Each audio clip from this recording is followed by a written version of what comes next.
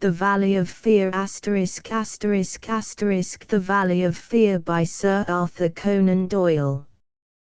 Contents Part I. The Tragedy of Birlstone Chapter I. The Warning Chapter 2. Sherlock Holmes Discourses Chapter 3. The Tragedy of Birlstone Chapter 4. Darkness Chapter V. The People of the Drama Chapter 6. A Dawning Light Chapter 7. The Solution Part 2. The Scourers Chapter I. The Man Chapter 2. The Bodymaster Chapter 3. Lodge 341. Vermissa Chapter 4. The Valley of Fear Chapter V. The Darkest Hour Chapter 6. Danger Chapter 7. The Trapping of Birdie Edwards Epilogue. Illustrations. What's this, Mr. Holmes? Man, it's witchcraft. Where in the name of all that is wonderful did you get those names? For an instant I could have sworn that the faintest shadow of a smile flickered over the woman's lips. Watson, would you be afraid to sleep in the same room with a lunatic? If your heart is as big as your body, and your soul as fine as your face, then I'd ask for nothing better, said McMurdo. It was all he could do to keep himself from screaming out. Oh, Jack, I implore you to give it up. Not a sound, for your lives. McMurdo whispered. Part I. The Tragedy of Birlstone Chapter I. The warning. I am inclined to think, said I should do so, Sherlock Holmes remarked impatiently. I believe that I am one of the most long-suffering of mortals, but I'll admit that I was annoyed at the sardonic interruption. Really, Holmes, said I severely, you are a little trying at times. He was too much absorbed with his own thoughts to give any immediate answer to my remonstrance. He leaned upon his hand, with his untasted breakfast before him, and he stared at the slip of paper which he had just drawn from its envelope. Then he took the envelope itself, held it up to the light, and very carefully studied both the exterior and the flap. It is Porlock's writing, said he thoughtfully. I can hardly doubt that it is Porlock's writing, though I have seen it only twice before. The Greek E with the peculiar top flourish is distinctive. But if it is Porlock, then it must be something of the very first importance. He was speaking to himself rather than to me, but my vexation disappeared in the interest which the words awakened. Who then is Porlock? I asked. Porlock, Watson, is a nom de plume, a mere identification mark, but behind it lies a shifty and evasive personality. In a former letter he frankly informed me that the name was not his own, and defied me ever to trace him among the teeming millions of this great city. Porlock is important, not for himself, but for the great man with whom he is in touch. Picture to yourself the pilot fish with the shark, the jackal with the lion, anything that is insignificant in companionship with what is formidable, not only formidable, Watson, but sinister, in the highest degree sinister. That is where he comes within my purview. You have heard me speak of Professor Moriarty. The famous scientific criminal, as famous among crooks as, my blushes, Watson. Holmes murmured in a deprecating voice. I was about to say, as he is unknown to the public. A touch. A distinct touch, cried Holmes. You are developing a certain unexpected vein of porky humor, Watson, against which I must learn to guard myself. But in calling Moriarty a criminal you are uttering libel in the eyes of the law, and there lie the glory and the wonder of it. The greatest schemer of all time, the organizer of every deviltry, the controlling brain of the underworld, a brain which might have made or marred the destiny of nations, that's the man. But so aloof is he from general suspicion, so immune from criticism, so admirable in his management and self-effacement, that for those very words that you have uttered he could hale you to a court and emerge with your year's pension as a solatium for his wounded character. Is he not the celebrated author of The Dynamics of an Asteroid, a book which ascends to such rarefied heights of pure mathematics that it is said that there was no man in the scientific press capable of criticizing it? Is this a man to traduce? Foul-mouthed doctor and slandered professor, such would be your respective roles.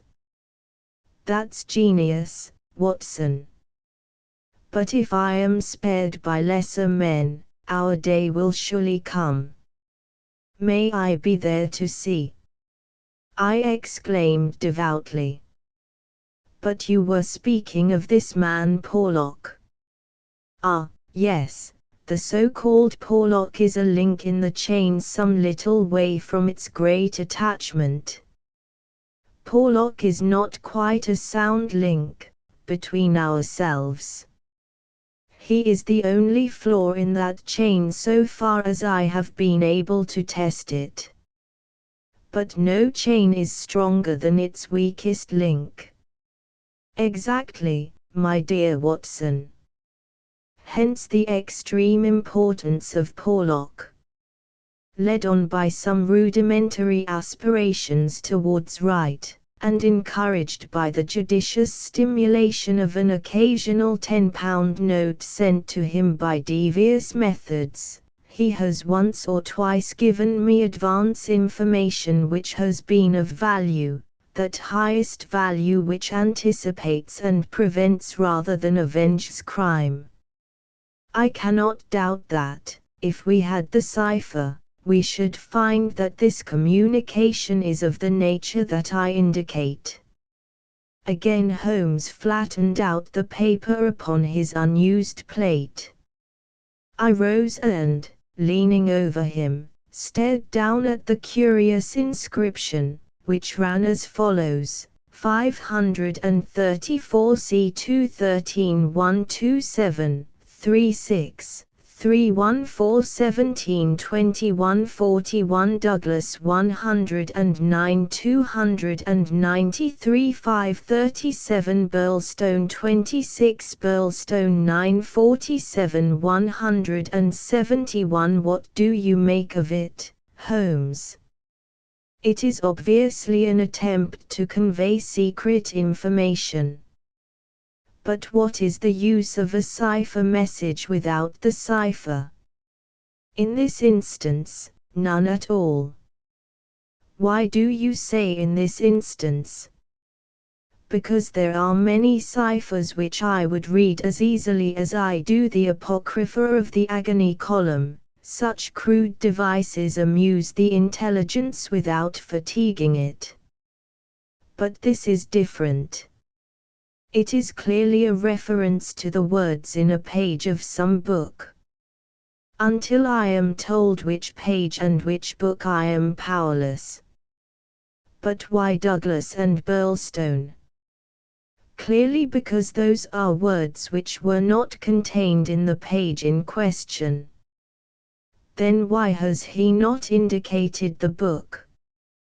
Your native shrewdness, my dear Watson, that innate cunning which is the delight of your friends, would surely prevent you from enclosing cipher and message in the same envelope. Should it miscarry, you are undone. As it is, both have to go wrong before any harm comes from it. Our second post is now overdue, and I shall be surprised if it does not bring us either a further letter of explanation, or, as is more probable, the very volume to which these figures refer.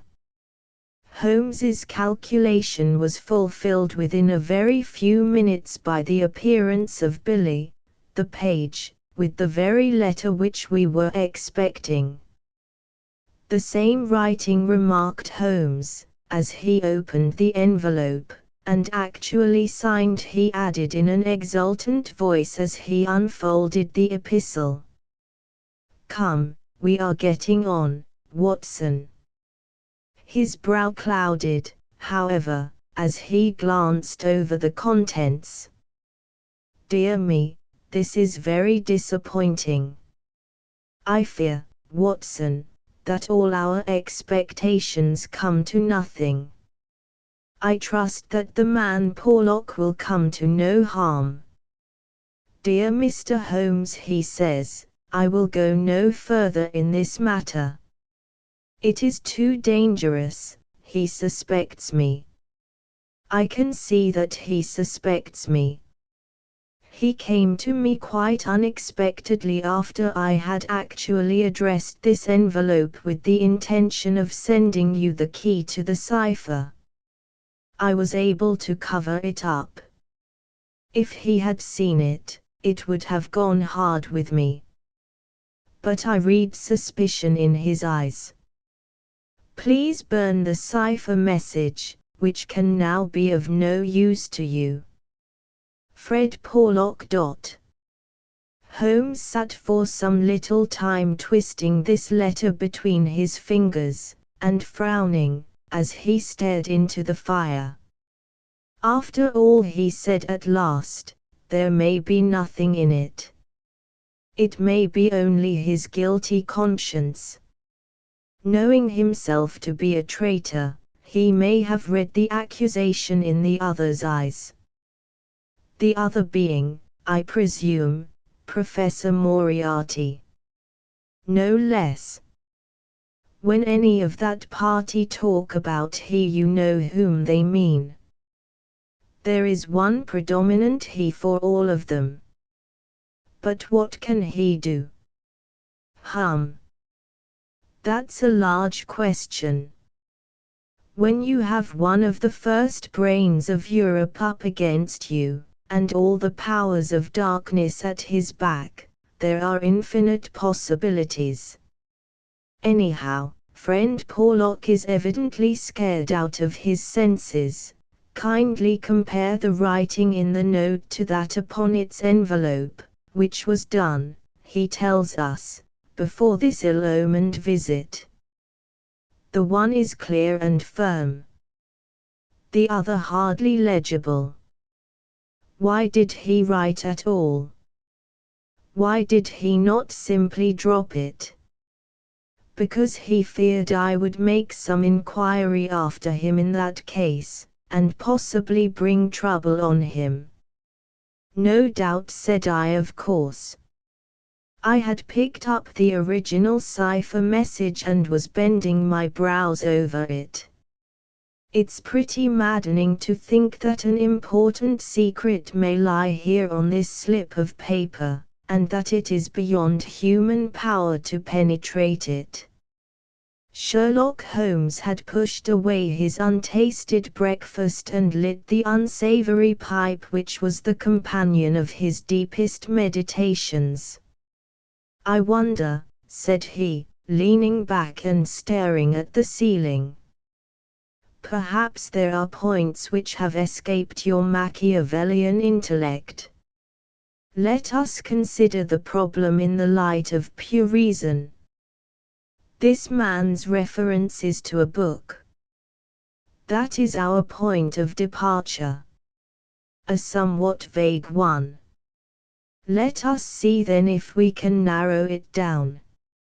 As I focus my mind upon it, it seems rather less impenetrable. What indications have we as to this book? None. Well, well, it is surely not quite so bad as that.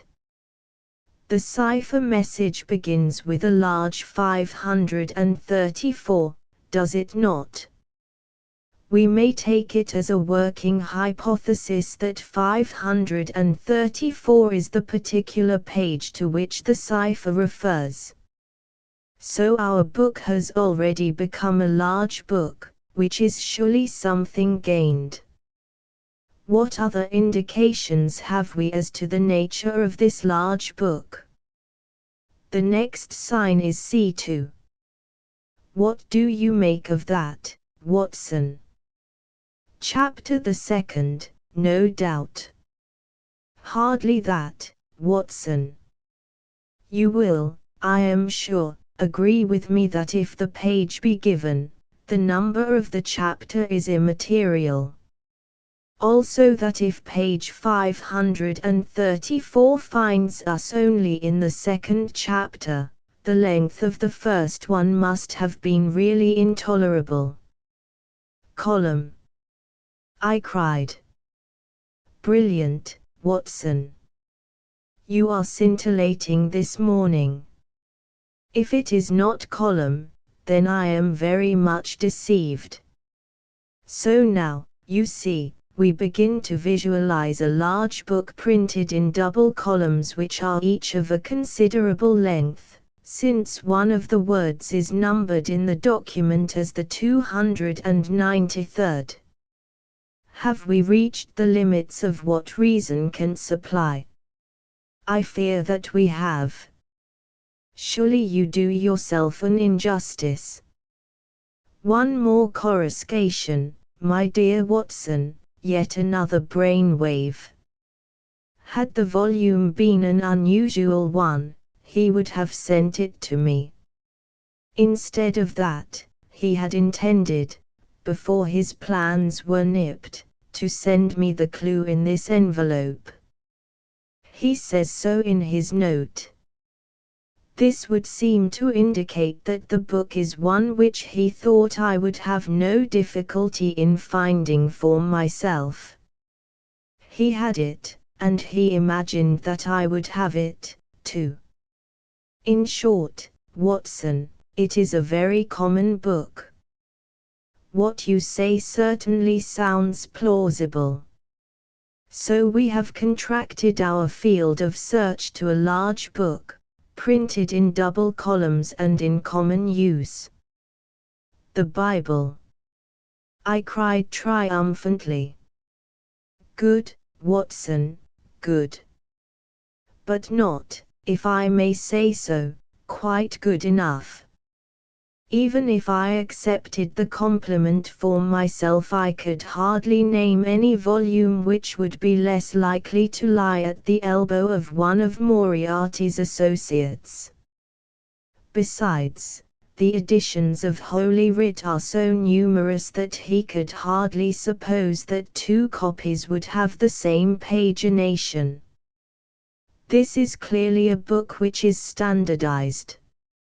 He knows for certain that his page 534 will exactly agree with my page 534.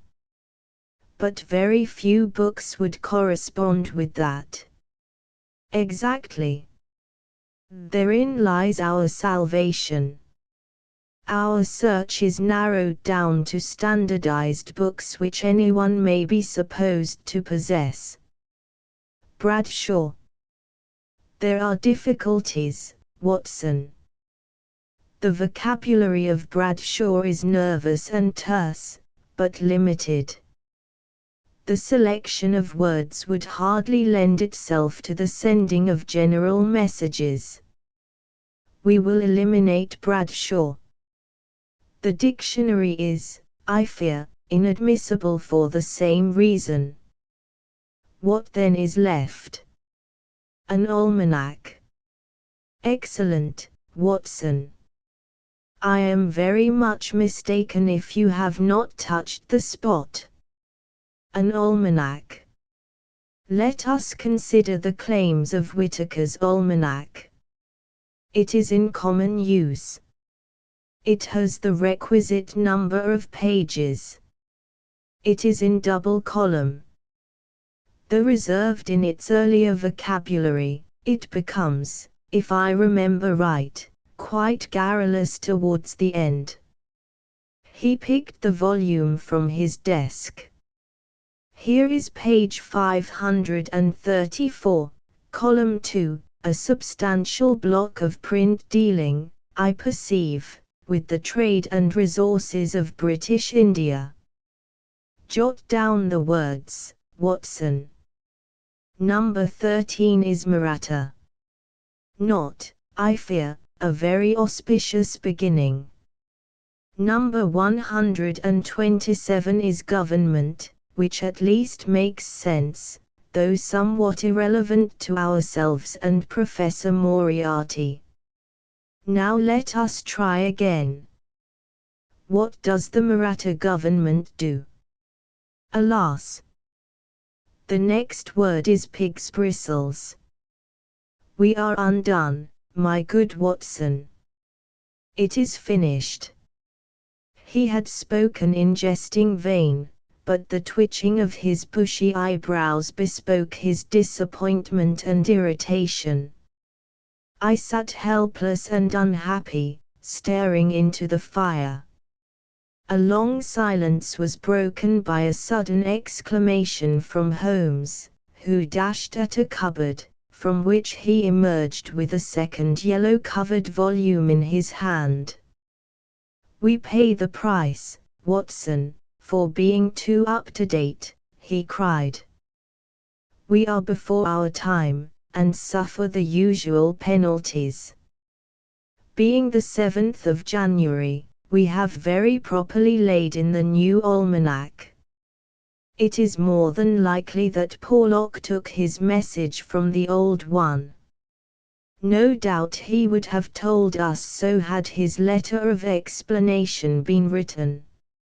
Now let us see what page 534 has in store for us. Number 13 is there, which is much more promising. Number 127 is. There is." Holmes's eyes were gleaming with excitement, and his thin, nervous fingers twitched as he counted the words, "Danger. Ha! Ha! Capital. Put that down, Watson. There is danger, may come, very soon, 1.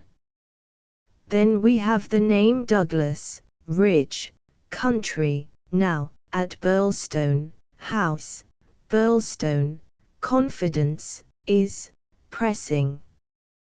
There, Watson.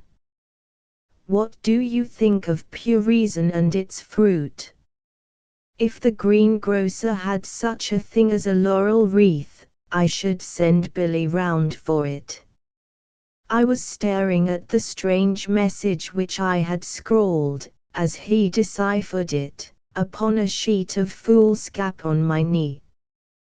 "What a queer, scrambling way of expressing his meaning," said I. "On the contrary, he has done quite remarkably well," said Holmes. "When you search a single column for words with which to express your meaning, you can hardly expect to get everything you want. You are bound to leave something to the intelligence of your correspondent. The purport is perfectly clear.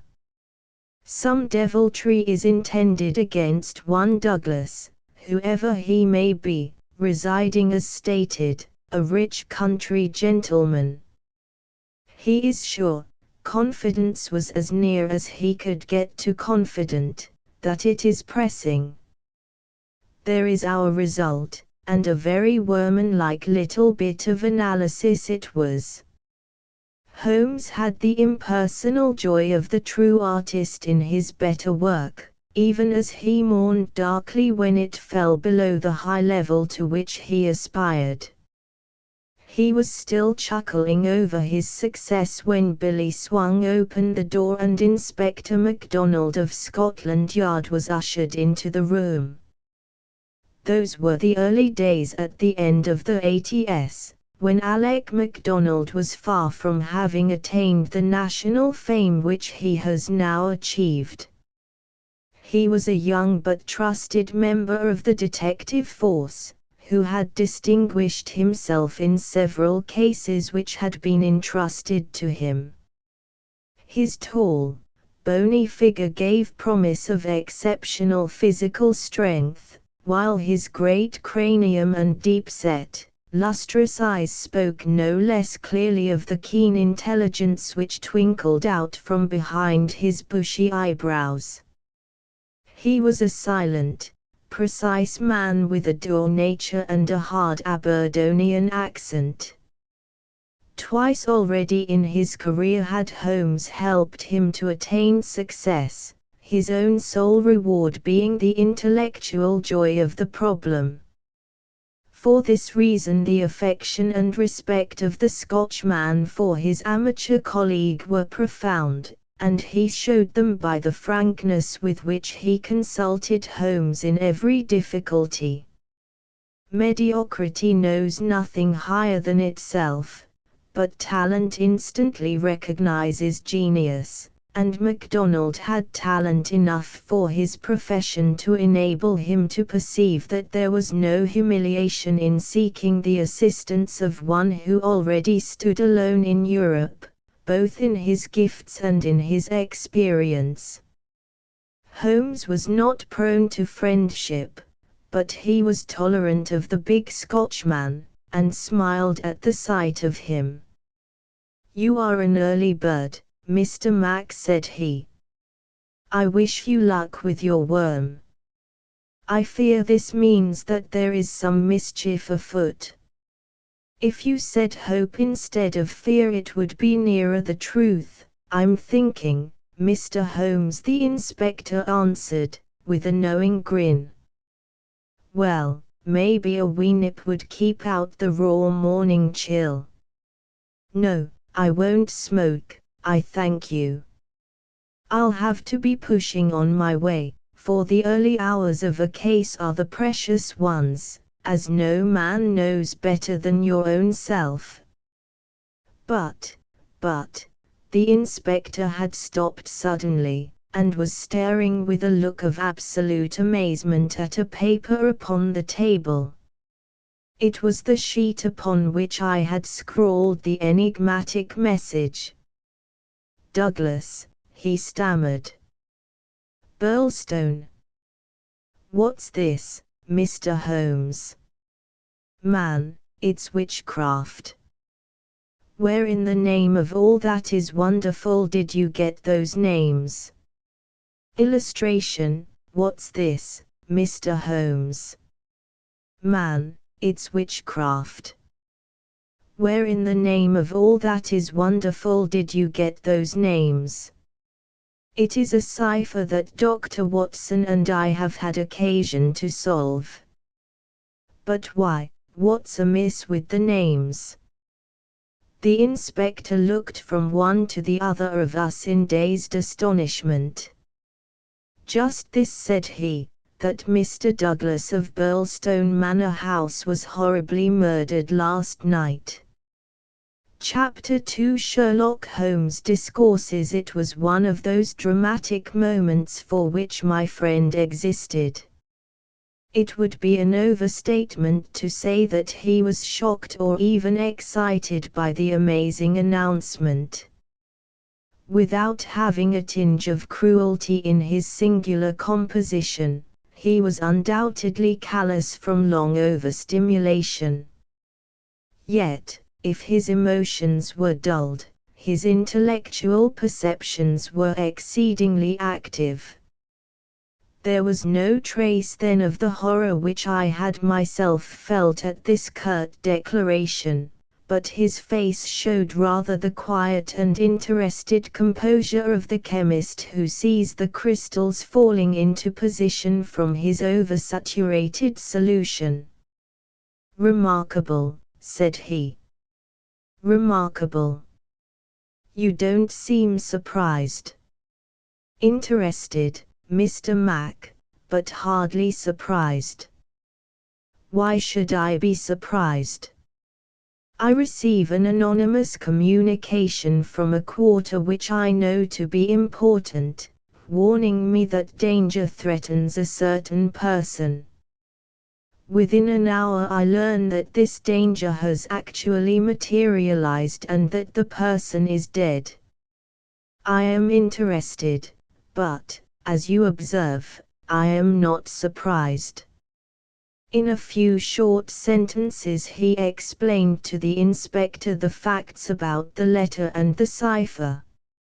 MacDonald sat with his chin on his hands and his great sandy eyebrows bunched into a yellow tangle. "I was going down to Burlstone this morning," said he. "I had come to ask you if you cared to come with me, you and your friend here. But from what you say we might perhaps be doing better work in London." "I rather think not," said Holmes. "Hang it all, Mr. Holmes," cried the inspector. "The papers will be full of the Burlstone mystery in a day or two, but where's the mystery if there is a man in London who prophesied the crime before ever it occurred? We have only to lay our hands on that man, and the rest will follow." "No doubt, Mr. Mac. But how do you propose to lay your hands on the so-called Porlock?" MacDonald turned over the letter which Holmes had handed him. "Posted in Camberwell, that doesn't help us much. Name, you say, is assumed. Not much to go on, certainly.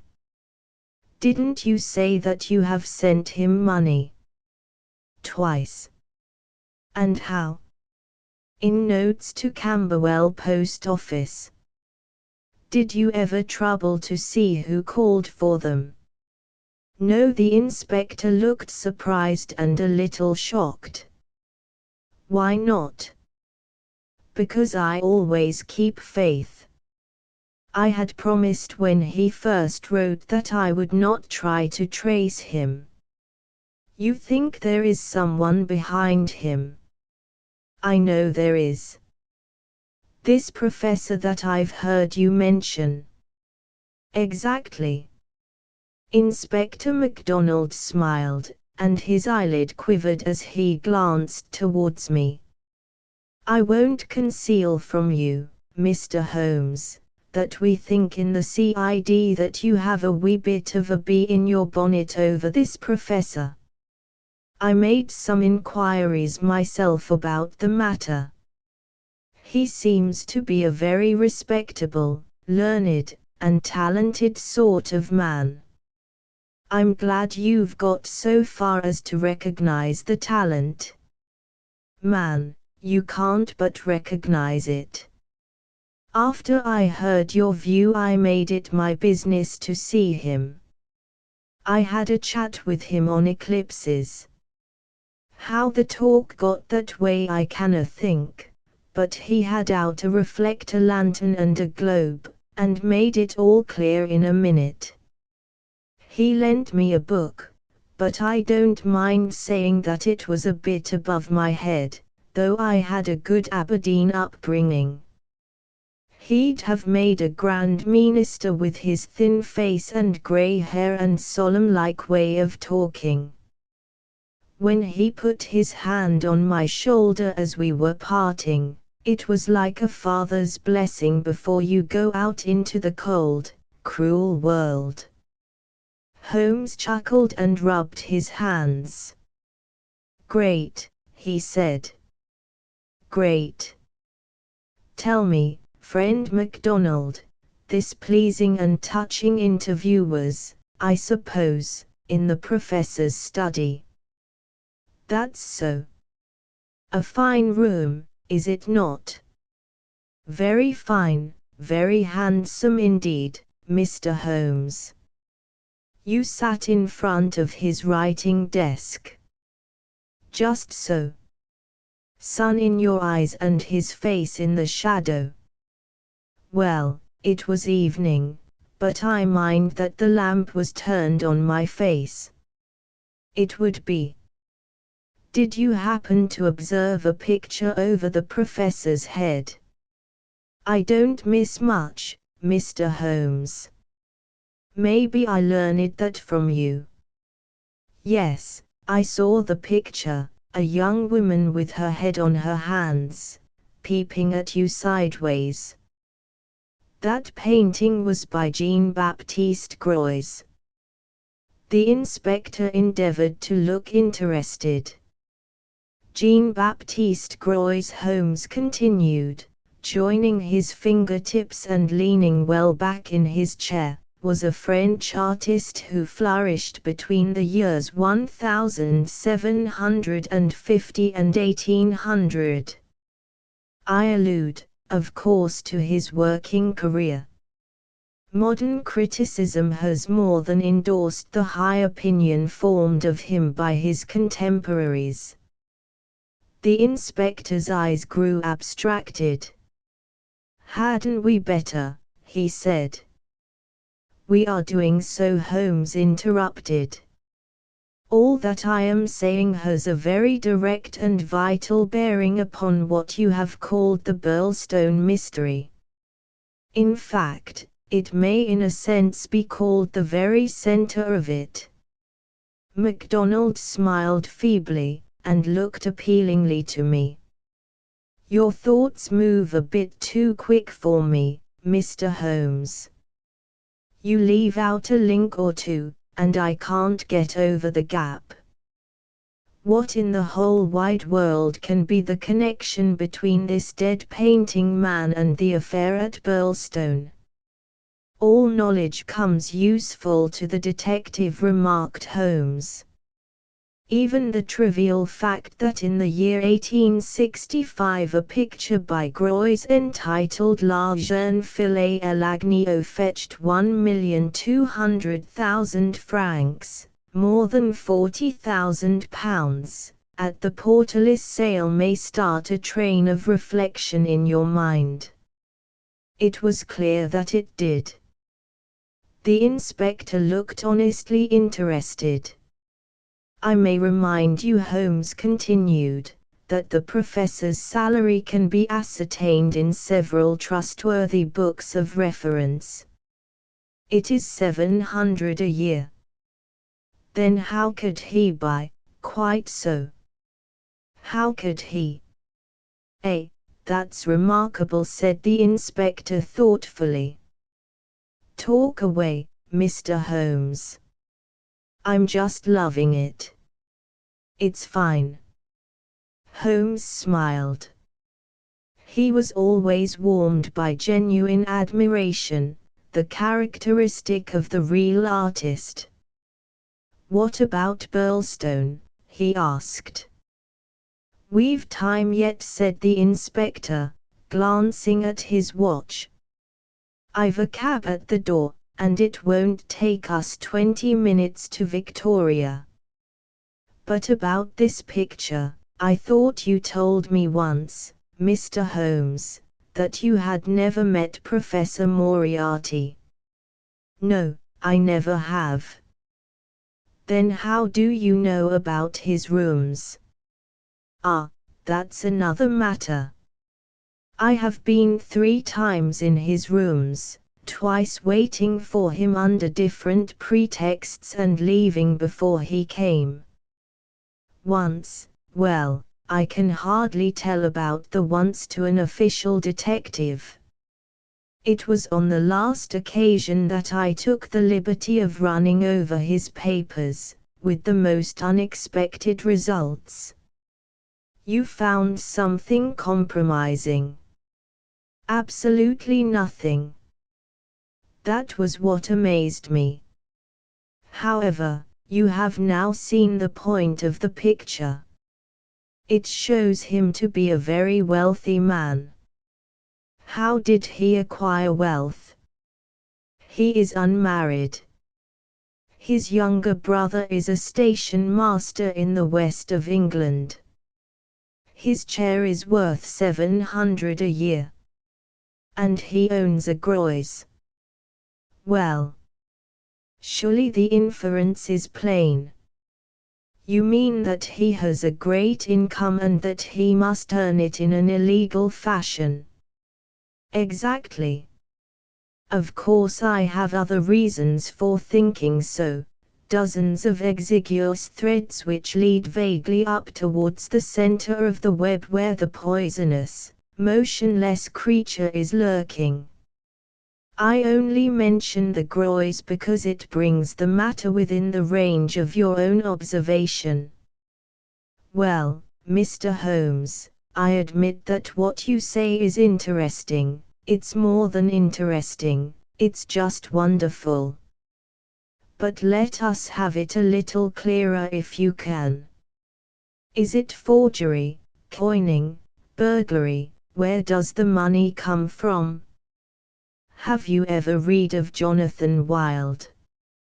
Well, the name has a familiar sound. Someone in a novel, was he not? I don't take much stock of detectives in novels, chaps that do things and never let you see how they do them. That's just inspiration, not business. Jonathan Wild wasn't a detective, and he wasn't in a novel. He was a master criminal, and he lived last century, 1750 or thereabouts. Then he's no use to me. I'm a practical man. Mr. Mac, the most practical thing that you ever did in your life would be to shut yourself up for 3 months and read 12 hours a day at the annals of crime. Everything comes in circles, even Professor Moriarty. Jonathan Wild was the hidden force of the London criminals, to whom he sold his brains and his organization on a 15% commission. The old wheel turns, and the same spoke comes up. It's all been done before, and will be again. I'll tell you 1 or 2 things about Moriarty which may interest you. You'll interest me, right enough. I happen to know who is the first link in his chain, a chain with this Napoleon gone wrong at one end, and 100 broken fighting men, pickpockets, blackmailers, and card sharpers at the other, with every sort of crime in between. His chief of staff is Colonel Sebastian Moran, as aloof and guarded and inaccessible to the law as himself. What do you think he pays him? I'd like to hear. 6,000 a year. That's paying for brains, you see, the American business principle. I learned that detail quite by chance. It's more than the Prime Minister gets. That gives you an idea of Moriarty's gains and of the scale on which he works.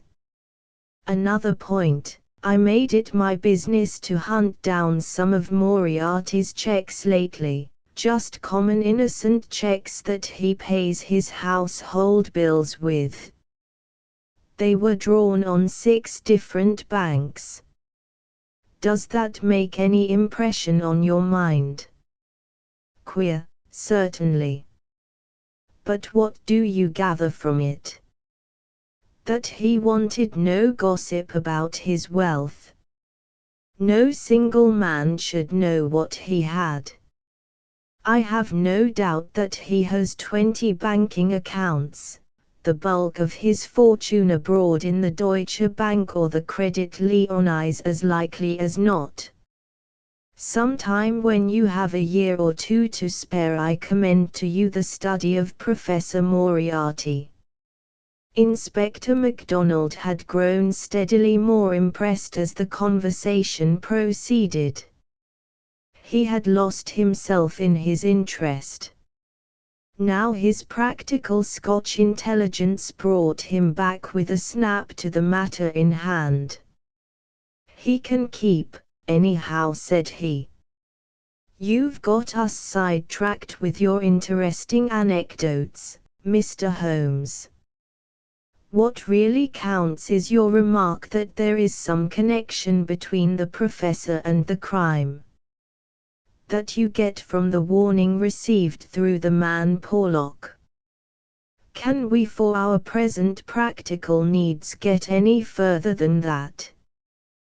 We may form some conception as to the motives of the crime. It is, as I gather from your original remarks, an inexplicable, or at least an unexplained, murder. Now, presuming that the source of the crime is as we suspect it to be, there might be two different motives. In the first place, I may tell you that Moriarty rules with a rod of iron over his people. His discipline is tremendous. There is only one punishment in his code. It is death. Now we might suppose that this murdered man, this Douglas whose approaching fate was known by one of the arch-criminal's subordinates, had in some way betrayed the chief. His punishment followed, and would be known to all, if only to put the fear of death into them. Well, that is one suggestion, Mr. Holmes.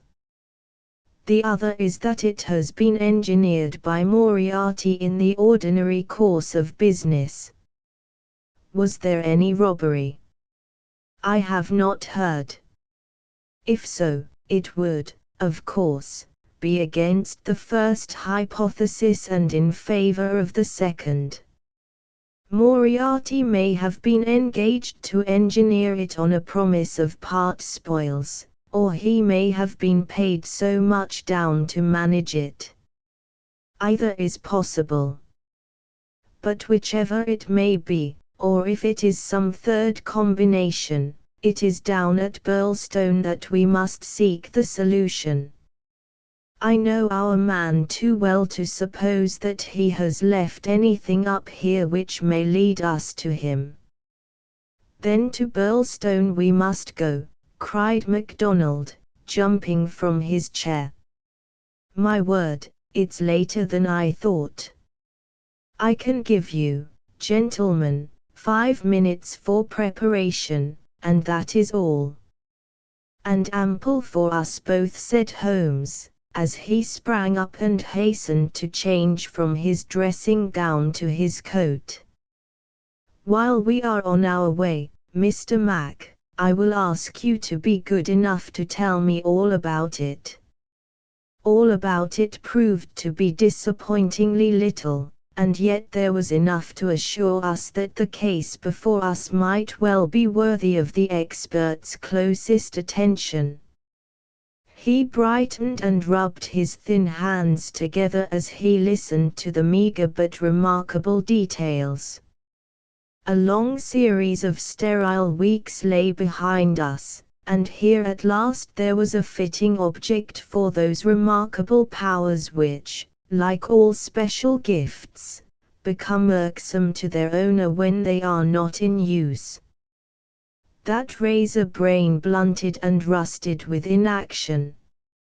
Sherlock Holmes's eyes glistened, his pale cheeks took a warmer hue, and his whole eager face shone with an inward light when the call for work reached him. Leaning forward in the cab, he listened intently to MacDonald's short sketch of the problem which awaited us in Sussex.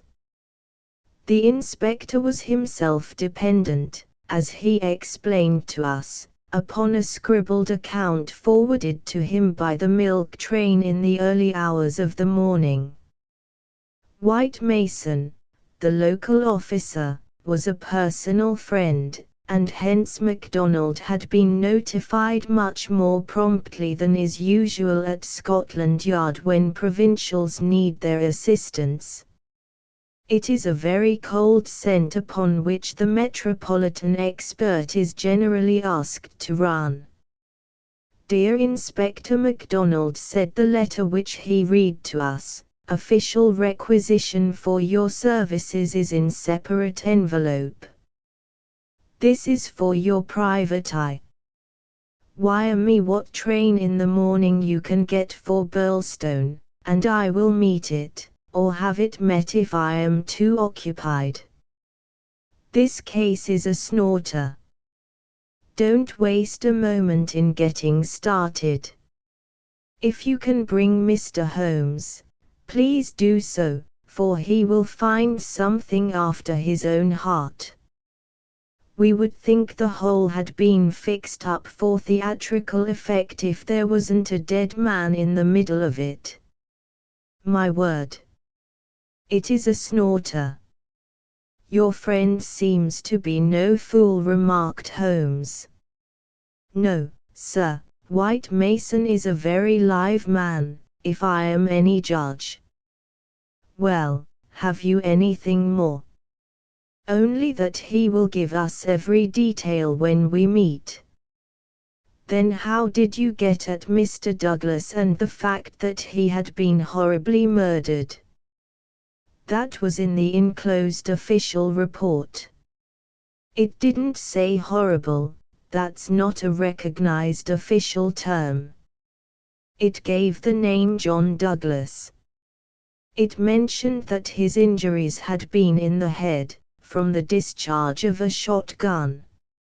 It also mentioned the hour of the alarm, which was close on to midnight last night.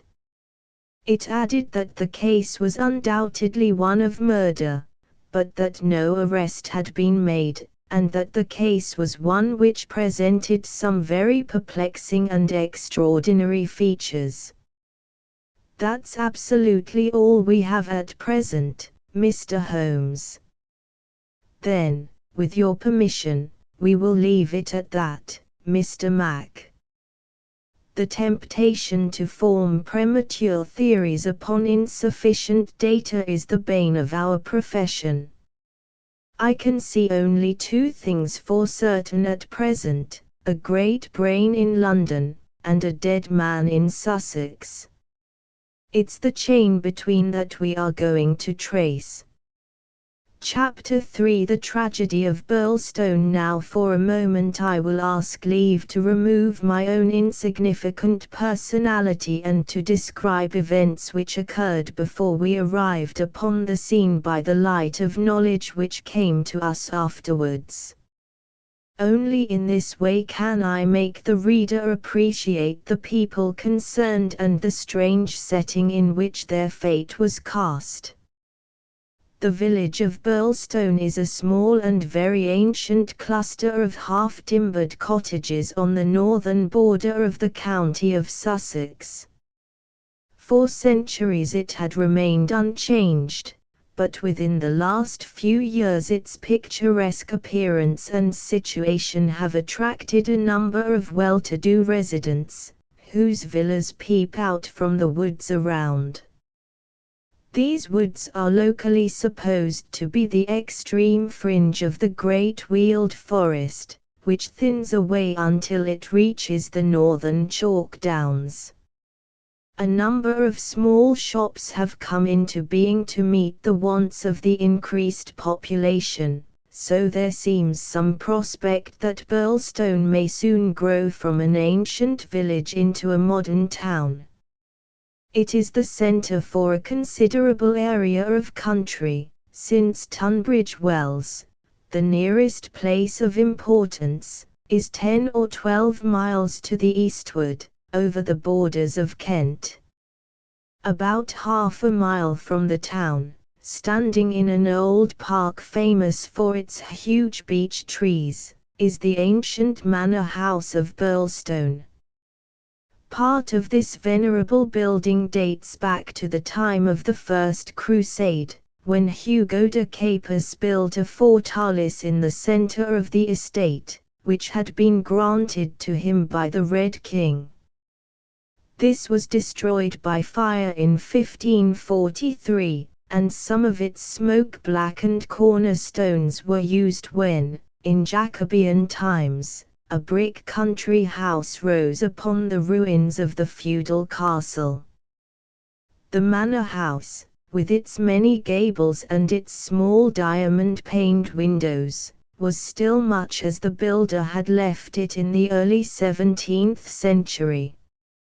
Of the double moats which had guarded its more warlike predecessor, the outer had been allowed to dry up, and served the humble function of a kitchen garden. The inner one was still there, and lay 40 feet in breadth, though now only a few feet in depth, round the whole house. A small stream fed it and continued beyond it, so that the sheet of water, though turbid, was never ditch-like or unhealthy. The ground floor windows were within a foot of the surface of the water. The only approach to the house was over a drawbridge, the chains and windlass of which had long been rusted and broken. The latest tenants of the manor house had, however, with characteristic energy, set this right, and the drawbridge was not only capable of being raised, but actually was raised every evening and lowered every morning. By thus renewing the custom of the old feudal days, the manor house was converted into an island during the night, a fact which had a very direct bearing upon the mystery which was soon to engage the attention of all England. The house had been untenanted for some years and was threatening to moulder into a picturesque decay when the Douglases took possession of it.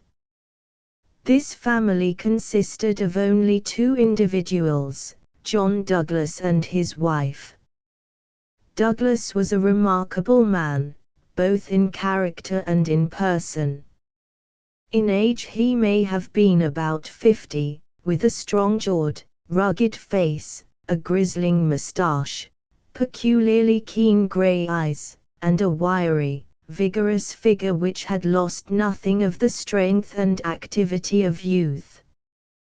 He was cheery and genial to all, but somewhat off-hand in his manners, giving the impression that he had seen life in social strata on some far lower horizon than the county society of Sussex.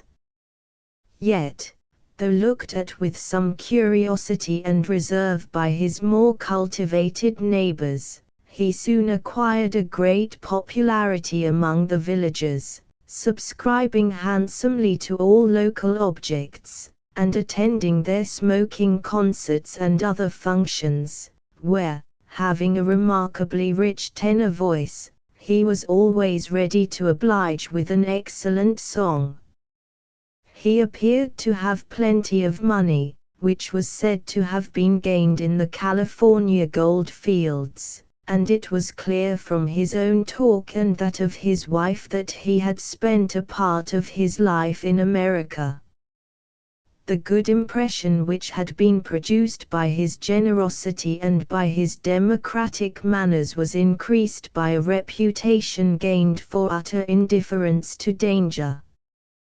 Though a wretched rider, he turned out at every meet, and took the most amazing falls in his determination to hold his own with the best.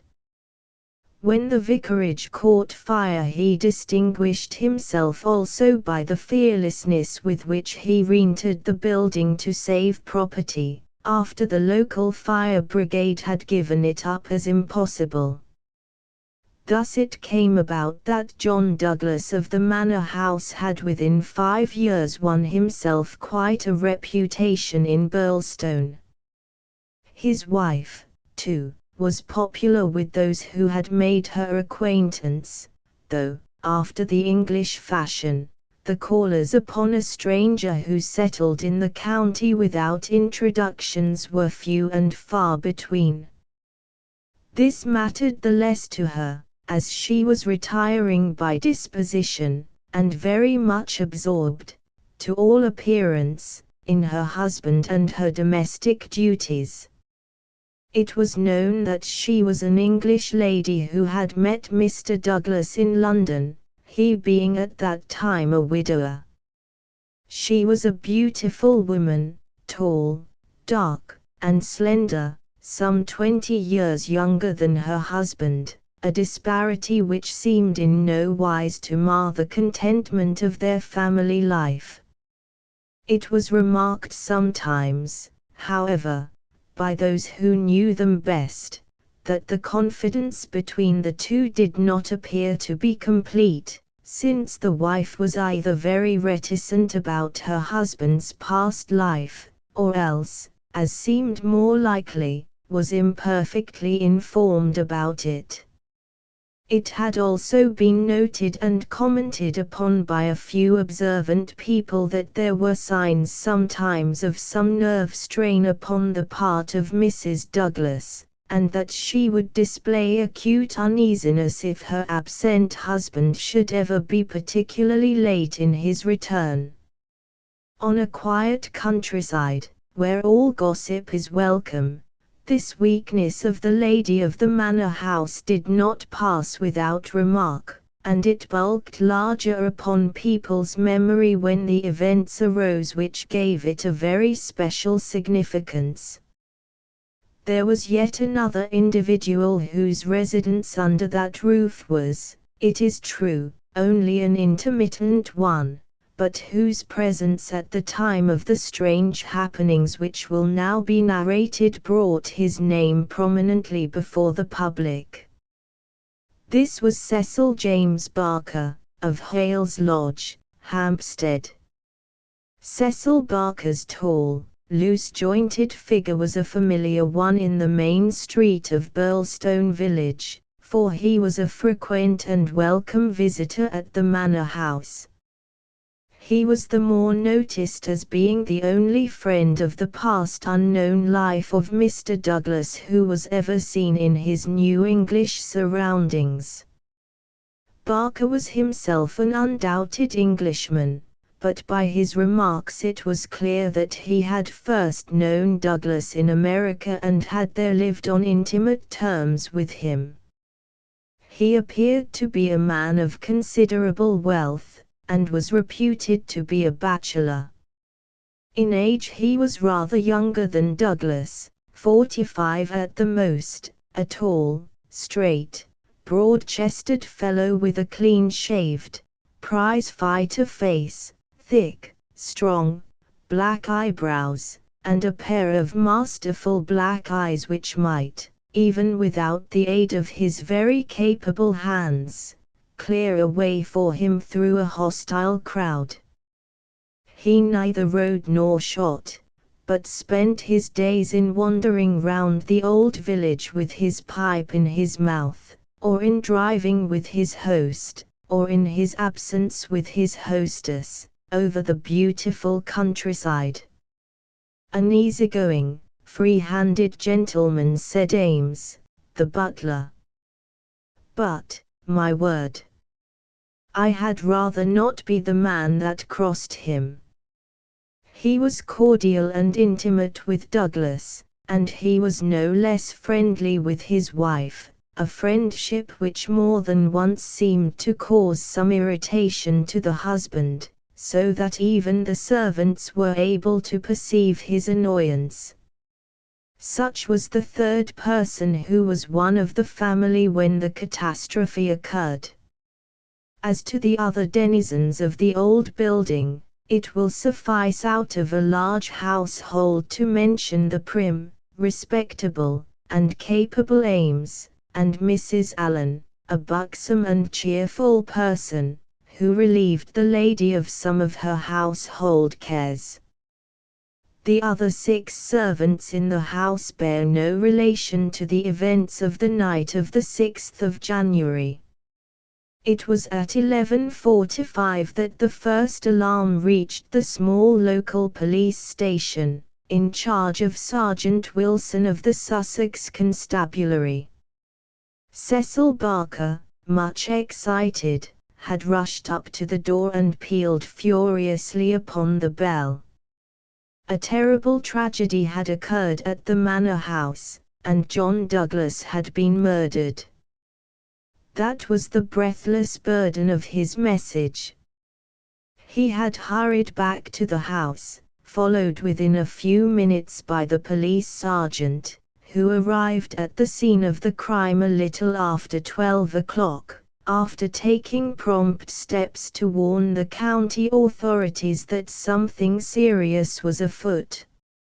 On reaching the manor house, the sergeant had found the drawbridge down, the windows lighted up, and the whole household in a state of wild confusion and alarm. The white-faced servants were huddling together in the hall, with the frightened butler wringing his hands in the doorway. Only Cecil Barker seemed to be master of himself and his emotions. He had opened the door which was nearest to the entrance and he had beckoned to the sergeant to follow him. At that moment there arrived Dr. Wood, a brisk and capable general practitioner from the village. The three men entered the fatal room together, while the horror-stricken butler followed at their heels, closing the door behind him to shut out the terrible scene from the maid-servants. The dead man lay on his back, sprawling with outstretched limbs in the center of the room. He was clad only in a pink dressing gown, which covered his night clothes. There were carpet slippers on his bare feet. The doctor knelt beside him and held down the hand lamp which had stood on the table. One glance at the victim was enough to show the healer that his presence could be dispensed with. The man had been horribly injured. Lying across his chest was a curious weapon, a shotgun with the barrel sawed off a foot in front of the triggers. It was clear that this had been fired at close range and that he had received the whole charge in the face, blowing his head almost to pieces. The triggers had been wired together, so as to make the simultaneous discharge more destructive. The country policeman was unnerved and troubled by the tremendous responsibility which had come so suddenly upon him. "We will touch nothing until my superiors arrive," he said in a hushed voice, staring in horror at the dreadful head. "Nothing has been touched up to now," said Cecil Barker. "I'll answer for that. You see it all exactly as I found it." "When was that?" The sergeant had drawn out his notebook. "It was just 11:30. I had not begun to undress, and I was sitting by the fire in my bedroom when I heard the report. It was not very loud, it seemed to be muffled. I rushed down. I don't suppose it was 30 seconds before I was in the room." "Was the door open?" "Yes, it was open. Poor Douglas was lying as you see him. His bedroom candle was burning on the table. It was I who lit the lamp some minutes afterward." "Did you see no one?" "No, I heard Mrs. Douglas coming down the stair behind me, and I rushed out to prevent her from seeing this dreadful sight. Mrs. Allen, the housekeeper, came and took her away. Ames had arrived, and we ran back into the room once more." "But surely I have heard that the drawbridge is kept up all night." "Yes, it was up until I lowered it." "Then how could any murderer have got away?" "It is out of the question. Mr. Douglas must have shot himself. That was our first idea. But see." Barker drew aside the curtain, and showed that the long, diamond-paned window was open to its full extent. "And look at this." He held the lamp down and illuminated a smudge of blood like the mark of a boot sole upon the wooden sill. Someone has stood there in getting out. You mean that someone waded across the moat? Exactly. Then if you were in the room within half a minute of the crime, he must have been in the water at that very moment. I have not a doubt of it. I wish to heaven that I had rushed to the window. But the curtain screened it, as you can see, and so it never occurred to me. Then I heard the step of Mrs. Douglas, and I could not let her enter the room. It would have been too horrible. Horrible enough, said the doctor, looking at the shattered head and the terrible marks which surrounded it. I've never seen such injuries since the Burlstone railway smash. But, I say, remarked the police sergeant, whose slow, bucolic common sense was still pondering the open window. It's all very well your saying that a man escaped by wading this moat, but what I ask you is, how did he ever get into the house at all if the bridge was up? Ah, that's the question, said Barker. At what o'clock was it raised? It was nearly 6 o'clock, said Ames, the butler. I've heard, said the sergeant, that it was usually raised at sunset. That would be nearer 4:30 than 6 at this time of year. Mrs. Douglas had visitors to tea, said Ames. I couldn't raise it until they went. Then I wound it up myself. Then it comes to this, said the sergeant, if anyone came from outside, if they did, they must have got in across the bridge before 6 and been in hiding ever since, until Mr. Douglas came into the room after 11. That is so. Mr. Douglas went round the house every night the last thing before he turned in to see that the lights were right. That brought him in here. The man was waiting and shot him. Then he got away through the window and left his gun behind him. That's how I read it, for nothing else will fit the facts. The sergeant picked up a card which lay beside the dead man on the floor. The initials VV and under them the number 341 were rudely scrawled in ink upon it. What's this? He asked, holding it up. Barker looked at it with curiosity. I never noticed it before, he said. The murderer must have left it behind him. V.V.341. I can make no sense of that. The sergeant kept turning it over in his big fingers. What's VV? Somebody's initials, maybe. What have you got there, Dr. Wood? It was a good-sized hammer which had been lying on the rug in front of the fireplace, a substantial, workman-like hammer. Cecil Barker pointed to a box of brass-headed nails upon the mantelpiece.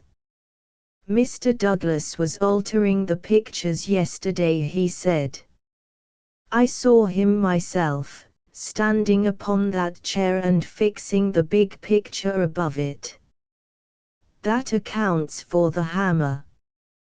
We'd best put it back on the rug where we found it, said the sergeant, scratching his puzzled head in his perplexity. It will want the best brains in the force to get to the bottom of this thing. It will be a London job before it is finished. He raised the hand lamp and walked slowly round the room. Hello, he cried, excitedly, drawing the window curtain to one side. What o'clock were those curtains drawn? When the lamps were lit, said the butler. It would be shortly after 4. Someone had been hiding here, sure enough. He held down the light, and the marks of muddy boots were very visible in the corner. I'm bound to say this bears out your theory, Mr. Barker. It looks as if the man got into the house after 4 when the curtains were drawn, and before 6 when the bridge was raised. He slipped into this room, because it was the first that he saw. There was no other place where he could hide, so he popped in behind this curtain. That all seems clear enough. It is likely that his main idea was to burgle the house, but Mr. Douglas chanced to come upon him, so he murdered him and escaped. That's how I read it, said Barker. But, I say, aren't we wasting precious time? Couldn't we start out and scout the country before the fellow gets away? The sergeant considered for a moment. There are no trains before 6 in the morning, so he can't get away by rail. If he goes by road with his legs all dripping, it's odds that someone will notice him. Anyhow, I can't leave here myself until I am relieved. But I think none of you should go until we see more clearly how we all stand. The doctor had taken the lamp and was narrowly scrutinizing the body. What's this mark? He asked. Could this have any connection with the crime? The dead man's right arm was thrust out from his dressing gown, and exposed as high as the elbow. About halfway up the forearm was a curious brown design, a triangle inside a circle, standing out in vivid relief upon the lard-colored skin. It's not tattooed, said the doctor, peering through his glasses. I never saw anything like it.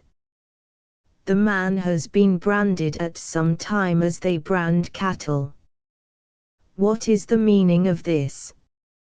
I don't profess to know the meaning of it, said Cecil Barker, but I have seen the mark on Douglas many times this last 10 years. And so have I, said the butler. Many a time when the master has rolled up his sleeves I have noticed that very mark.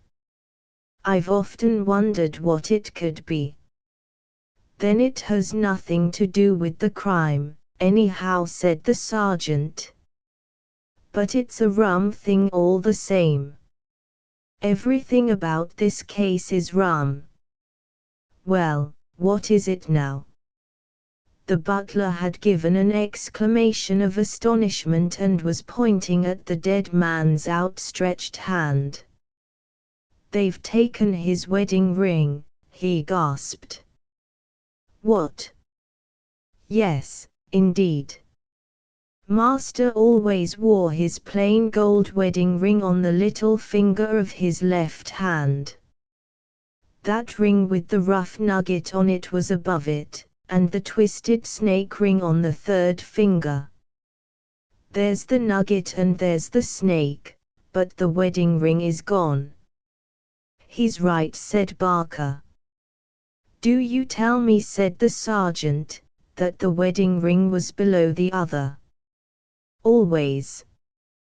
Then the murderer, or whoever it was, first took off this ring you call the nugget ring, then the wedding ring, and afterwards put the nugget ring back again. That is so. The worthy country policeman shook his head.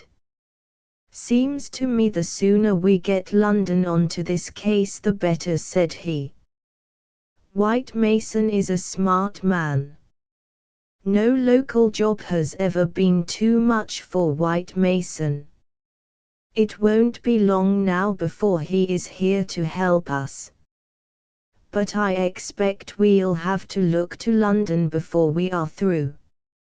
Anyhow, I'm not ashamed to say that it is a deal too thick for the likes of me. Chapter 4 Darkness at 3 in the morning. The chief Sussex detective, obeying the urgent call from Sergeant Wilson of Burlstone, arrived from headquarters in a light dog cart behind a breathless trotter. By the 5:40 train in the morning he had sent his message to Scotland Yard, and he was at the Burlstone station at 12 o'clock to welcome us. White Mason was a quiet, comfortable-looking person in a loose tweed suit, with a clean-shaved, ruddy face, a stoutish body, and powerful bandy legs adorned with gaiters, looking like a small farmer, a retired gamekeeper, or anything upon earth except a very favorable specimen of the provincial criminal officer.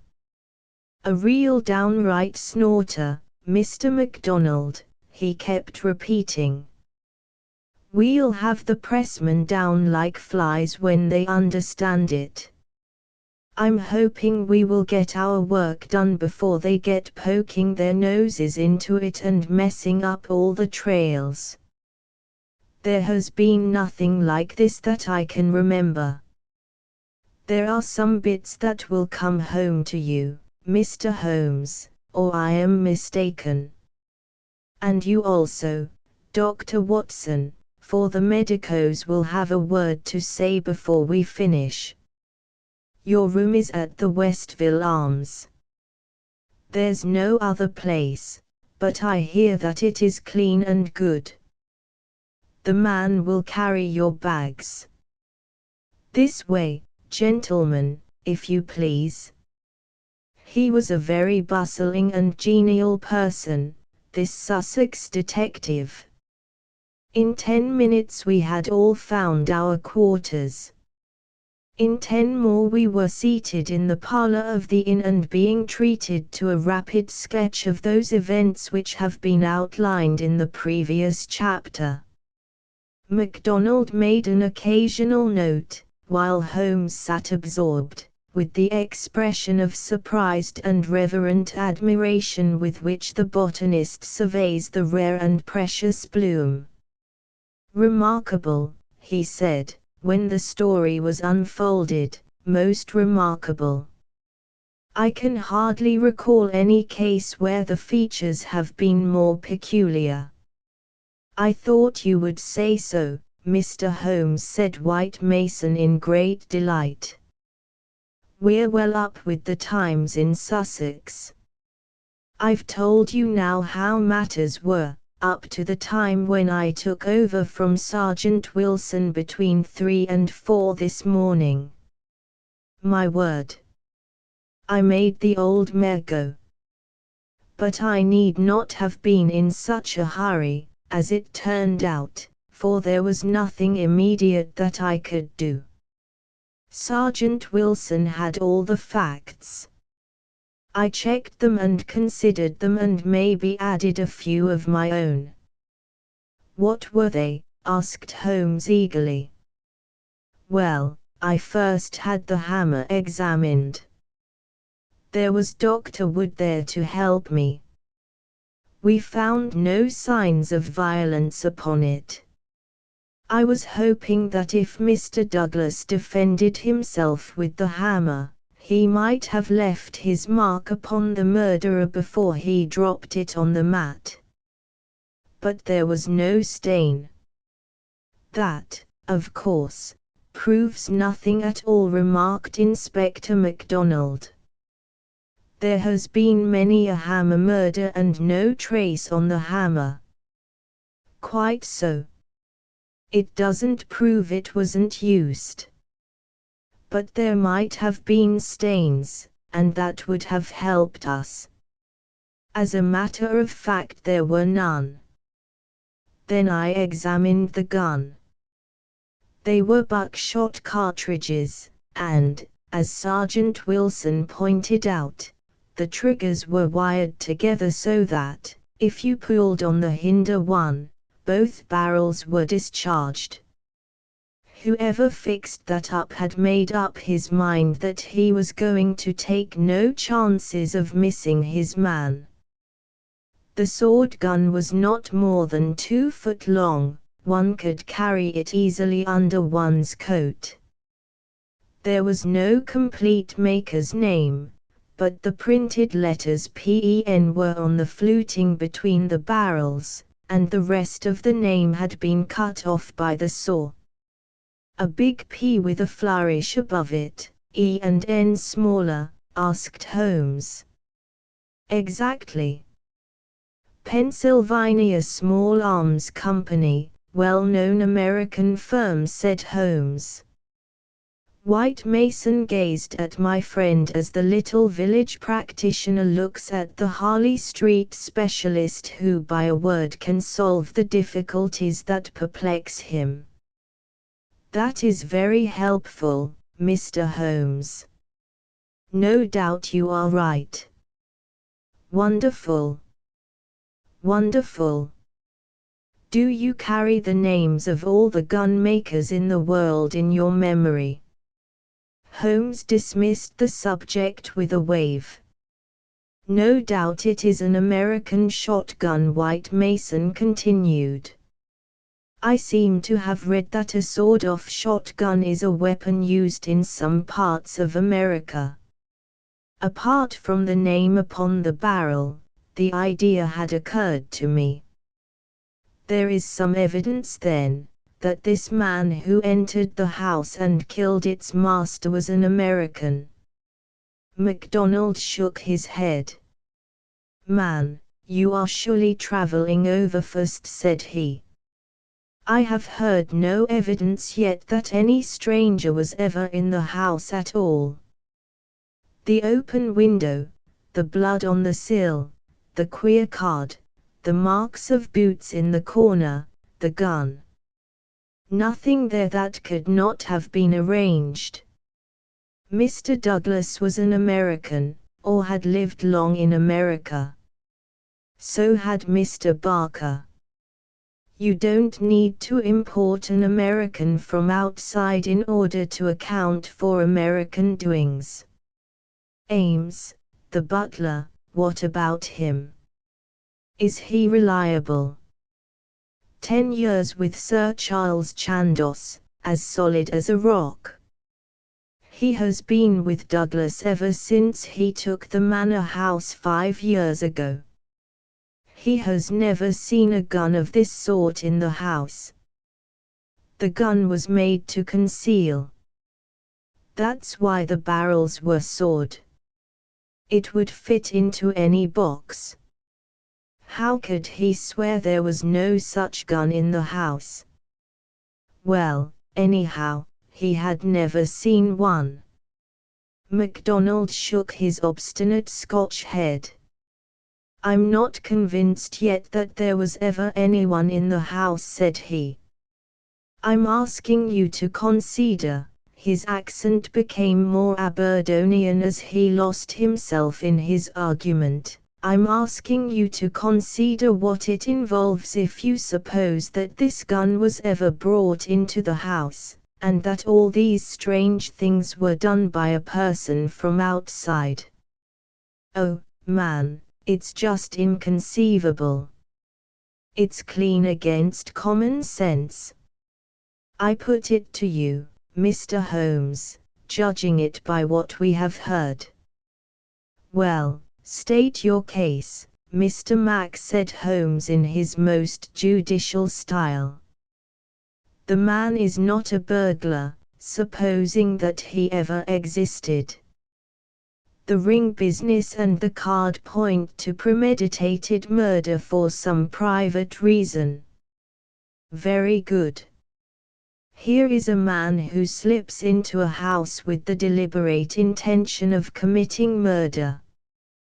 He knows, if he knows anything, that he will have a difficulty in making his escape, as the house is surrounded with water. What weapon would he choose? You would say the most silent in the world. Then he could hope when the deed was done to slip quickly from the window, to wade the moat, and to get away at his leisure. That's understandable. But is it understandable that he should go out of his way to bring with him the most noisy weapon he could select, knowing well that it will fetch every human being in the house to the spot as quick as they can run, and that it is all odds that he will be seen before he can get across the moat? Is that credible, Mr. Holmes? Well, you put the case strongly, my friend replied thoughtfully. It certainly needs a good deal of justification. May I ask, Mr. White Mason, whether you examined the farther side of the moat at once to see if there were any signs of the man having climbed out from the water? There were no signs, Mr. Holmes. But it is a stone ledge, and one could hardly expect them. No tracks or marks. None. Ha! Would there be any objection, Mr. White Mason, to our going down to the house at once? There may possibly be some small point which might be suggestive.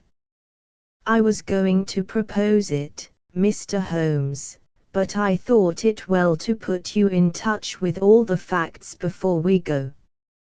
I suppose if anything should strike you, White Mason looked doubtfully at the amateur. I have worked with Mr. Holmes before, said Inspector MacDonald.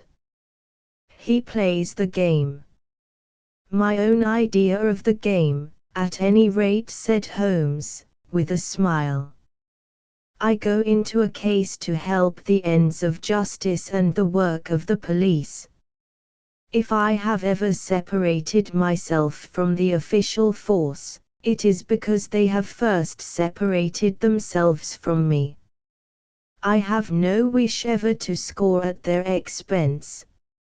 At the same time, Mr. White Mason, I claim the right to work in my own way and give my results at my own time, complete rather than in stages. I am sure we are honored by your presence and to show you all we know, said White Mason cordially. Come along, Dr. Watson, and when the time comes we'll all hope for a place in your book. We walked down the quaint village street with a row of pollarded elms on each side of it. Just beyond were two ancient stone pillars, weather-stained and lichen-blotched, bearing upon their summits a shapeless something which had once been the rampant lion of Capus of Burlstone. A short walk along the winding drive with such sward and oaks around it as one only sees in rural England, then a sudden turn, and the long, low Jacobean house of dingy, liver-coloured brick lay before us, with an old-fashioned garden of cut yews on each side of it. As we approached it, there was the wooden drawbridge and the beautiful broad moat as still and luminous as quicksilver in the cold, winter sunshine. 3 centuries had flowed past the old manor house, centuries of births and of homecomings, of country dances and of the meetings of fox hunters. Strange that now in its old age this dark business should have cast its shadow upon the venerable walls. And yet those strange, peaked roofs and quaint, overhung gables were a fitting covering to grim and terrible intrigue. As I looked at the deep-set windows and the long sweep of the dull-coloured, water-lapped front, I felt that no more fitting scene could be set for such a tragedy. That's the window, said White Mason, that one on the immediate right of the drawbridge. It's open just as it was found last night. It looks rather narrow for a man to pass. Well, it wasn't a fat man, anyhow. We don't need your deductions, Mr. Holmes, to tell us that. But you or I could squeeze through all right. Holmes walked to the edge of the moat and looked across. Then he examined the stone ledge and the grass border beyond it. I've had a good look, Mr. Holmes, said White Mason. There is nothing there, no sign that anyone has landed, but why should he leave any sign? Exactly. Why should he? Is the water always turbid? Generally about this color. The stream brings down the clay. How deep is it? About 2 feet at each side and 3 in the middle. So we can put aside all idea of the man having been drowned in crossing. No, a child could not be drowned in it. We walked across the drawbridge, and were admitted by a quaint, gnarled, dried-up person, who was the butler, Ames. The poor old fellow was white and quivering from the shock. The village sergeant, a tall, formal, melancholy man, still held his vigil in the room of fate. The doctor had departed. "Anything fresh, Sergeant Wilson?" asked White Mason. "No, sir." "Then you can go home. You've had enough. We can send for you if we want you. The butler had better wait outside. Tell him to warn Mr. Cecil Barker, Mrs. Douglas, and the housekeeper that we may want a word with them presently. Now, gentlemen, perhaps you will allow me to give you the views I have formed first, and then you will be able to arrive at your own. He impressed me, this country specialist. He had a solid grip of fact and a cool, clear, common-sense brain, which should take him some way in his profession. Holmes listened to him intently, with no sign of that impatience which the official exponent too often produced. "Is it suicide, or is it murder? That's our first question, gentlemen, is it not? If it were suicide, then we have to believe that this man began by taking off his wedding ring and concealing it, that he then came down here in his dressing gown, trampled mud into a corner behind the curtain in order to give the idea someone had waited for him, opened the window, put blood on the— we can surely dismiss that," said MacDonald. "So I think. Suicide is out of the question. Then a murder has been done. What we have to determine is, whether it was done by someone outside or inside the house. Well, let's hear the argument. There are considerable difficulties both ways, and yet one or the other it must be. We will suppose first that some person or persons inside the house did the crime. They got this man down here at a time when everything was still and yet no one was asleep. They then did the deed with the queerest and noisiest weapon in the world so as to tell everyone what had happened, a weapon that was never seen in the house before. That does not seem a very likely start, does it?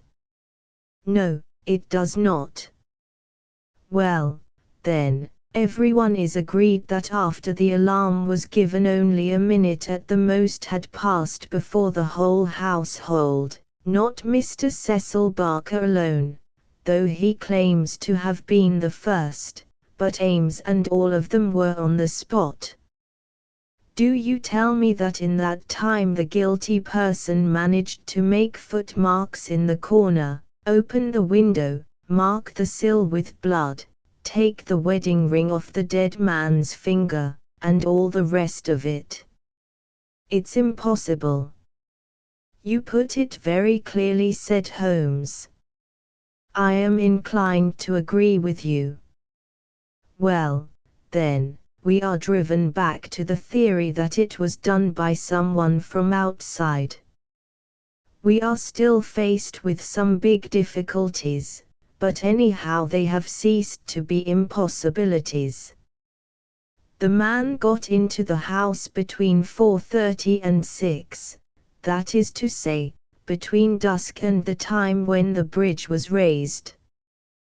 There had been some visitors, and the door was open, so there was nothing to prevent him. He may have been a common burglar, or he may have had some private grudge against Mr. Douglas. Since Mr. Douglas has spent most of his life in America, and this shotgun seems to be an American weapon, it would seem that the private grudge is the more likely theory. He slipped into this room because it was the first he came to, and he hid behind the curtain. There he remained until past 11 at night. At that time Mr. Douglas entered the room. It was a short interview, if there were any interview at all, for Mrs. Douglas declares that her husband had not left her more than a few minutes when she heard the shot. "The candle shows that," said Holmes. "Exactly. The candle, which was a new one, is not burned more than half an inch. He must have placed it on the table before he was attacked, otherwise, of course, it would have fallen when he fell. This shows that he was not attacked the instant that he entered the room. When Mr. Barker arrived, the candle was lit and the lamp was out. That's all clear enough. Well, now, we can reconstruct things on those lines. Mr. Douglas enters the room. He puts down the candle. A man appears from behind the curtain. He is armed with this gun. He demands the wedding ring, heaven only knows why, but so it must have been. Mr. Douglas gave it up. Then, either in cold blood or in the course of a struggle, Douglas may have gripped the hammer that was found upon the mat. He shot Douglas in this horrible way. He dropped his gun and also, it would seem, this queer card, V.V. 341, whatever that may mean, and he made his escape through the window and across the moat at the very moment when Cecil Barker was discovering the crime. How's that, Mr. Holmes? Very interesting, but just a little unconvincing. Man, it would be absolute nonsense if it wasn't that anything else is even worse, cried MacDonald. Somebody killed the man, and whoever it was, I could clearly prove to you that he should have done it some other way. What does he mean by allowing his retreat to be cut off like that? What does he mean by using a shotgun when silence was his one chance of escape? Come, Mr. Holmes, it's up to you to give us a lead, since you say Mr. White Mason's theory is unconvincing. Holmes had sat intently observant during this long discussion, missing no word that was said, with his keen eyes darting to right and to left, and his forehead wrinkled with speculation. I should like a few more facts before I get so far as a theory, Mr. Mack, said he, kneeling down beside the body. Dear me, these injuries are really appalling. Can we have the butler in for a moment? Ames, I understand that you have often seen this very unusual mark, a branded triangle inside a circle, upon Mr. Douglas's forearm. Frequently, sir. You never heard any speculation as to what it meant? No, sir. It must have caused great pain when it was inflicted. It is undoubtedly a burn. Now, I observe, Ames, that there is a small piece of plaster at the angle of Mr. Douglas's jaw. Did you observe that in life? Yes, sir, he cut himself in shaving yesterday morning. Did you ever know him to cut himself in shaving before? Not for a very long time, sir. Suggestive, said Holmes. It may, of course, be a mere coincidence, or it may point to some nervousness which would indicate that he had reason to apprehend danger. Had you noticed anything unusual in his conduct yesterday, Ames? It struck me that he was a little restless and excited, sir. Ha! The attack may not have been entirely unexpected. We do seem to make a little progress, do we not? Perhaps you would rather do the questioning, Mr. Mac. No, Mr. Holmes, it's in better hands than mine. Well, then, we will pass to this card, V.V 341. It is rough cardboard. Have you any of the sort in the house? I don't think so. Holmes walked across to the desk and dabbed a little ink from each bottle onto the blotting paper. It was not printed in this room, he said. This is black ink and the other purplish. It was done by a thick pen, and these are fine. No, it was done elsewhere, I should say. Can you make anything of the inscription, Ames? No, sir, nothing. What do you think, Mr. Mac? It gives me the impression of a secret society of some sort, the same with his badge upon the forearm. That's my idea, too, said White Mason. Well, we can adopt it as a working hypothesis and then see how far our difficulties disappear. An agent from such a society makes his way into the house, waits for Mr. Douglas, blows his head nearly off with this weapon, and escapes by wading the moat, after leaving a card beside the dead man, which will, when mentioned in the papers, tell other members of the society that vengeance has been done. That all hangs together. But why this gun, of all weapons? Exactly. And why the missing ring? Quite so. And why no arrest? It's past 2 now. I take it for granted that since dawn every constable within 40 miles has been looking out for a wet stranger. That is so, Mr. Holmes. Well, unless he has a burrow close by or a change of clothes ready, they can hardly miss him. And yet they have missed him up to now. Holmes had gone to the window and was examining with his lens the blood mark on the sill. It is clearly the tread of a shoe. It is remarkably broad, a splay foot, one would say. Curious, because, so far as one can trace any footmark in this mud-stained corner, one would say it was a more shapely sole. However, they are certainly very indistinct. What's this under the side table? Mr. Douglas's dumbbells, said Ames. Dumbbell, there's only one. Where's the other?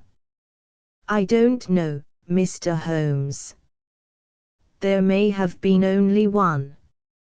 I have not noticed them for months. One dumbbell, Holmes said seriously, but his remarks were interrupted by a sharp knock at the door. A tall, sunburned, capable-looking, clean-shaved man looked in at us. I had no difficulty in guessing that it was the Cecil Barker of whom I had heard. His masterful eyes traveled quickly with a questioning glance from face to face. "Sorry to interrupt your consultation," said he, "but you should hear the latest news." "An arrest?" "No such luck. But they've found his bicycle." The fellow left his bicycle behind him. "Come and have a look. It is within 100 yards of the hall door." We found 3 or 4 grooms and idlers standing in the drive inspecting a bicycle which had been drawn out from a clump of evergreens in which it had been concealed. It was a well-used Rushworth, splashed as from a considerable journey. There was a saddlebag with spanner and oilcan, but no clue as to the owner. "It would be a grand help to the police," said the inspector, "if these things were numbered and registered. But we must be thankful for what we've got. If we can't find where he went to, at least we are likely to get where he came from." "But what in the name of all that is wonderful made the fellow leave it behind? And how in the world has he got away without it? We don't seem to get a gleam of light in the case, Mr. Holmes." "Don't we?" my friend answered thoughtfully. "I wonder. Chapter V. The people of the drama. Have you seen all you want of the study?" asked White Mason as we rented the house. "For the time," said the inspector, and Holmes nodded. "Then perhaps you would now like to hear the evidence of some of the people in the house. We could use the dining room, Ames. Please come yourself first and tell us what you know." The butler's account was a simple and a clear one, and he gave a convincing impression of sincerity. He had been engaged 5 years before, when Douglas first came to Burlstone. He understood that Mr. Douglas was a rich gentleman who had made his money in America. He had been a kind and considerate employer, not quite what Ames was used to, perhaps, but one can't have everything. He never saw any signs of apprehension in Mr. Douglas. On the contrary, he was the most fearless man he had ever known. He ordered the drawbridge to be pulled up every night because it was the ancient custom of the old house, and he liked to keep the old ways up. Mr. Douglas seldom went to London or left the village, but on the day before the crime he had been shopping at Tunbridge Wells.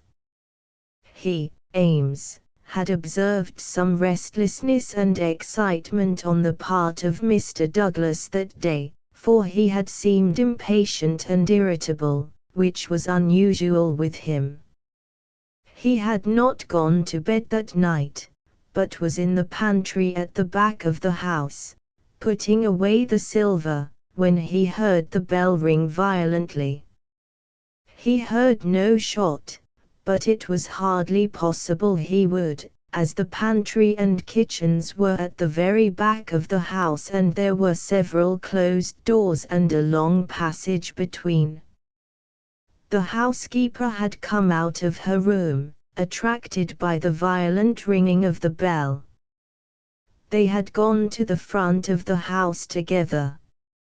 As they reached the bottom of the stairs he had seen Mrs. Douglas coming down it.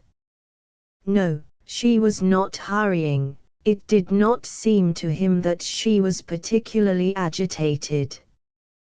Just as she reached the bottom of the stair, Mr. Barker had rushed out of the study. He had stopped Mrs. Douglas and begged her to go back. "For God's sake, go back to your room," he cried. "Poor Jack is dead. You can do nothing. For God's sake, go back." After some persuasion upon the stairs, Mrs. Douglas had gone back. She did not scream. She made no outcry whatever. Mrs. Allen, the housekeeper, had taken her upstairs and stayed with her in the bedroom. Ames and Mr. Barker had then returned to the study, where they had found everything exactly as the police had seen it. The candle was not lit at that time, but the lamp was burning. They had looked out of the window, but the night was very dark and nothing could be seen or heard. They had then rushed out into the hall, where Ames had turned the windlass which lowered the drawbridge. Mr. Barker had then hurried off to get the police. Such, in its essentials, was the evidence of the butler. The account of Mrs. Allen, the housekeeper, was, so far as it went, a corroboration of that of her fellow servant. The housekeeper's room was rather nearer to the front of the house than the pantry in which Ames had been working. She was preparing to go to bed when the loud ringing of the bell had attracted her attention. She was a little hard of hearing. Perhaps that was why she had not heard the shot, but in any case the study was a long way off. She remembered hearing some sound which she imagined to be the slamming of a door. That was a good deal earlier, half an hour at least before the ringing of the bell. When Mr. Ames ran to the front, she went with him. She saw Mr. Barker, very pale and excited, come out of the study. He intercepted Mrs. Douglas, who was coming down the stairs. He entreated her to go back, and she answered him, but what she said could not be heard. "Take her up. Stay with her," he had said to Mrs. Allen. She had therefore taken her to the bedroom, and endeavored to soothe her. She was greatly excited, trembling all over, but made no other attempt to go downstairs. She just sat in her dressing gown by her bedroom fire, with her head sunk in her hands. Mrs. Allen stayed with her most of the night. As to the other servants, they had all gone to bed, and the alarm did not reach them until just before the police arrived. They slept at the extreme back of the house, and could not possibly have heard anything.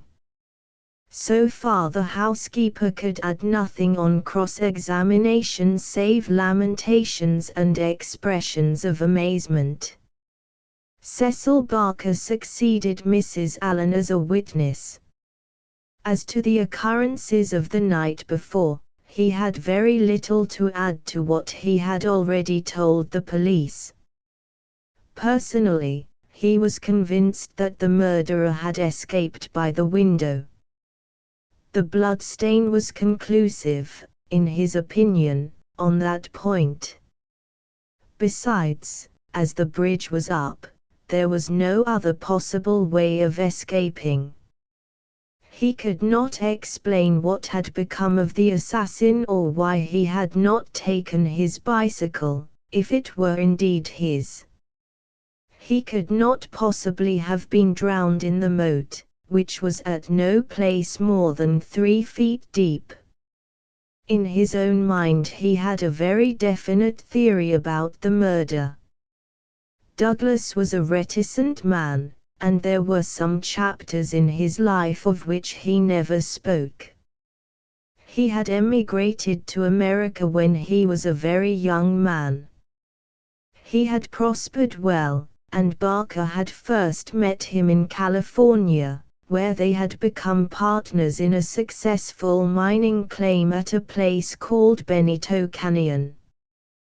They had done very well, but Douglas had suddenly sold out and started for England. He was a widower at that time.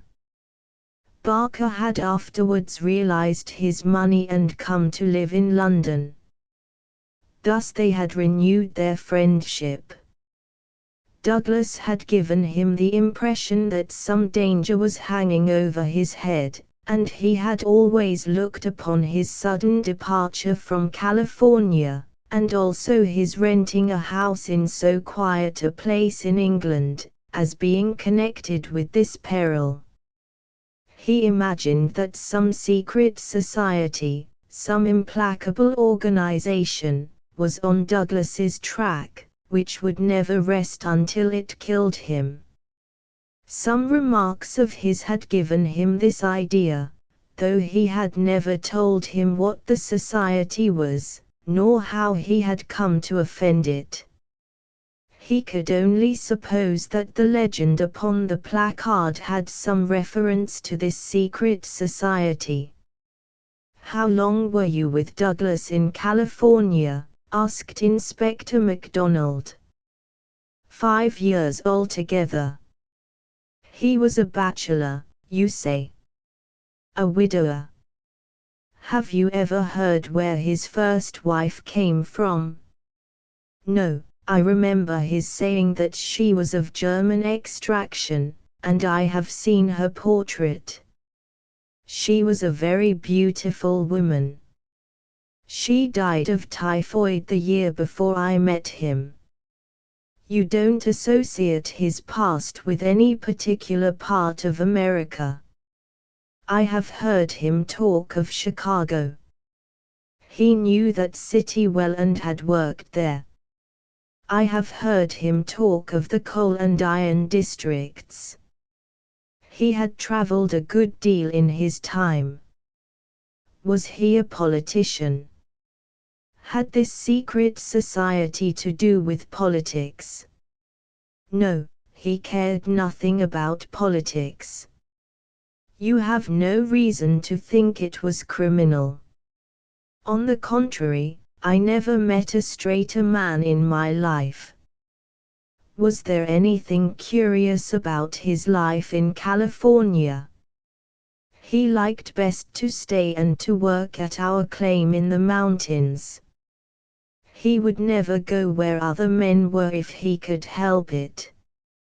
That's why I first thought that someone was after him. Then when he left so suddenly for Europe I made sure that it was so. I believe that he had a warning of some sort. Within a week of his leaving 6 men were inquiring for him. What sort of men? Well, they were a mighty hard-looking crowd. They came up to the claim and wanted to know where he was. I told them that he was gone to Europe and that I did not know where to find him. They meant him no good, it was easy to see that. Were these men Americans, Californians? Well, I don't know about Californians. They were Americans, all right. But they were not miners. I don't know what they were, and was very glad to see their backs. That was 6 years ago. Nearer 7. And then you were together 5 years in California, so that this business dates back not less than 11 years at the least. That is so. It must be a very serious feud that would be kept up with such earnestness for as long as that. It would be no light thing that would give rise to it. I think it shadowed his whole life. It was never quite out of his mind. But if a man had a danger hanging over him, and knew what it was, don't you think he would turn to the police for protection? Maybe it was some danger that he could not be protected against. There's one thing you should know. He always went about armed. His revolver was never out of his pocket. But, by bad luck, he was in his dressing gown and had left it in the bedroom last night. Once the bridge was up, I guess he thought he was safe. I should like these dates a little clearer, said MacDonald. It is quite 6 years since Douglas left California. You followed him next year, did you not? That is so. And he had been married 5 years. You must have returned about the time of his marriage. About a month before. I was his best man. Did you know Mrs. Douglas before her marriage? No, I did not. I had been away from England for 10 years. But you have seen a good deal of her since. Barker looked sternly at the detective. I have seen a good deal of him since, he answered. If I have seen her, it is because you cannot visit a man without knowing his wife. If you imagine there is any connection, I imagine nothing, Mr. Barker. I am bound to make every inquiry which can bear upon the case. But I mean no offense. Some inquiries are offensive, Barker answered angrily. It's only the facts that we want. It is in your interest and everyone's interest that they should be cleared up. Did Mr. Douglas entirely approve your friendship with his wife? Barker grew paler, and his great, strong hands were clasped convulsively together. You have no right to ask such questions, he cried. What has this to do with the matter you are investigating? I must repeat the question. Well, I refuse to answer. You can refuse to answer, but you must be aware that your refusal is in itself an answer, for you would not refuse if you had not something to conceal.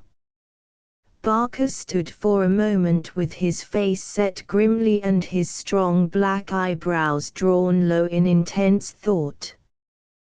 Then he looked up with a smile. Well, I guess you gentlemen are only doing your clear duty after all, and I have no right to stand in the way of it. I'd only ask you not to worry Mrs. Douglas over this matter, for she has enough upon her just now. I may tell you that poor Douglas had just one fault in the world, and that was his jealousy. He was fond of me. No man could be fonder of a friend. And he was devoted to his wife. He loved me to come here, and was forever sending for me. And yet if his wife and I talked together or there seemed any sympathy between us, a kind of wave of jealousy would pass over him, and he would be off the handle and saying the wildest things in a moment. More than once I've sworn off coming for that reason, and then he would write me such penitent, imploring letters that I just had to. But you can take it from me, gentlemen, if it was my last word, that no man ever had a more loving, faithful wife, and I can say also no friend could be more loyal than I. It was spoken with fervor and feeling, and yet Inspector MacDonald could not dismiss the subject. You are aware, said he, that the dead man's wedding ring has been taken from his finger." "So it appears," said Barker. "What do you mean by appears? You know it as a fact." The man seemed confused and undecided. "When I said appears, I meant that it was conceivable that he had himself taken off the ring. The mere fact that the ring should be absent, whoever may have removed it, would suggest to anyone's mind, would it not, that the marriage and the tragedy were connected?" Barker shrugged his broad shoulders. "I can't profess to say what it means," he answered.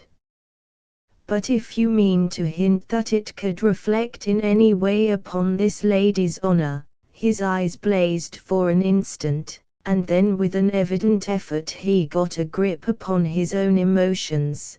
"Well, you are on the wrong track, that's all. I don't know that I've anything else to ask you at present," said MacDonald, coldly. "There was one small point," remarked Sherlock Holmes. "When you entered the room there was only a candle lighted on the table, was there not?" "Yes, that was so."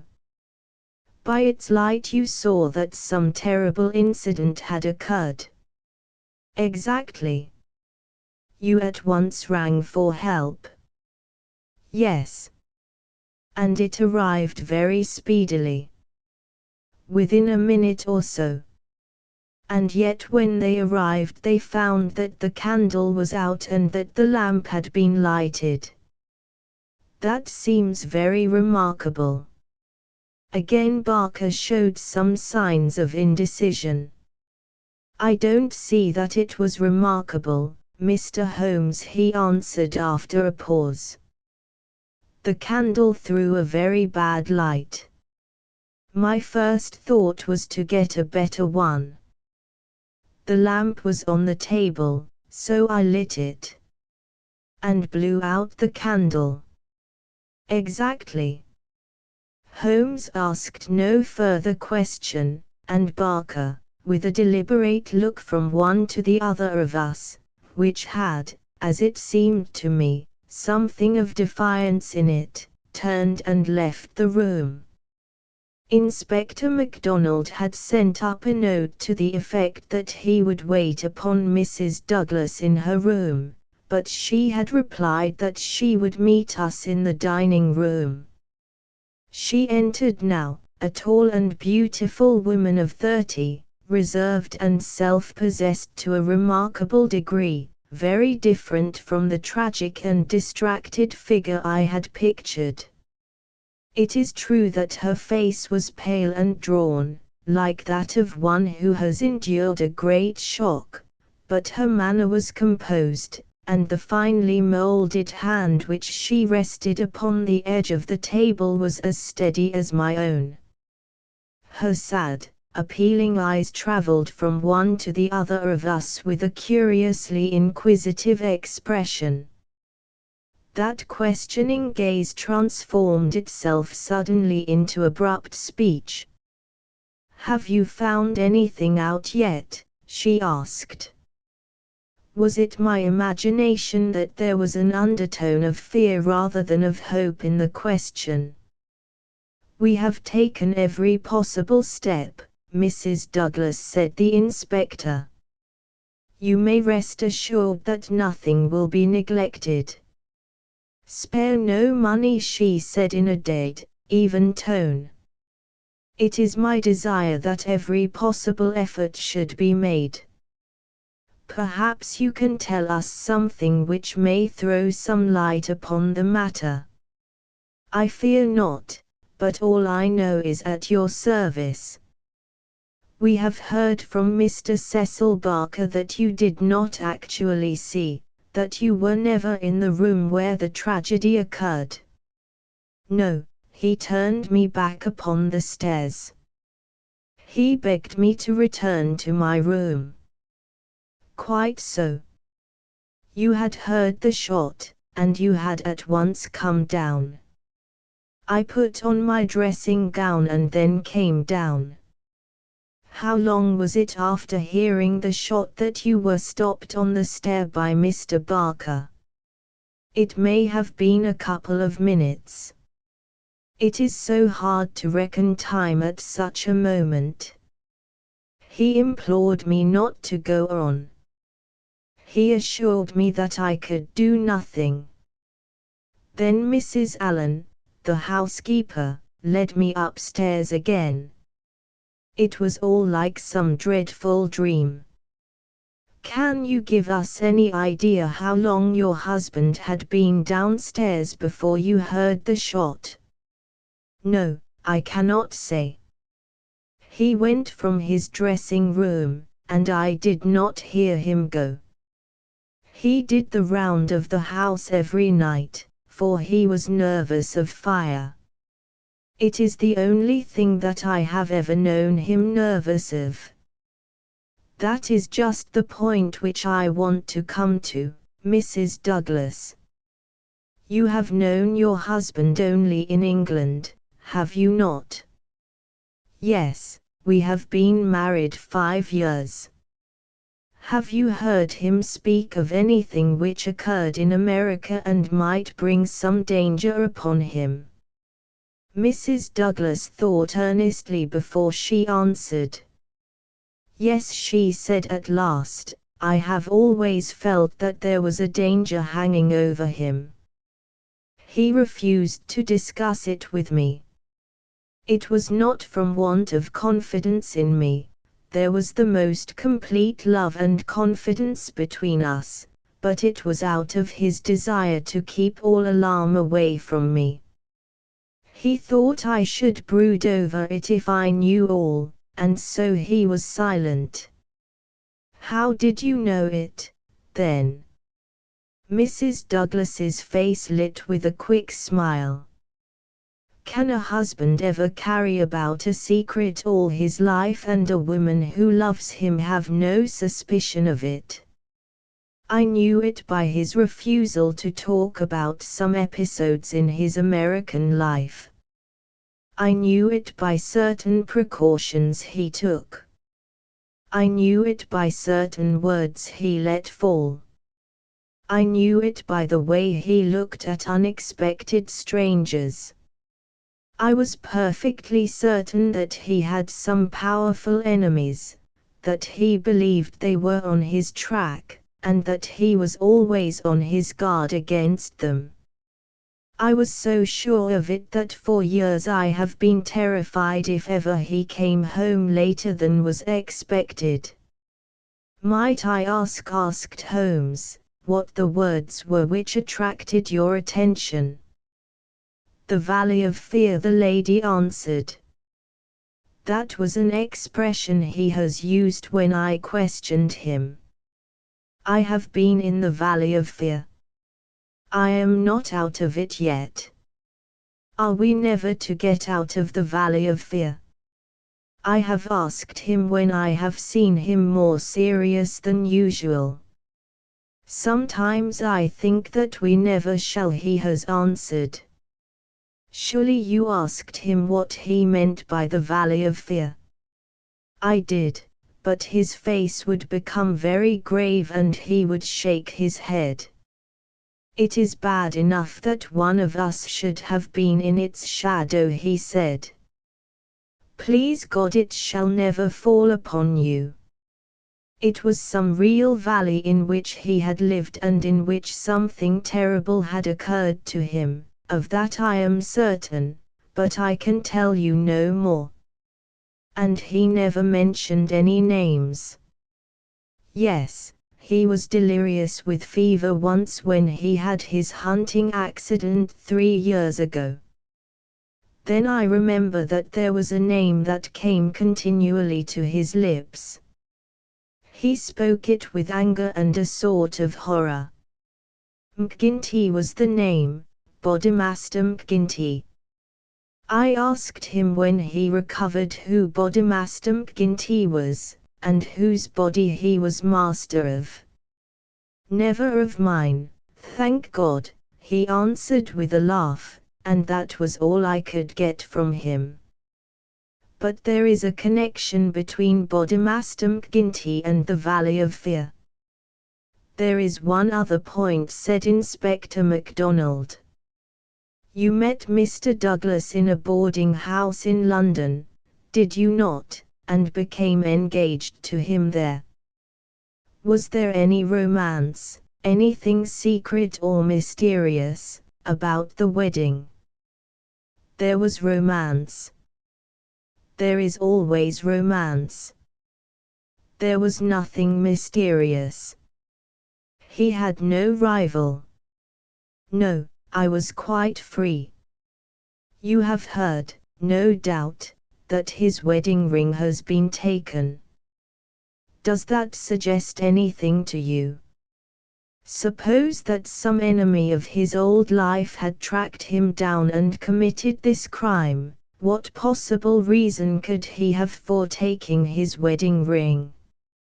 For an instant I could have sworn that the faintest shadow of a smile flickered over the woman's lips.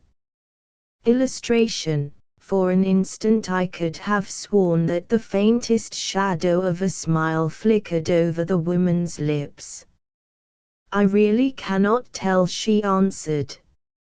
It is certainly a most extraordinary thing. Well, we will not detain you any longer, and we are sorry to have put you to this trouble at such a time, said the inspector. There are some other points, no doubt, but we can refer to you as they arise. She rose, and I was again conscious of that quick, questioning glance with which she had just surveyed us. What impression has my evidence made upon you? The question might as well have been spoken. Then, with a bow, she swept from the room. She's a beautiful woman, a very beautiful woman, said MacDonald thoughtfully, after the door had closed behind her. This man Barker has certainly been down here a good deal. He is a man who might be attractive to a woman. He admits that the dead man was jealous, and maybe he knew best himself what cause he had for jealousy. Then there's that wedding ring. You can't get past that. The man who tears a wedding ring off a dead man's, what do you say to it, Mr. Holmes? My friend had sat with his head upon his hands, sunk in the deepest thought. Now he rose and rang the bell. Ames, he said, when the butler entered, where is Mr. Cecil Barker now? I'll see, sir. He came back in a moment to say that Barker was in the garden. Can you remember, Ames, what Mr. Barker had on his feet last night when you joined him in the study? Yes, Mr. Holmes. He had a pair of bedroom slippers. I brought him his boots when he went for the police. Where are the slippers now? They are still under the chair in the hall. Very good, Ames.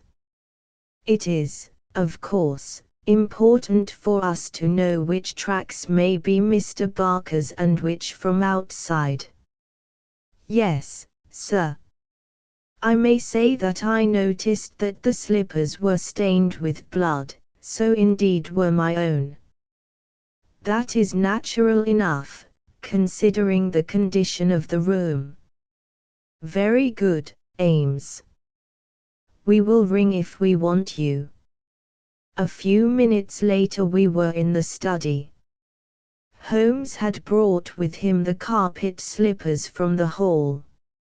As Ames had observed, the soles of both were dark with blood. Strange, murmured Holmes, as he stood in the light of the window and examined them minutely. Very strange indeed. Stooping with one of his quick feline pounces, He placed the slipper upon the blood mark on the sill. It exactly corresponded. He smiled in silence at his colleagues. The inspector was transfigured with excitement. His native accent rattled like a stick upon railings. "Man," he cried, "there's not a doubt of it. Barker has just marked the window himself. It's a good deal broader than any boot mark. I mind that you said it was a splay foot, and here's the explanation. But what's the game, Mr. Holmes, what's the game?" What's the game?" my friend repeated thoughtfully. White Mason chuckled and rubbed his fat hands together in his professional satisfaction. "I said it was a snorter," he cried. "And a real snorter it is." Chapter 6 Adorning light. The three detectives had many matters of detail into which to inquire, so I returned alone to our modest quarters at the village inn. But before doing so I took a stroll in the curious old-world garden which flanked the house. Rows of very ancient yew trees cut into strange designs girded it round. Inside was a beautiful stretch of lawn with an old sundial in the middle, the whole effect so soothing and restful that it was welcome to my somewhat jangled nerves. In that deeply peaceful atmosphere one could forget, or remember only as some fantastic nightmare, that darkened study with the sprawling, blood-stained figure on the floor. And yet, as I strolled round it and tried to steep my soul in its gentle balm, a strange incident occurred, which brought me back to the tragedy and left a sinister impression in my mind. I have said that a decoration of yew trees circled the garden. At the end farthest from the house they thickened into a continuous hedge. On the other side of this hedge, concealed from the eyes of anyone approaching from the direction of the house, there was a stone seat. As I approached the spot I was aware of voices, some remark in the deep tones of a man, answered by a little ripple of feminine laughter. An instant later I had come round the end of the hedge and my eyes lit upon Mrs. Douglas and the man Barker before they were aware of my presence. Her appearance gave me a shock. In the dining room she had been demure and discreet. Now all pretense of grief had passed away from her. Her eyes shone with the joy of living, and her face still quivered with amusement at some remark of her companion. He sat forward, his hands clasped and his forearms on his knees, with an answering smile upon his bold, handsome face. In an instant, but it was just one instant too late, they resumed their solemn masks as my figure came into view. A hurried word or two passed between them, and then Barker rose and came towards me. "Excuse me, sir," said he, "but am I addressing Dr. Watson?" I bowed with a coldness which showed, I dare say, very plainly the impression which had been produced upon my mind. "We thought that it was probably you, as your friendship with Mr. Sherlock Holmes is so well known. Would you mind coming over and speaking to Mrs. Douglas for one instant?" I followed him with a dour face. Very clearly I could see in my mind's eye that shattered figure on the floor. Here within a few hours of the tragedy were his wife and his nearest friend laughing together behind a bush in the garden which had been his. I greeted the lady with reserve. I had grieved with her grief in the dining room. Now I met her appealing gaze with an unresponsive eye. "I fear that you think me callous and hard-hearted," said she. I shrugged my shoulders. "It is no business of mine," said I. "Perhaps some day you will do me justice. If you only realized, there is no need why Dr. Watson should realize," said Barker quickly. "As he has himself said, it is no possible business of his." "Exactly," said I, "and so I will beg leave to resume my walk." "One moment, Dr. Watson," cried the woman in a pleading voice. "There is one question which you can answer with more authority than anyone else in the world, and it may make a very great difference to me. You know Mr. Holmes and his relations with the police better than anyone else can. Supposing that a matter were brought confidentially to his knowledge, is it absolutely necessary that he should pass it on to the detectives?" "Yes, that's it," said Barker eagerly. "Is he on his own or is he entirely in with them?" "I really don't know that I should be justified in discussing such a point." "I beg, I implore that you will, Dr. Watson. I assure you that you will be helping us, helping me greatly if you will guide us on that point." There was such a ring of sincerity in the woman's voice that for the instant I forgot all about her levity and was moved only to do her will. "Mr. Holmes is an independent investigator," I said. "He is his own master, and would act as his own judgment directed. At the same time, he would naturally feel loyalty towards the officials who were working on the same case, and he would not conceal from them anything which would help them in bringing a criminal to justice. Beyond this I can say nothing, and I would refer you to Mr. Holmes himself if you wanted fuller information." So saying, I raised my hat and went upon my way, leaving them still seated behind that concealing hedge.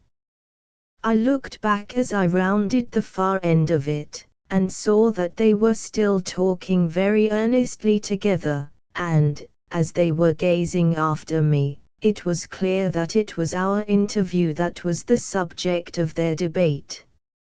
"I wish none of their confidences," said Holmes, when I reported to him what had occurred. He had spent the whole afternoon at the Manor House in consultation with his two colleagues, and returned about 5 with a ravenous appetite for a high tea which I had ordered for him. "No confidences, Watson, for they are mighty awkward if it comes to an arrest for conspiracy and murder." "You think it will come to that?" He was in his most cheerful and debonair humor. "My dear Watson, when I have exterminated that fourth egg I shall be ready to put you in touch with the whole situation. I don't say that we have fathomed it, far from it, but when we have traced the missing dumbbell, the dumbbell.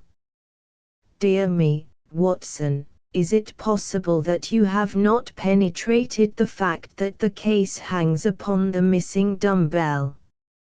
Well, well, you need not be downcast, for between ourselves I don't think that either Inspector Mack or the excellent local practitioner has grasped the overwhelming importance of this incident. One dumbbell, Watson. Consider an athlete with one dumbbell. Picture to yourself the unilateral development, the imminent danger of a spinal curvature. Shocking, Watson, shocking." He sat with his mouth full of toast and his eyes sparkling with mischief, watching my intellectual entanglement. The mere sight of his excellent appetite was an assurance of success, for I had very clear recollections of days and nights without a thought of food, when his baffled mind had chafed before some problem while his thin, eager features became more attenuated with the asceticism of complete mental concentration. Finally he lit his pipe, and sitting in the ingle nook of the old village inn he talked slowly and at random about his case, rather as one who thinks aloud than as one who makes a considered statement. A lie, Watson, a great, big, thumping, obtrusive, uncompromising lie, that's what meets us on the threshold. There is our starting point. The whole story told by Barker is a lie. But Barker's story is corroborated by Mrs. Douglas. Therefore she is lying also. They are both lying, and in a conspiracy. So now we have the clear problem. Why are they lying, and what is the truth which they are trying so hard to conceal? Let us try, Watson, you and I, if we can get behind the lie and reconstruct the truth. How do I know that they are lying? Because it is a clumsy fabrication which simply could not be true. Consider.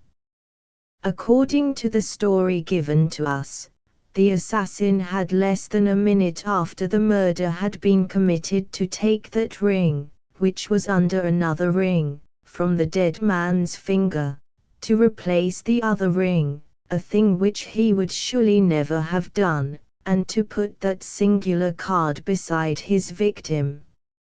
I say that this was obviously impossible. You may argue, but I have too much respect for your judgment, Watson, to think that you will do so, that the ring may have been taken before the man was killed. The fact that the candle had been lit only a short time shows that there had been no lengthy interview. Was Douglas, from what we hear of his fearless character, a man who would be likely to give up his wedding ring at such short notice, or could we conceive of his giving it up at all? No, no, Watson. The assassin was alone with the dead man for some time with the lamp lit. Of that I have no doubt at all. But the gunshot was apparently the cause of death. Therefore the shot must have been fired some time earlier than we are told. But there could be no mistake about such a matter as that. We are in the presence, therefore, of a deliberate conspiracy upon the part of the two people who heard the gunshot, of the man Barker and of the woman Douglas. When on the top of this I am able to show that the blood mark on the windowsill was deliberately placed there by Barker, in order to give a false clue to the police, you will admit that the case grows dark against him. Now we have to ask ourselves at what hour the murder actually did occur. Up to 10:30 the servants were moving about the house, so it was certainly not before that time. At 11:15 they had all gone to their rooms with the exception of Ames, who was in the pantry. I have been trying some experiments after you left us this afternoon, and I find that no noise which MacDonald can make in the study can penetrate to me in the pantry when the doors are all shut. It is otherwise, however, from the housekeeper's room. It is not so far down the corridor, and from it I could vaguely hear a voice when it was very loudly raised. The sound from a shotgun is to some extent muffled when the discharge is at very close range, as it undoubtedly was in this instance. It would not be very loud, and yet in the silence of the night it should have easily penetrated to Mrs. Allen's room. She is, as she has told us, somewhat deaf, but nonetheless she mentioned in her evidence that she did hear something like a door slamming half an hour before the alarm was given. Half an hour before the alarm was given would be 11:15. I have no doubt that what she heard was the report of the gun, and that this was the real instant of the murder. If this is so, we have now to determine what Barker and Mrs. Douglas, presuming that they are not the actual murderers, could have been doing from 11:15, when the sound of the shot brought them down, until 11:15, when they rang the bell and summoned the servants. What were they doing, and why did they not instantly give the alarm? That is the question which faces us, and when it has been answered we shall surely have gone some way to solve our problem. I am convinced myself, said I, that there is an understanding between those two people. She must be a heartless creature to sit laughing at some jest within a few hours of her husband's murder. Exactly. She does not shine as a wife even in her own account of what occurred. I am not a whole-souled admirer of womankind, as you are aware, Watson, but my experience of life has taught me that there are few wives, having any regard for their husbands, who would let any man's spoken word stand between them and that husband's dead body. Should I ever marry, Watson, I should hope to inspire my wife with some feeling which would prevent her from being walked off by a housekeeper when my corpse was lying within a few yards of her. It was badly stage managed, for even the rawest investigators must be struck by the absence of the usual feminine ululation. If there had been nothing else, this incident alone would have suggested a prearranged conspiracy to my mind. You think then, definitely, that Barker and Mrs. Douglas are guilty of the murder? There is an appalling directness about your questions, Watson, said Holmes, shaking his pipe at me. They come at me like bullets. If you put it that Mrs. Douglas and Barker know the truth about the murder, and are conspiring to conceal it, then I can give you a whole-souled answer. I am sure they do. But your more deadly proposition is not so clear. Let us for a moment consider the difficulties which stand in the way. We will suppose that this couple are united by the bonds of a guilty love, and that they have determined to get rid of the man who stands between them. It is a large supposition, for discreet inquiry among servants and others has failed to corroborate it in any way. On the contrary, there is a good deal of evidence that the Douglases were very attached to each other. That, I am sure, cannot be true, said I, thinking of the beautiful smiling face in the garden. Well, at least they gave that impression. However, we will suppose that they are an extraordinarily astute couple, who deceive everyone upon this point, and conspire to murder the husband. He happens to be a man over whose head some danger hangs, we have only their word for that. Holmes looked thoughtful. I see, Watson. You are sketching out a theory by which everything they say from the beginning is false. According to your idea, there was never any hidden menace, or secret society, or valley of fear, or boss Mac somebody, or anything else. Well, that is a good sweeping generalization. Let us see what that brings us to. They invent this theory to account for the crime. They then play up to the idea by leaving this bicycle in the park as proof of the existence of some outsider. The stain on the windowsill conveys the same idea. So does the card on the body, which might have been prepared in the house. That all fits into your hypothesis, Watson.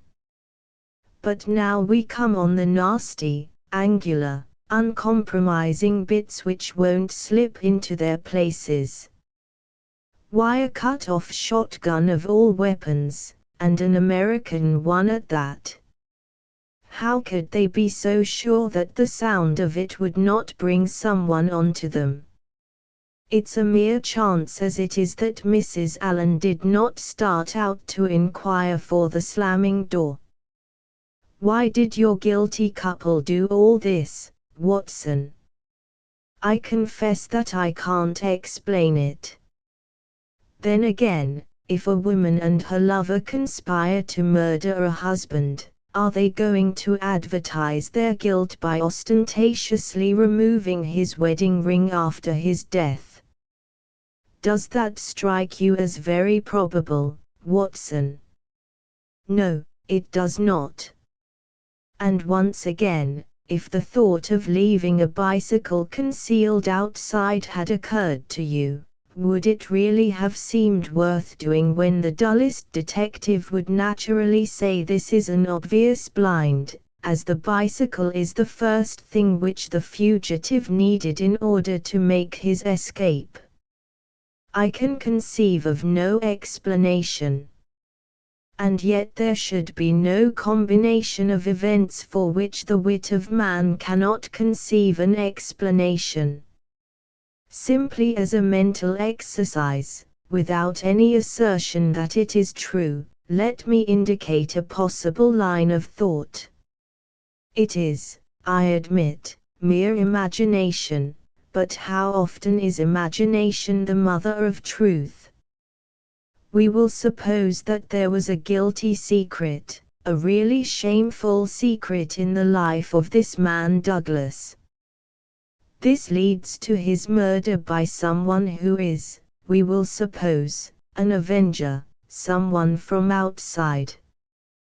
This avenger, for some reason which I confess I am still at a loss to explain, took the dead man's wedding ring.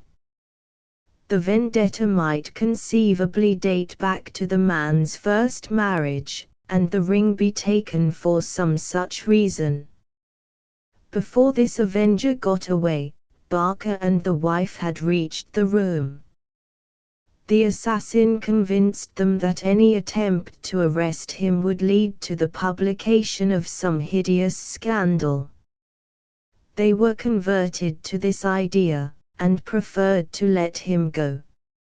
For this purpose they probably lowered the bridge, which can be done quite noiselessly, and then raised it again. He made his escape, and for some reason thought that he could do so more safely on foot than on the bicycle. He therefore left his machine where it would not be discovered until he had got safely away. So far we are within the bounds of possibility, are we not? Well, it is possible, no doubt, said I, with some reserve. We have to remember, Watson, that whatever occurred is certainly something very extraordinary.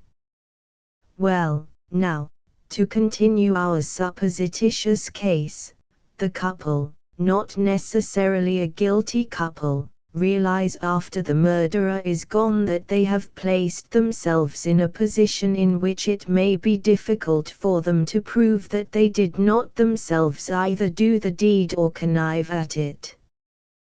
They rapidly and rather clumsily met the situation. The mark was put by Barker's blood-stained slipper upon the windowsill to suggest how the fugitive got away.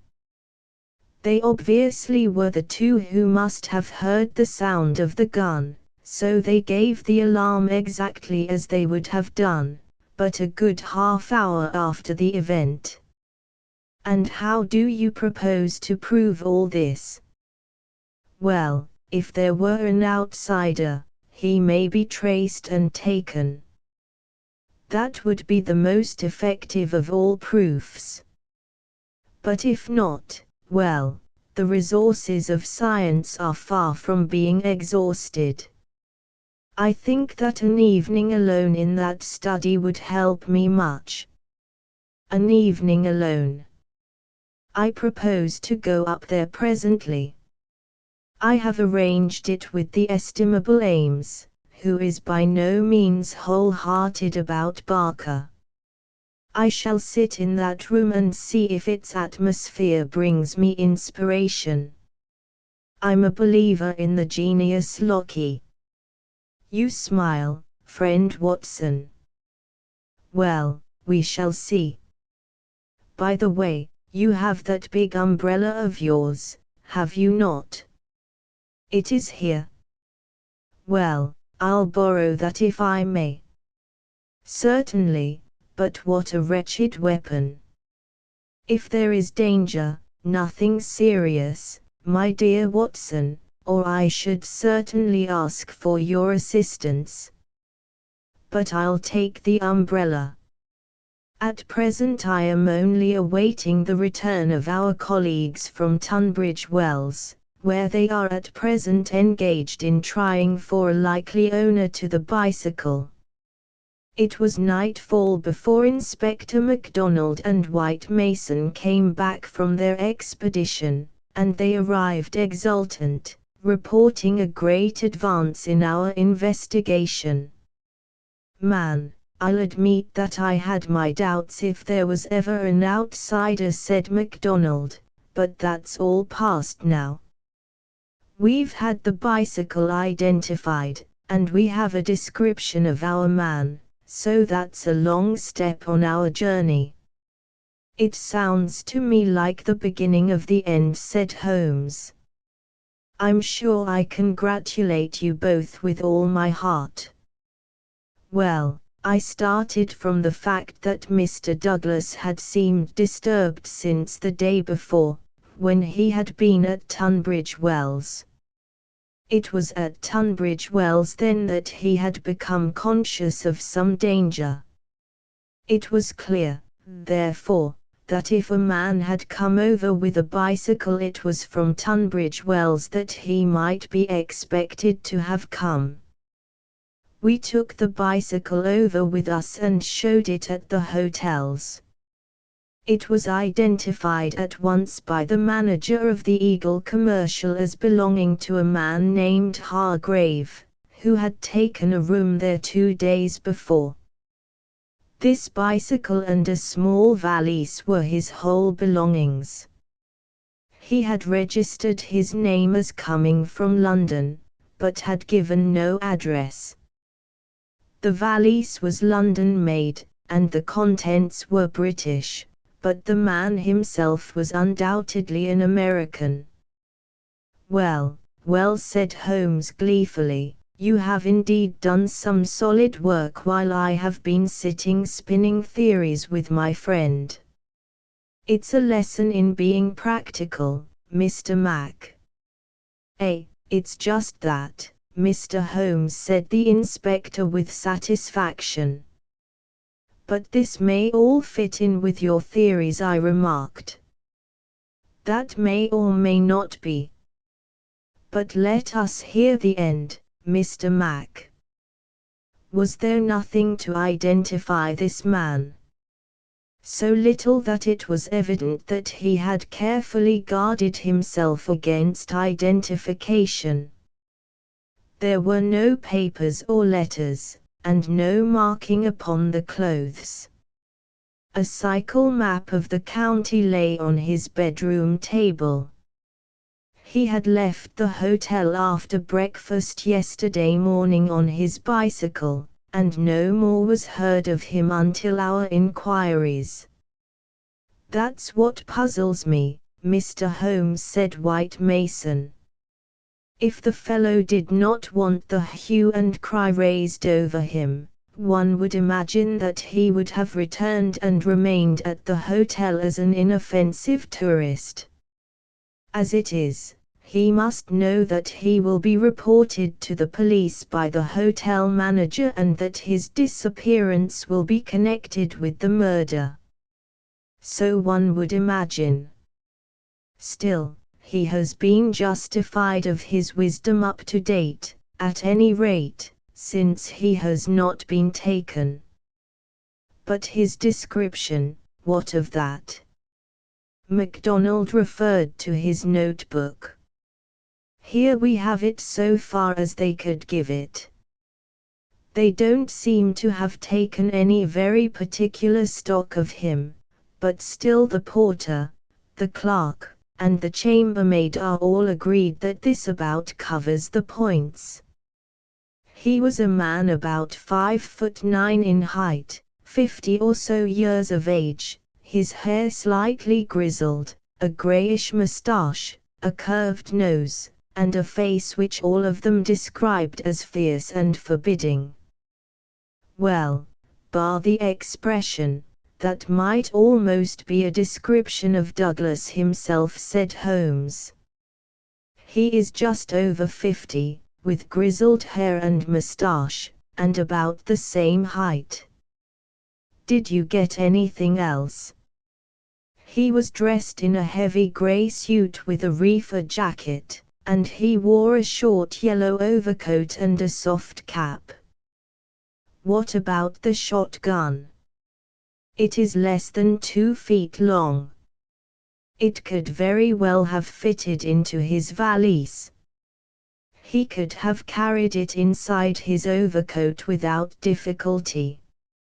And how do you consider that all this bears upon the general case? Well, Mr. Holmes, said MacDonald, when we have got our man, and you may be sure that I had his description on the wires within 5 minutes of hearing it, we shall be better able to judge. But, even as it stands, we have surely gone a long way. We know that an American calling himself Hargrave came to Tunbridge Wells 2 days ago with bicycle and valise. In the latter was a sawed-off shotgun, so he came with the deliberate purpose of crime.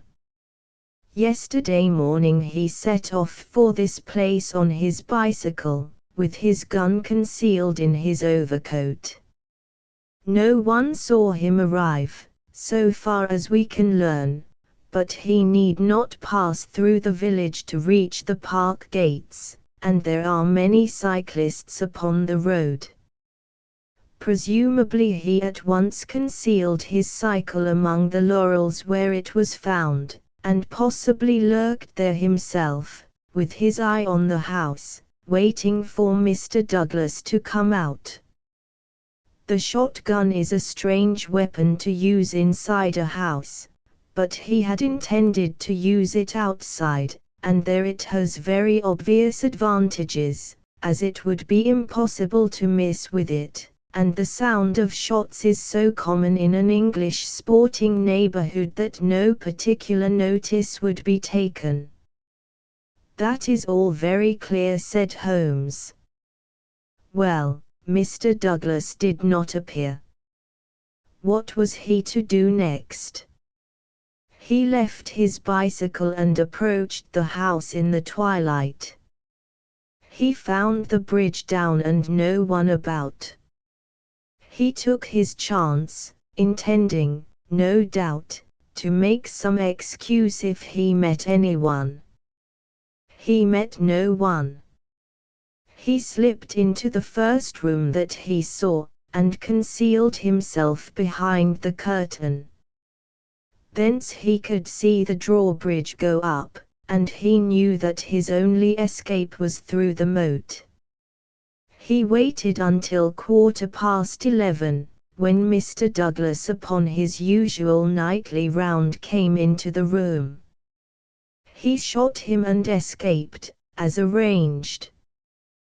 He was aware that the bicycle would be described by the hotel people and be a clue against him, so he left it there and made his way by some other means to London or to some safe hiding place which he had already arranged. How is that, Mr. Holmes? Well, Mr. Mac, it is very good and very clear so far as it goes. That is your end of the story. My end is that the crime was committed half an hour earlier than reported, that Mrs. Douglas and Barker are both in a conspiracy to conceal something, that they aided the murderer's escape, or at least that they reached the room before he escaped, and that they fabricated evidence of his escape through the window, whereas in all probability they had themselves let him go by lowering the bridge. That's my reading of the first half. The two detectives shook their heads. Well, Mr. Holmes, if this is true, we only tumble out of one mystery into another, said the London inspector. And in some ways a worse one, added White Mason. The lady has never been in America in all her life. What possible connection could she have with an American assassin which would cause her to shelter him? I freely admit the difficulties, said Holmes. I propose to make a little investigation of my own tonight, and it is just possible that it may contribute something to the common cause. Can we help you, Mr. Holmes? No, no. Darkness and Dr. Watson's umbrella, my wants are simple. And Ames, the faithful Ames, no doubt he will stretch a point for me. All my lines of thought lead me back invariably to the one basic question: why should an athletic man develop his frame upon so unnatural an instrument as a single dumbbell? It was late that night when Holmes returned from his solitary excursion. We slept in a double-bedded room, which was the best that the little country inn could do for us. I was already asleep when I was partly awakened by his entrance. Well, Holmes, I murmured, have you found anything out? He stood beside me in silence, his candle in his hand. Then the tall, lean figure inclined towards me. I say, Watson, he whispered, would you be afraid to sleep in the same room with a lunatic, a man with softening of the brain, an idiot whose mind has lost its grip? Illustration, Watson, would you be afraid to sleep in the same room with a lunatic? Not in the least, I answered in astonishment. Ah, that's lucky, he said, and not another word would he utter that night. Chapter 7. The solution. Next morning, after breakfast, we found Inspector MacDonald and White Mason seated in close consultation in the small parlour of the local police sergeant. On the table in front of them were piled a number of letters and telegrams, which they were carefully sorting and docketing. 3 had been placed on one side. Still on the track of the elusive bicyclist. Holmes asked cheerfully. What is the latest news of the ruffian? MacDonald pointed ruefully to his heap of correspondence.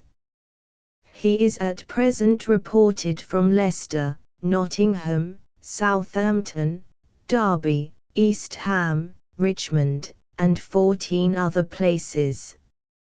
In 3 of them, East Ham, Leicester, and Liverpool, there is a clear case against him, and he has actually been arrested.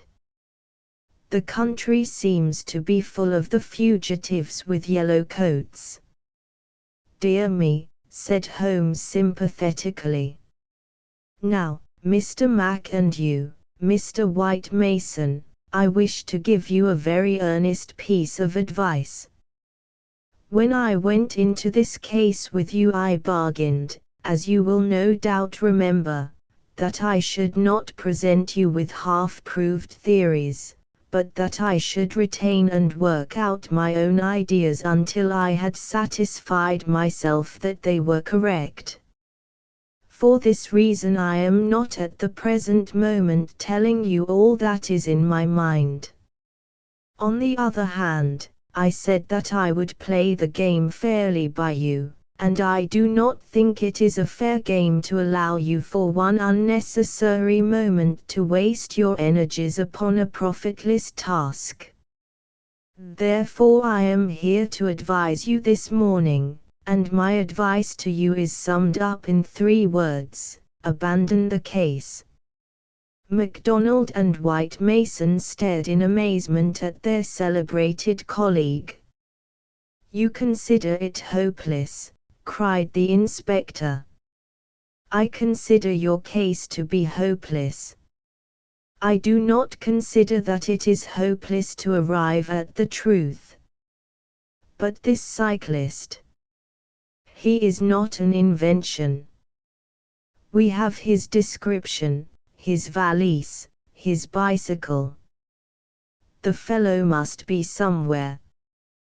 Why should we not get him? Yes, no doubt he is somewhere, and no doubt we shall get him, but I would not have you waste your energies in East Ham or Liverpool. I am sure that we can find some shorter cut to a result. You are holding something back. It's hardly fair of you, Mr. Holmes." The inspector was annoyed. "You know my methods of work, Mr. Mac. But I will hold it back for the shortest time possible. I only wish to verify my details in one way, which can very readily be done, and then I make my bow and return to London, leaving my results entirely at your service. I owe you too much to act otherwise, for in all my experience I cannot recall any more singular and interesting study. This is clean beyond me, Mr. Holmes. We saw you when we returned from Tunbridge Wells last night, and you were in general agreement with our results. What has happened since then to give you a completely new idea of the case? Well, since you ask me, I spent, as I told you that I would, some hours last night at the Manor House." "Well, what happened?" I can only give you a very general answer to that for the moment. By the way, I have been reading a short but clear and interesting account of the old building, purchasable at the modest sum of 1 penny from the local tobacconist. Here Holmes drew a small tract, embellished with a rude engraving of the ancient manor house, from his waistcoat pocket. It immensely adds to the zest of an investigation, my dear Mr. Mac, when one is in conscious sympathy with the historical atmosphere of one's surroundings. Don't look so impatient, for I assure you that even so bald an account as this raises some sort of picture of the past in one's mind. Permit me to give you a sample.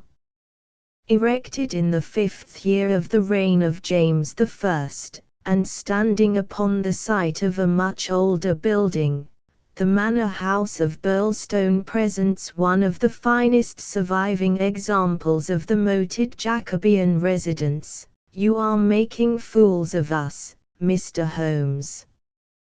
Tut, Mr. Mac, the first sign of temper I have detected in you.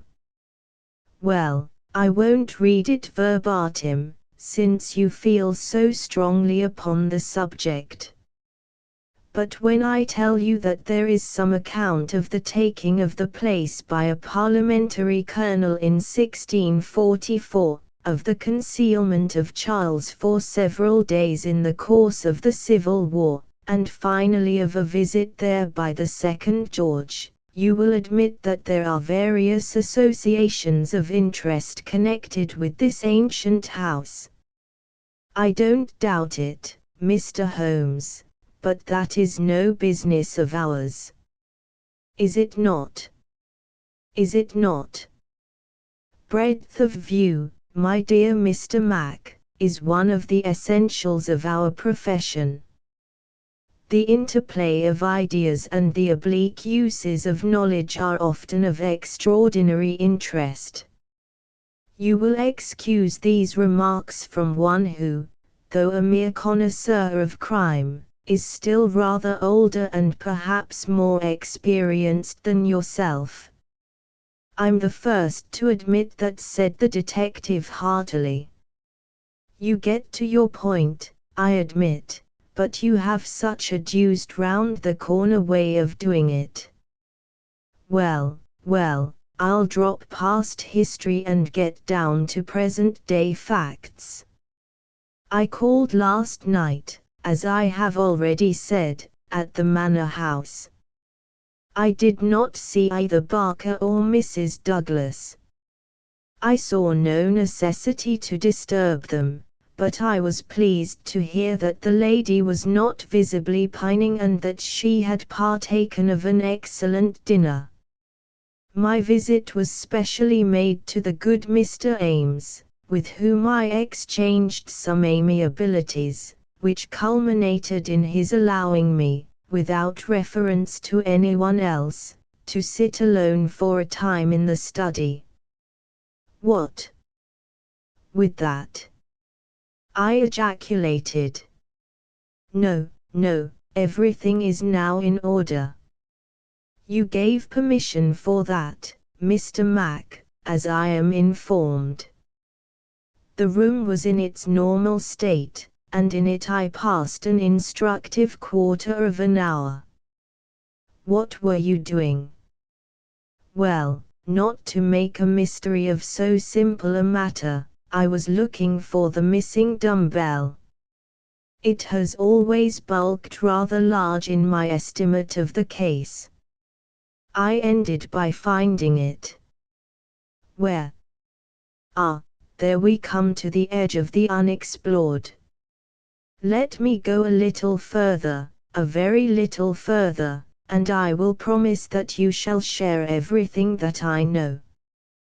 Well, we're bound to take you on your own terms, said the inspector, but when it comes to telling us to abandon the case, why in the name of goodness should we abandon the case? For the simple reason, my dear Mr. Mac, that you have not got the first idea what it is that you are investigating. We are investigating the murder of Mr. John Douglas of Burlstone Manor. Yes, so you are. But don't trouble to trace the mysterious gentleman upon the bicycle. I assure you that it won't help you. Then what do you suggest that we do? I will tell you exactly what to do, if you will do it. Well, I'm bound to say I've always found you had reason behind all your queer ways. I'll do what you advise. And you, Mr. White Mason? The country detective looked helplessly from one to the other. Holmes and his methods were new to him. Well, if it is good enough for the inspector, it is good enough for me, he said at last. Capital, said Holmes. Well, then, I should recommend a nice, cheery country walk for both of you. They tell me that the views from Burlstone Ridge over the Weald are very remarkable. No doubt lunch could be got at some suitable hostelry, though my ignorance of the country prevents me from recommending one. In the evening, tired but happy, man, this is getting past a joke, cried MacDonald, rising angrily from his chair. Well, well, spend the day as you like, said Holmes, patting him cheerfully upon the shoulder. Do what you like and go where you will, but meet me here before dusk without fail, Mr. Mac. That sounds more like sanity. All of it was excellent advice, but I don't insist, so long as you are here when I need you. But now, before we part, I want you to write a note to Mr. Barker. Well, I'll dictate it, if you like. Ready. Dear Sir. It has struck me that it is our duty to drain the moat, in the hope that we may find some. It's impossible, said the inspector. I've made inquiry. Tut, tut. My dear sir, please do what I ask you. Well, go on. In the hope that we may find something which may bear upon our investigation. I have made arrangements, and the workmen will be at work early tomorrow morning diverting the stream. Impossible. Diverting the stream, so I thought it best to explain matters beforehand. Now sign that, and send it by hand about 4 o'clock. At that hour we shall meet again in this room. Until then we may each do what we like, for I can assure you that this inquiry has come to a definite pause. Evening was drawing in when we reassembled. Holmes was very serious in his manner, myself curious, and the detectives obviously critical and annoyed. Well, gentlemen, said my friend gravely, I am asking you now to put everything to the test with me, and you will judge for yourselves whether the observations I have made justify the conclusions to which I have come. It is a chill evening, and I do not know how long our expedition may last, so I beg that you will wear your warmest coats. It is of the first importance that we should be in our places before it grows dark, so with your permission we shall get started at once. We passed along the outer bounds of the Manor House Park until we came to a place where there was a gap in the rails which fenced it. Through this we slipped, and then in the gathering gloom we followed Holmes until we had reached a shrubbery which lies nearly opposite to the main door and the drawbridge. The latter had not been raised. Holmes crouched down behind the screen of laurels, and we all three followed his example. Well, what are we to do now? Asked MacDonald with some gruffness. Possess our souls in patience and make as little noise as possible, Holmes answered. What are we here for at all? I really think that you might treat us with more frankness. Holmes laughed. Watson insists that I am the dramatist in real life, said he. Some touch of the artist wells up within me, and calls insistently for a well-staged performance. Surely our profession, Mr. Mac, would be a drab and sordid one if we did not sometimes set the scene so as to glorify our results. The blunt accusation, the brutal tap upon the shoulder, what can one make of such a denouement?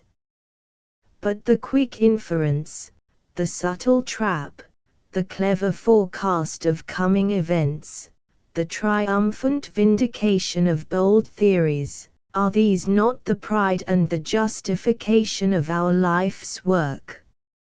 At the present moment you thrill with the glamour of the situation and the anticipation of the hunt.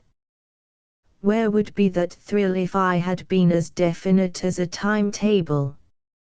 I only ask a little patience, Mr. Mac, and all will be clear to you.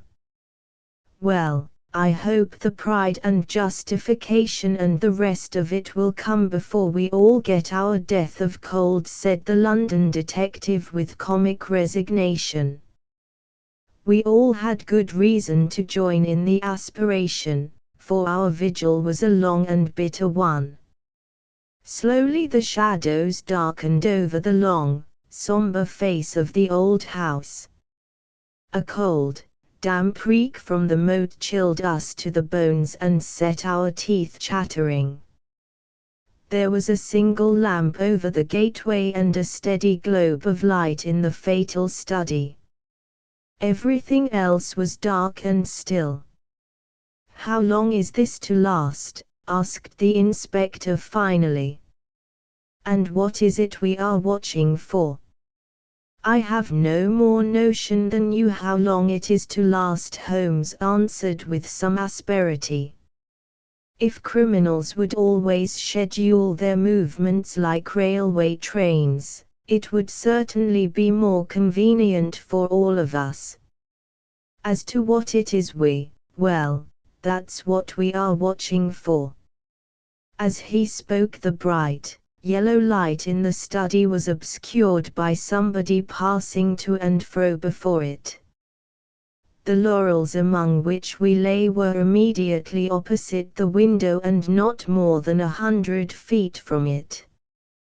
Presently it was thrown open with a whining of hinges, and we could dimly see the dark outline of a man's head and shoulders looking out into the gloom. For some minutes he peered forth in furtive, stealthy fashion, as one who wishes to be assured that he is unobserved. Then he leaned forward, and in the intense silence we were aware of the soft lapping of agitated water. He seemed to be stirring up the moat with something which he held in his hand. Then suddenly he hauled something in as a fisherman lands a fish, some large, round object which obscured the light as it was dragged through the open casement. "Now," cried Holmes. "Now." We were all upon our feet, staggering after him with our stiffened limbs, while he ran swiftly across the bridge and rang violently at the bell. There was the rasping of bolts from the other side, and the amazed dames stood in the entrance. Holmes brushed him aside without a word and, followed by all of us, rushed into the room which had been occupied by the man whom we had been watching.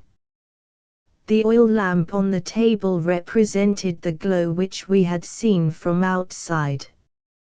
It was now in the hand of Cecil Barker, who held it towards us as we entered.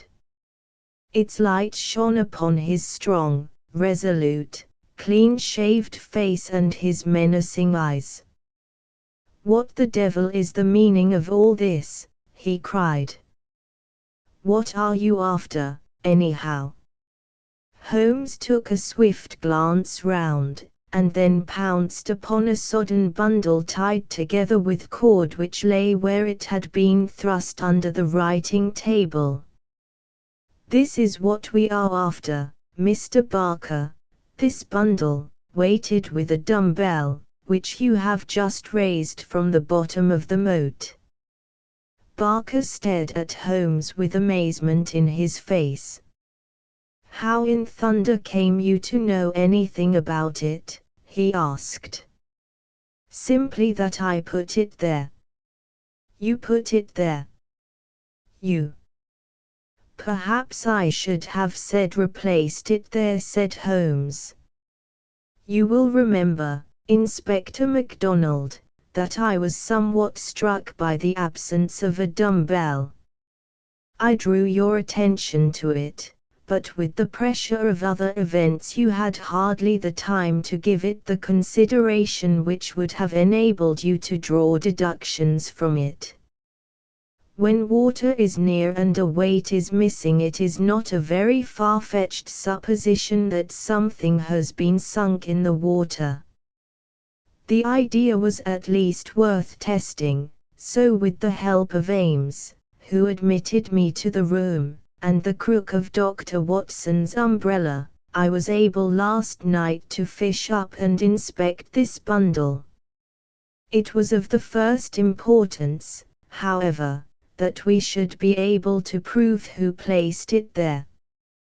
This we accomplished by the very obvious device of announcing that the moat would be dried tomorrow, which had, of course, the effect that whoever had hidden the bundle would most certainly withdraw it the moment that darkness enabled him to do so. We have no less than 4 witnesses as to who it was who took advantage of the opportunity, and so, Mr. Barker, I think the word lies now with you. Sherlock Holmes put the sopping bundle upon the table beside the lamp and undid the cord which bound it. From within he extracted a dumbbell, which he tossed down to its fellow in the corner. Next he drew forth a pair of boots. American, as you perceive, he remarked, pointing to the toes. Then he laid upon the table a long, deadly, sheathed knife. Finally he unravelled a bundle of clothing, comprising a complete set of underclothes, socks, a grey tweed suit, and a short yellow overcoat. The clothes are commonplace, remarked Holmes, save only the overcoat, which is full of suggestive touches. He held it tenderly towards the light. Here, as you perceive, is the inner pocket prolonged into the lining in such fashion as to give ample space for the truncated fowling piece. The tailor's tab is on the neck. Neil, outfitter, Vermisser, U.S.O. I have spent an instructive afternoon in the rector's library, and have enlarged my knowledge by adding the fact that Vermisser is a flourishing little town at the head of one of the best-known coal and iron valleys in the United States. I have some recollection, Mr. Barker, that you associated the coal districts with Mr. Douglas's first wife, and it would surely not be too far-fetched an inference that the VV upon the card by the dead body might stand for Vermisser Valley, or that this very valley which sends forth emissaries of murder may be that valley of fear of which we have heard. So much is fairly clear. And now, Mr. Barker, I seem to be standing rather in the way of your explanation. It was a sight to see Cecil Barker's expressive face during this exposition of the great detective. Anger, amazement, consternation, and indecision swept over it in turn. Finally he took refuge in a somewhat acrid irony. You know such a lot, Mr. Holmes. Perhaps you had better tell us some more, he sneered. I have no doubt that I could tell you a great deal more, Mr. Barker, but it would come with a better grace from you. Oh, you think so, do you? Well, all I can say is that if there's any secret here, it is not my secret, and I am not the man to give it away. Well, if you take that line, Mr. Barker, said the inspector quietly, we must just keep you in sight until we have the warrant and can hold you. You can do what you damn please about that, said Barker defiantly.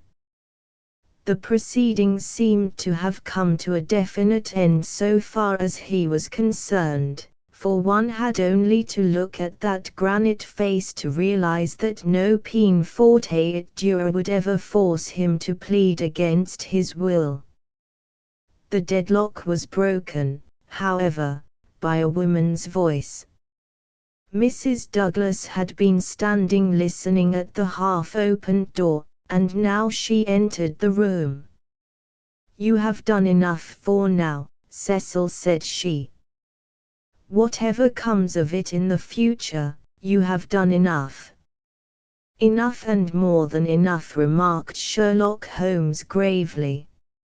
"I have every sympathy with you, madam, and should strongly urge you to have some confidence in the common sense of our jurisdiction and to take the police voluntarily into your complete confidence. It may be that I am myself at fault for not following up the hint which you conveyed to me through my friend, Dr. Watson, but, at that time I had every reason to believe that you were directly concerned in the crime. Now I am assured that this is not so. At the same time, there is much that is unexplained, and I should strongly recommend that you ask Mr. Douglas to tell us his own story." Mrs. Douglas gave a cry of astonishment at Holmes's words. "The detectives and I must have echoed it, when we were aware of a man who seemed to have emerged from the wall, who advanced now from the gloom of the corner in which he had appeared." Mrs. Douglas turned, and in an instant her arms were round him. Barker had seized his outstretched hand. "It's best this way," Jack his wife repeated. "I am sure that it is best." "Indeed, yes, Mr. Douglas," said Sherlock Holmes. "I am sure that you will find it best." The man stood blinking at us with the dazed look of one who comes from the dark into the light. It was a remarkable face, bold grey eyes, a strong, short-clipped, grizzled moustache, a square, projecting chin, and a humorous mouth. He took a good look at us all, and then to my amazement he advanced to me and handed me a bundle of paper. "I've heard of you," said he in a voice which was not quite English and not quite American, but was altogether mellow and pleasing. "You are the historian of this bunch. Well, Dr. Watson, you've never had such a story as that pass through your hands before, and I'll lay my last dollar on that. Tell it your own way, but there are the facts, and you can't miss the public so long as you have those. I've been cooped up 2 days, and I've spent the daylight hours, as much daylight as I could get in that rat trap, in putting the thing into words. You're welcome to them, you and your public. There's the story of the Valley of Fear. That's the past, Mr. Douglas, said Sherlock Holmes quietly. What we desire now is to hear your story of the present. You'll have it, sir, said Douglas. May I smoke as I talk? Well, thank you, Mr. Holmes. You're a smoker yourself, if I remember right, and you'll guess what it is to be sitting for 2 days with tobacco in your pocket and afraid that the smell will give you away. He leaned against the mantelpiece and sucked at the cigar which Holmes had handed him. I've heard of you, Mr. Holmes. I never guessed that I should meet you. But before you are through with that, he nodded at my papers, you will say I've brought you something fresh. Inspector MacDonald had been staring at the newcomer with the greatest amazement. Well, this fairly beats me, he cried at last. If you are Mr. John Douglas of Burlstone Manor, Then whose death have we been investigating for these 2 days, and where in the world have you sprung from now? You seemed to me to come out of the floor like a jack-in-a-box. Ah, Mr. Mac, said Holmes, shaking a reproving forefinger, you would not read that excellent local compilation which described the concealment of King Charles. People did not hide in those days without excellent hiding places, and the hiding place that has once been used may be again. I had persuaded myself that we should find Mr. Douglas under this roof. And how long have you been playing this trick upon us, Mr. Holmes? Said the inspector angrily. How long have you allowed us to waste ourselves upon a search that you knew to be an absurd one? Not 1 instant, my dear Mr. Mac.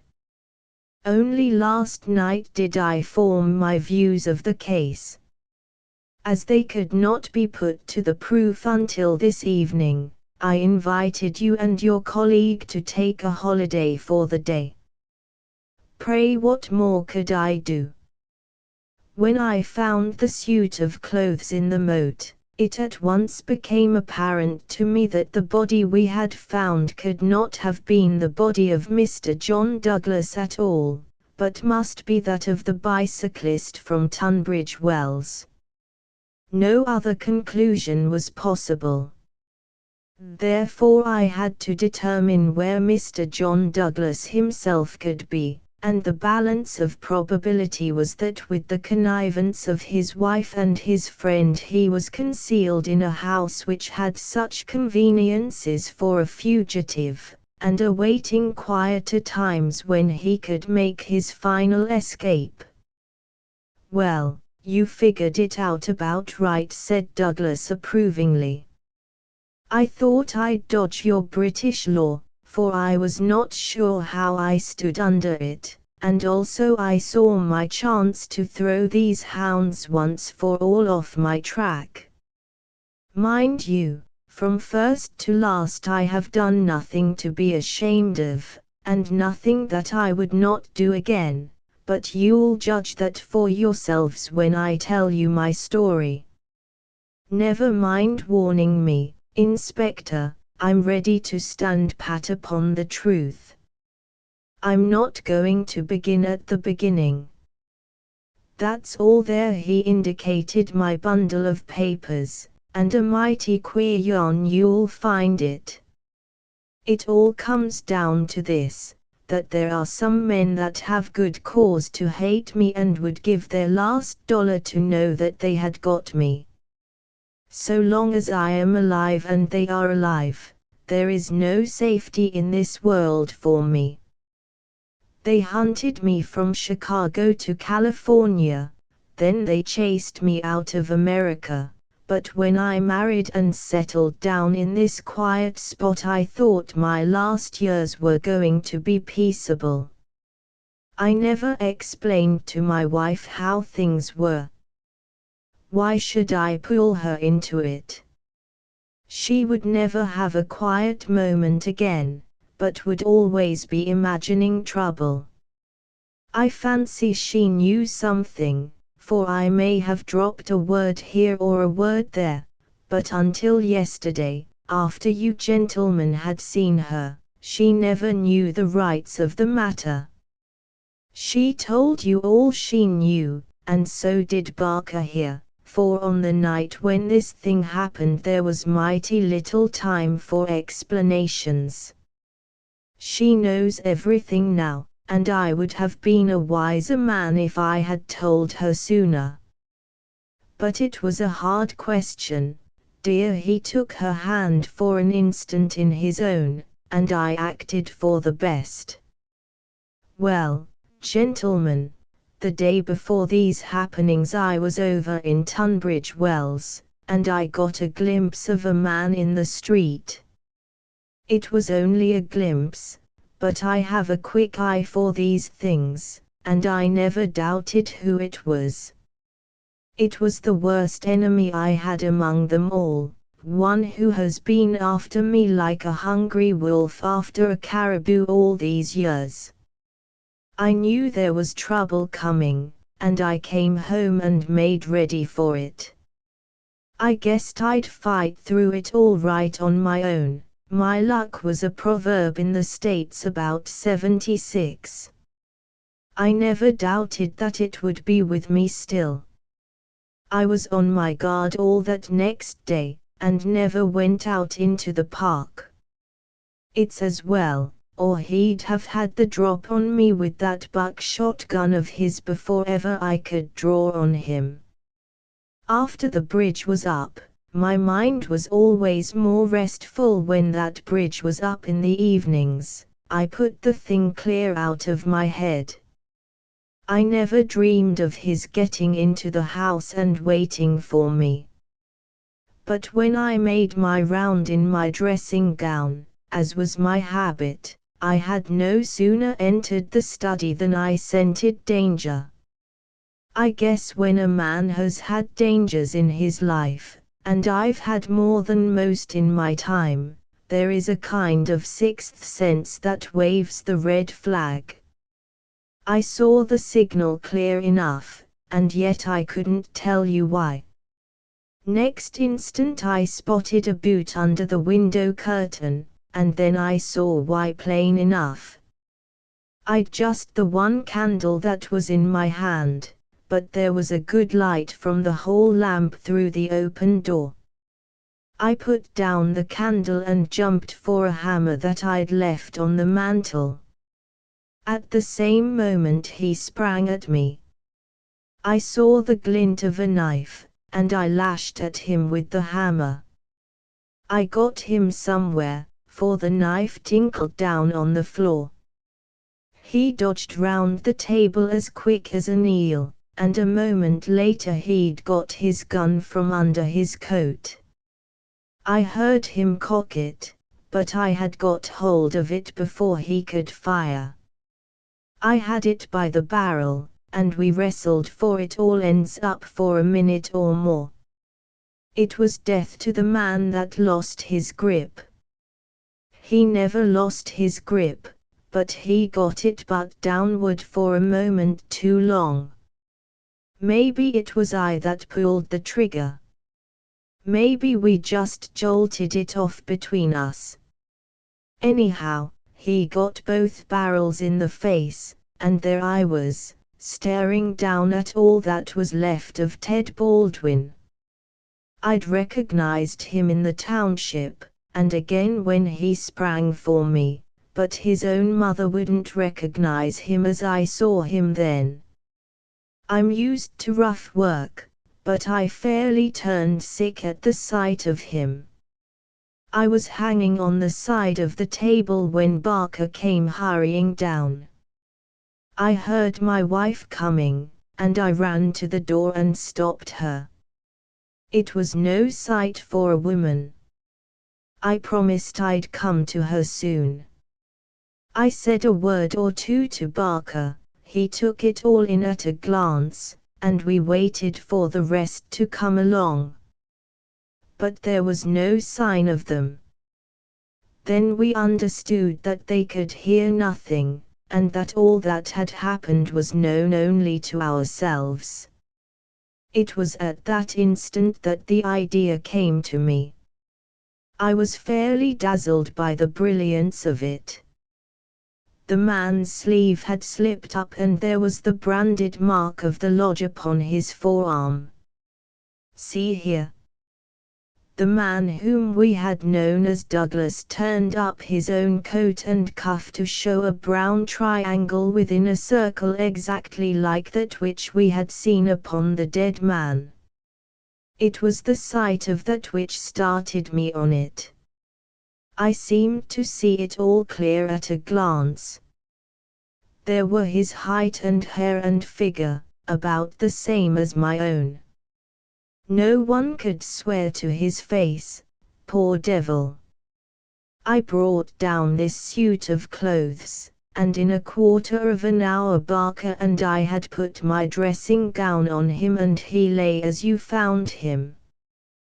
We tied all his things into a bundle, and I weighted them with the only weight I could find and put them through the window. The card he had meant to lay upon my body was lying beside his own. My rings were put on his finger, but when it came to the wedding ring he held out his muscular hand. You can see for yourselves that I had struck the limit. I have not moved it since the day I was married, and it would have taken a file to get it off. I don't know, anyhow, that I should have cared to part with it, but if I had wanted to I couldn't. So we just had to leave that detail to take care of itself. On the other hand, I brought a bit of plaster down and put it where I am wearing one myself at this instant. You slipped up there, Mr. Holmes, clever as you are, for if you had chanced to take off that plaster you would have found no cut underneath it. Well, that was the situation. If I could lie low for a while and then get away where I could be joined by my widow we should have a chance at last of living in peace for the rest of our lives. These devils would give me no rest so long as I was above ground, but if they saw in the papers that Baldwin had got his man, there would be an end of all my troubles. I hadn't much time to make it all clear to Barker and to my wife, but they understood enough to be able to help me. I knew all about this hiding place, so did Ames, but it never entered his head to connect it with the matter. I retired into it, and it was up to Barker to do the rest. I guess you can fill in for yourselves what he did. He opened the window and made the mark on the sill to give an idea of how the murderer escaped. It was a tall order, that, but as the bridge was up there was no other way. Then, when everything was fixed, he rang the bell for all he was worth. What happened afterward you know. And so, gentlemen, you can do what you please, but I've told you the truth and the whole truth, so help me God. What I ask you now is how do I stand by the English law? There was a silence which was broken by Sherlock Holmes. The English law is in the main a just law. You will get no worse than your deserts from that, Mr. Douglas. But I would ask you how did this man know that you lived here, or how to get into your house, or where to hide to get you? I know nothing of this. Holmes's face was very white and grave. The story is not over yet, I fear, said he. You may find worse dangers than the English law, or even than your enemies from America. I see trouble before you, Mr. Douglas. You'll take my advice and still be on your guard. And now, my long-suffering readers, I will ask you to come away with me for a time, far from the Sussex manor house of Burlstone, and far also from the year of grace in which we made our eventful journey, which ended with the strange story of the man who had been known as John Douglas. I wish you to journey back some 20 years in time, and westward some thousands of miles in space, that I may lay before you a singular and terrible narrative, so singular and so terrible that you may find it hard to believe that even as I tell it, even so did it occur. Do not think that I intrude one story before another is finished. As you read on you will find that this is not so. And when I have detailed those distant events and you have solved this mystery of the past, we shall meet once more in those rooms on Baker Street, where this, like so many other wonderful happenings, will find its end. Part 2 The Scourers Chapter I The Man It was the 4th of February in the year 1875.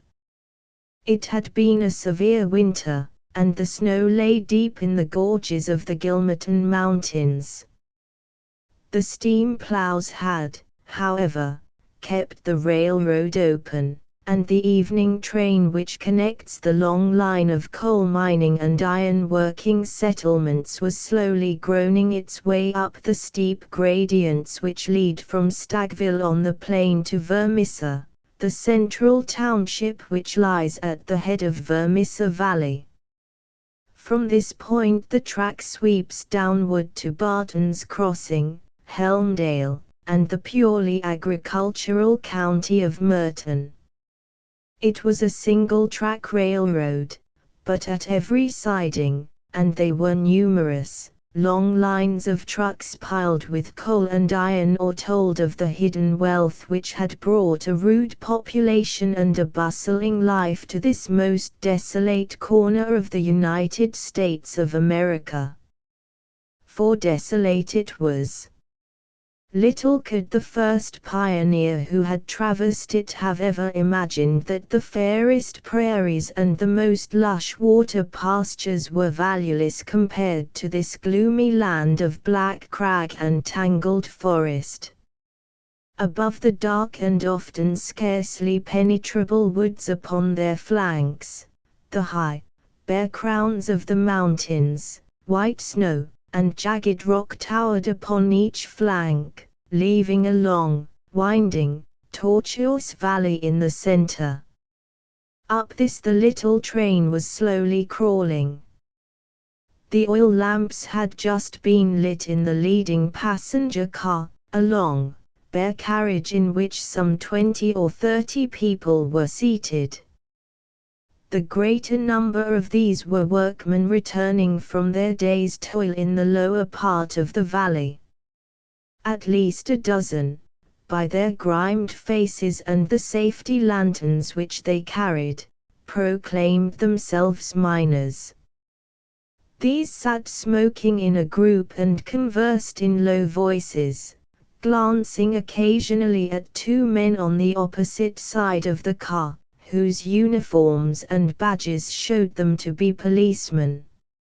Several women of the laboring class and one or two travelers who might have been small local storekeepers made up the rest of the company, with the exception of one young man in a corner by himself.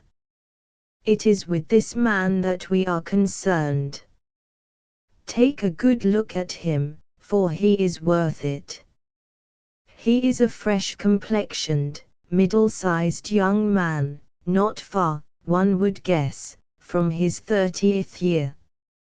He has large, shrewd, humorous gray eyes which twinkle inquiringly from time to time as he looks round through his spectacles at the people about him.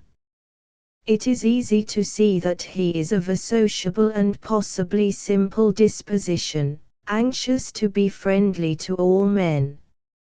Anyone could pick him at once as gregarious in his habits and communicative in his nature, with a quick wit and a ready smile.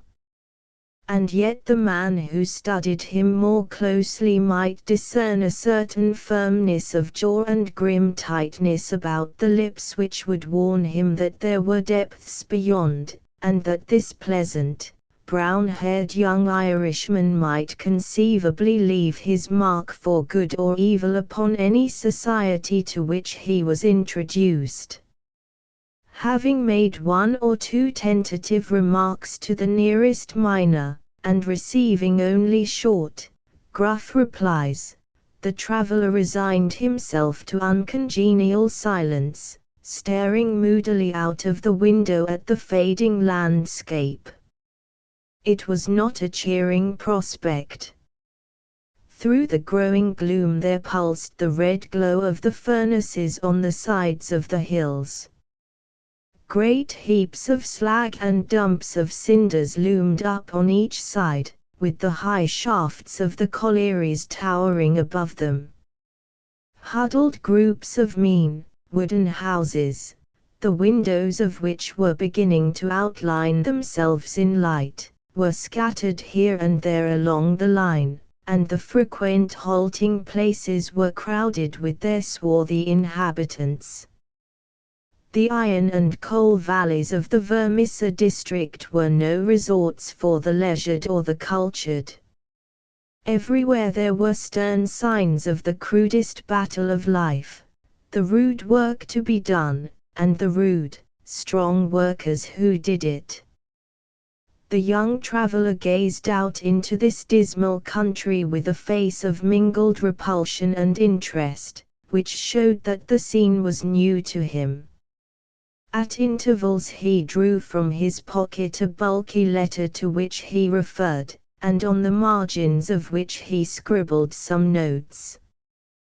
Once from the back of his waist he produced something which one would hardly have expected to find in the possession of so mild-mannered a man. It was a navy revolver of the largest size. As he turned it slantwise to the light, the glint upon the rims of the copper shells within the drum showed that it was fully loaded.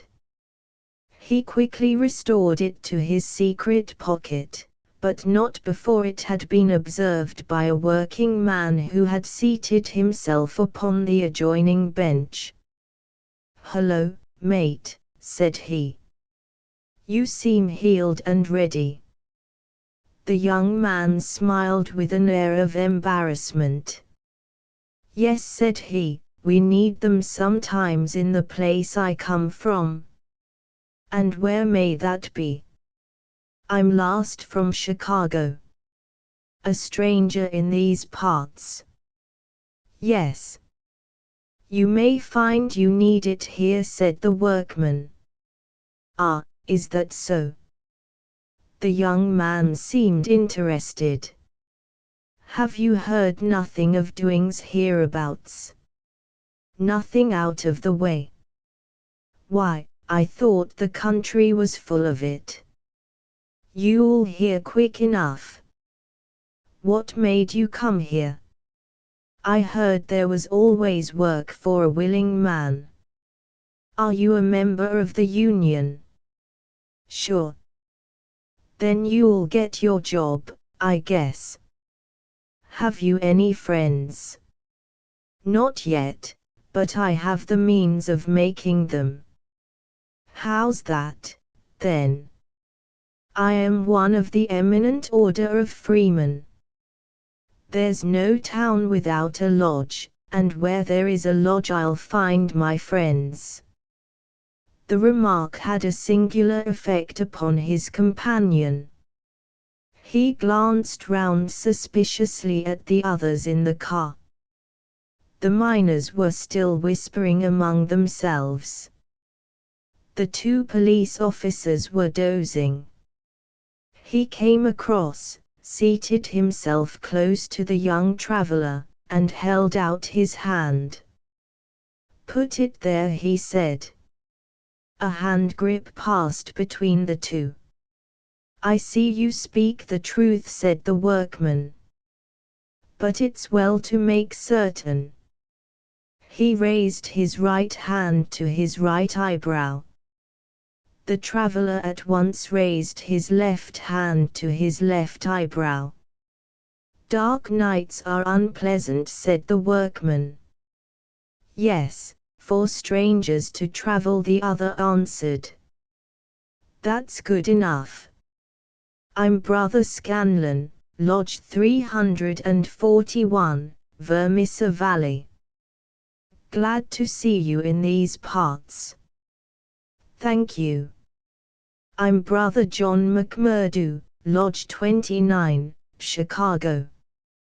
"Bodymaster J. H. Scott. But I am in luck to meet a brother so early." "Well, there are plenty of us about. You won't find the order more flourishing anywhere in the States than right here in Vermissa Valley. But we could do with some lads like you." I can't understand a spry man of the Union finding no work to do in Chicago. I found plenty of work to do, said McMurdo. Then why did you leave? McMurdo nodded towards the policeman and smiled. I guess those chaps would be glad to know, he said. Scanlon groaned sympathetically. In trouble? He asked in a whisper. Deep. A penitentiary job. And the rest? Not a killing. It's early days to talk of such things, said McMurdo with the air of a man who had been surprised into saying more than he intended. I've my own good reasons for leaving Chicago, and let that be enough for you. Who are you that you should take it on yourself to ask such things? His grey eyes gleamed with sudden and dangerous anger from behind his glasses. All right, mate, no offense meant. The boys will think none the worse of you, whatever you may have done. Where are you bound for now? Vermissa. That's the third halt down the line. Where are you staying? McMurdo took out an envelope and held it close to the murky oil lamp. Here is the address, Jacob Shafter, Sheridan Street. It's a boarding house that was recommended by a man I knew in Chicago. Well, I don't know it, but Vermissa is out of my beat. I live at Hobson's Patch, and that's here where we are drawing up. But, say, there's one bit of advice I'll give you before we part. If you're in trouble in Vermissa, go straight to the Union House and see Boss McGinty. He is the bodymaster of Vermissa Lodge, and nothing can happen in these parts unless Black Jack McGinty wants it. So long, mate. Maybe we'll meet in Lodge one of these evenings. But mind my words, if you are in trouble, go to Boss McGinty. Scanlon descended, and McMurdo was left once again to his thoughts. Night had now fallen, and the flames of the frequent furnaces were roaring and leaping in the darkness. Against their lurid background dark figures were bending and straining, twisting and turning, with the motion of winch or of windlass, to the rhythm of an eternal clank and roar. I guess hell must look something like that, said a voice. McMurdo turned and saw that one of the policemen had shifted in his seat and was staring out into the fiery waste. For that matter, said the other policeman, I allow that hell must be something like that. If there are worse devils down yonder than some we could name, it's more than I'd expect. I guess you are new to this part, young man. Well, what if I am? McMurdo answered in a surly voice. Just this, mister, that I should advise you to be careful in choosing your friends. I don't think I'd begin with Mike Scanlon or his gang if I were you. What the hell is it to you who are my friends? Roared McMurdo in a voice which brought every head in the carriage round to witness the altercation. Did I ask you for your advice, or did you think me such a sucker that I couldn't move without it? You speak when you are spoken to, and by the Lord you'd have to wait a long time if it was me.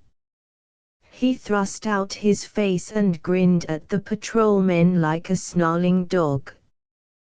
The two policemen, heavy, good-natured men, were taken aback by the extraordinary vehemence with which their friendly advances had been rejected. No offense, stranger, said one. It was a warning for your own good, seeing that you are, by your own showing, new to the place. I'm new to the place, but I'm not new to you and your kind, cried McMurdo in cold fury. I guess you're the same in all places, shoving your advice in when nobody asks for it. Maybe we'll see more of you before very long, said one of the patrolmen with a grin. You're a real hand-picked one, if I am a judge. I was thinking the same, remarked the other. I guess we may meet again. I'm not afraid of you, and don't you think it, cried McMurdo. My name's Jack McMurdo, see. If you want me, you'll find me at Jacob Shafter's on Sheridan Street, Vermissa, so I'm not hiding from you, am I? Day or night I dare to look the like of you in the face, don't make any mistake about that. There was a murmur of sympathy and admiration from the miners at the dauntless demeanor of the newcomer, while the two policemen shrugged their shoulders and renewed a conversation between themselves. A few minutes later the train ran into the ill-lit station, and there was a general clearing, for Vermissa was by far the largest town on the line. McMurdo picked up his leather gripsack and was about to start off into the darkness, when one of the miners accosted him. By gar, mate, you know how to speak to the cops, he said in a voice of awe. It was grand to hear you. Let me carry your grip and show you the road. I'm passing Shafters on the way to my own shack. There was a chorus of friendly good nights from the other miners as they passed from the platform. Before ever he had set foot in it, McMurdo the turbulent had become a character in Vermissa. The country had been a place of terror, but the town was in its way even more depressing. Down that long valley there was at least a certain gloomy grandeur in the huge fires and the clouds of drifting smoke, while the strength and industry of man found fitting monuments in the hills which he had spilled by the side of his monstrous excavations. But the town showed a dead level of mean ugliness and squalor. The broad street was churned up by the traffic into a horrible rutted paste of muddy snow. The sidewalks were narrow and uneven. The numerous gas lamps served only to show more clearly a long line of wooden houses, each with its veranda facing the street, unkempt and dirty. As they approached the center of the town, the scene was brightened by a row of well-lit stores, and even more by a cluster of saloons and gaming houses, in which the miners spent their hard-earned but generous wages. That's the Union House, said the guide, pointing to one saloon which rose almost to the dignity of being a hotel. Jack McGinty is the boss there. What sort of a man is he? McMurdo asked. What, have you never heard of the boss? How could I have heard of him when you know that I am a stranger in these parts? Well, I thought his name was known clear across the country. It's been in the papers often enough. What for? Well, the miner lowered his voice, over the affairs. What affairs? Good Lord, mister, you are queer, if I must say it without offense. There's only one set of affairs that you'll hear of in these parts, and that's the affairs of the Scourers. Why, I seem to have read of the Scourers in Chicago. A gang of murderers, are they not? Hush, on your life, cried the miner, standing still in alarm, and gazing in amazement at his companion. "Man, you won't live long in these parts if you speak in the open street like that. Many a man has had the life beaten out of him for less." "Well, I know nothing about them. It's only what I have read. And I'm not saying that you have not read the truth." The man looked nervously round him as he spoke, peering into the shadows as if he feared to see some lurking danger. "If killing is murder, then God knows there is murder and to spare. But don't you dare to breathe the name of Jack McGinty in connection with it, stranger, for every whisper goes back to him, and he is not one that is likely to let it pass. Now, that's the house you're after, that one standing back from the street. You'll find old Jacob Shafter that runs it as honest a man as lives in this township." "I thank you," said McMurdo, and shaking hands with his new acquaintance he plodded, gripsack in hand, up the path which led to the dwelling house, at the door of which he gave a resounding knock. It was opened at once by someone very different from what he had expected. It was a woman, young and singularly beautiful. She was of the German type, blonde and fair-haired, with the piquant contrast of a pair of beautiful dark eyes with which she surveyed the stranger with surprise and a pleasing embarrassment which brought a wave of color over her pale face. Framed in the bright light of the open doorway, it seemed to McMurdo that he had never seen a more beautiful picture, the more attractive for its contrast with the sordid and gloomy surroundings. A lovely violet growing upon one of those black slag heaps of the mines would not have seemed more surprising. So entranced was he that he stood staring without a word, and it was she who broke the silence. "I thought it was father," said she with a pleasing little touch of a German accent. "Did you come to see him?" "He is downtown. I expect him back every minute." McMurdo continued to gaze at her in open admiration until her eyes dropped in confusion before this masterful visitor. "No, miss," he said at last, "I'm in no hurry to see him. But your house was recommended to me for board. I thought it might suit me, and now I know it will." "You are quick to make up your mind," said she with a smile. "Anyone but a blind man could do as much," the other answered. She laughed at the compliment. "Come right in, sir," she said. "I'm Miss Etty Shafter, Mr. Shafter's daughter. My mother's dead, and I run the house. You can sit down by the stove in the front room until father comes along. Ah, here he is. So you can fix things with him right away." A heavy, elderly man came plodding up the path. In a few words McMurdo explained his business. A man of the name of Murphy had given him the address in Chicago. He in turn had had it from someone else.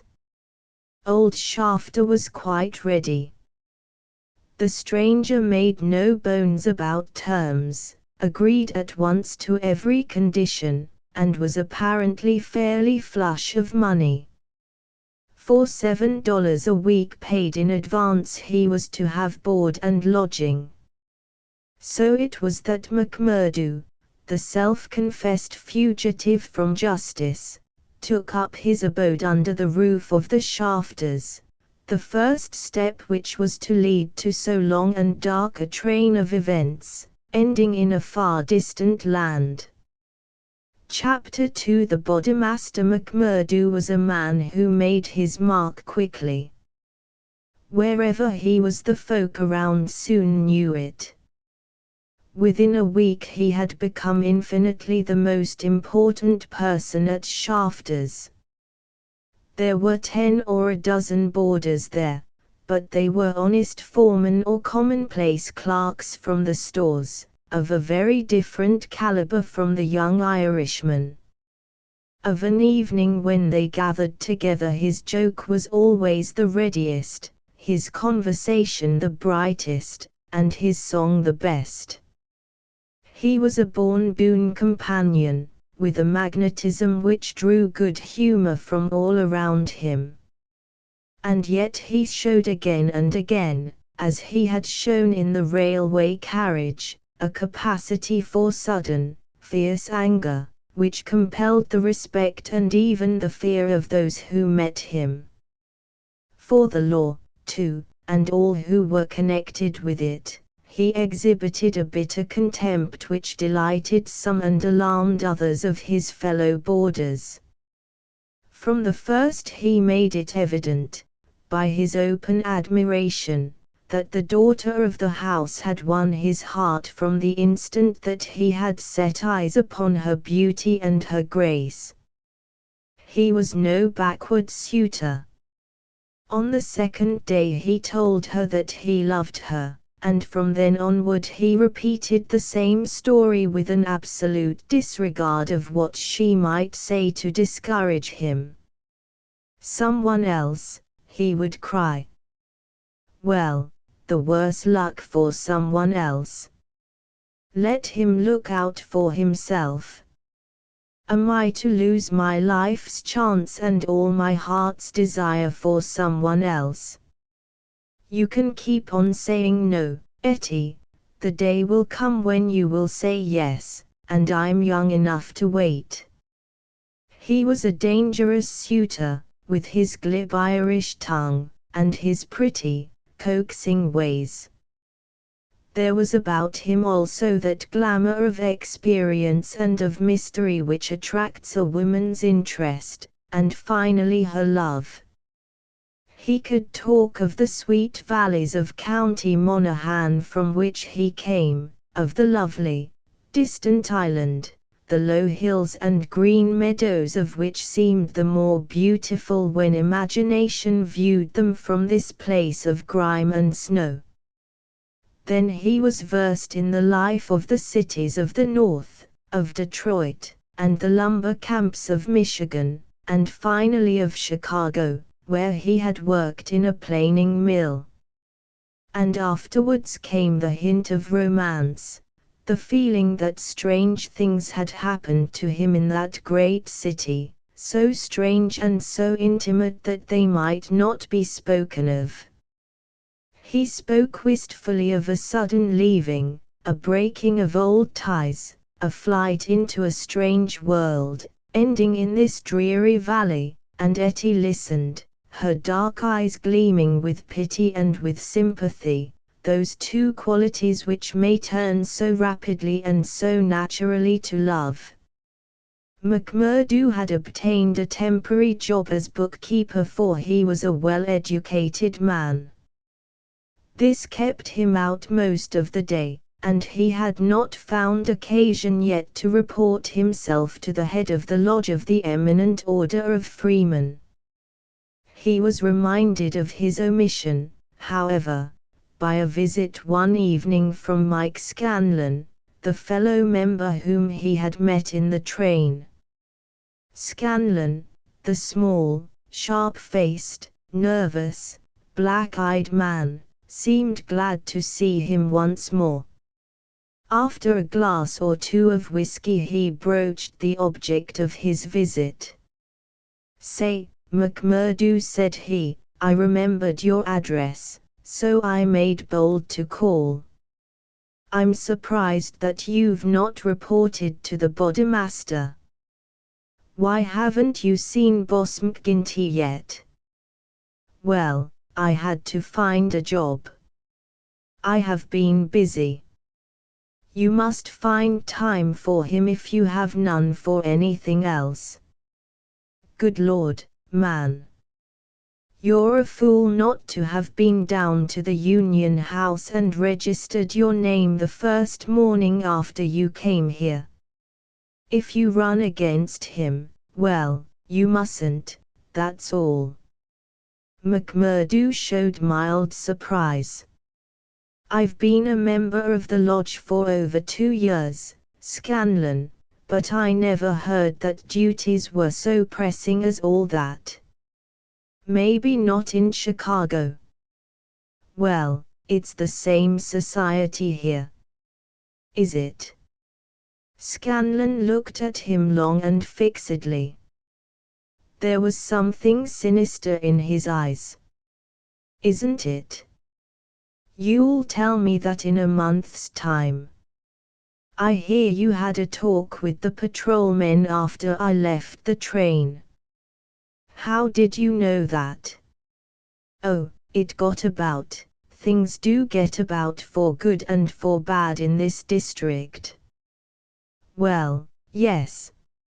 I told the hounds what I thought of them.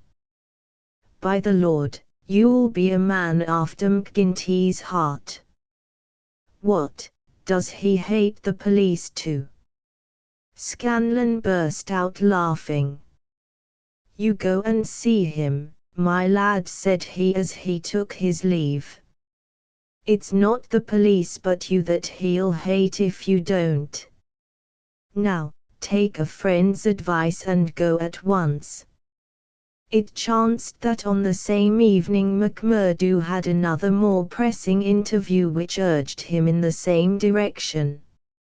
It may have been that his attentions to Etty had been more evident than before, or that they had gradually obtruded themselves into the slow mind of his good German host, but, whatever the cause, the boarding-house keeper beckoned the young man into his private room and started on the subject without any circumlocution.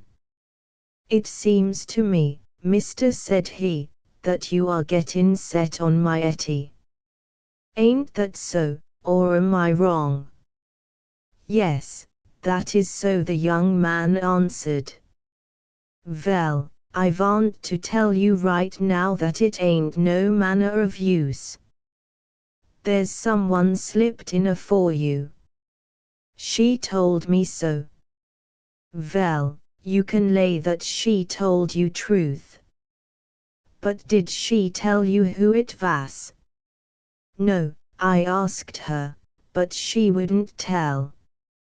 I dare say not, the little baggage. Perhaps she did not wish to frighten you, Avery. Frighten? McMurdo was on fire in a moment. Ah, yes, my friend. You need not be ashamed to be frightened of him. It is Teddy Baldwin. And who the devil is he? He is a boss of scourers. Scourers. I've heard of them before. It's scourers here and scourers there, and always in a whisper. What are you all afraid of? Who are the scourers? The boarding-house keeper instinctively sank his voice, as everyone did who talked about that terrible society. The scourers, said he, are the eminent order of freemen. The young man stared. Why, I am a member of that order myself. You? I would never have had you in my house if I had known it, not if you were to pay me $100 a week. What's wrong with the order? It's for charity and good fellowship. The rules say so. Maybe in some places. Not here. What is it here? It's a murder society, that's what it is. McMurdo laughed incredulously. How can you prove that? He asked. Prove it, Are there not 50 murders to prove it? That about Millman and Van Shust, and the Nicholson family, and old Mr. Hyam, and little Billy James, and the others. Prove it. Is there a man or a woman in this valley that does not know it? See here, said McMurdo earnestly. I want you to take back what you've said, or else make it good. One or the other you must do before I quit this room. Put yourself in my place. Here am I, a stranger in the town. I belong to a society that I know only as an innocent one. You'll find it through the length and breadth of the States, but always as an innocent one. Now, when I am counting upon joining it here, you tell me that it is the same as a murder society called the Scourers. I guess you owe me either an apology or else an explanation, Mr. Shafter. I can but tell you that the whole world knows, Mr. The bosses of the one are the bosses of the other. If you offend the one, it is the other that will strike you. We have proved it too often. That's just gossip, I want proof, said McMurdo.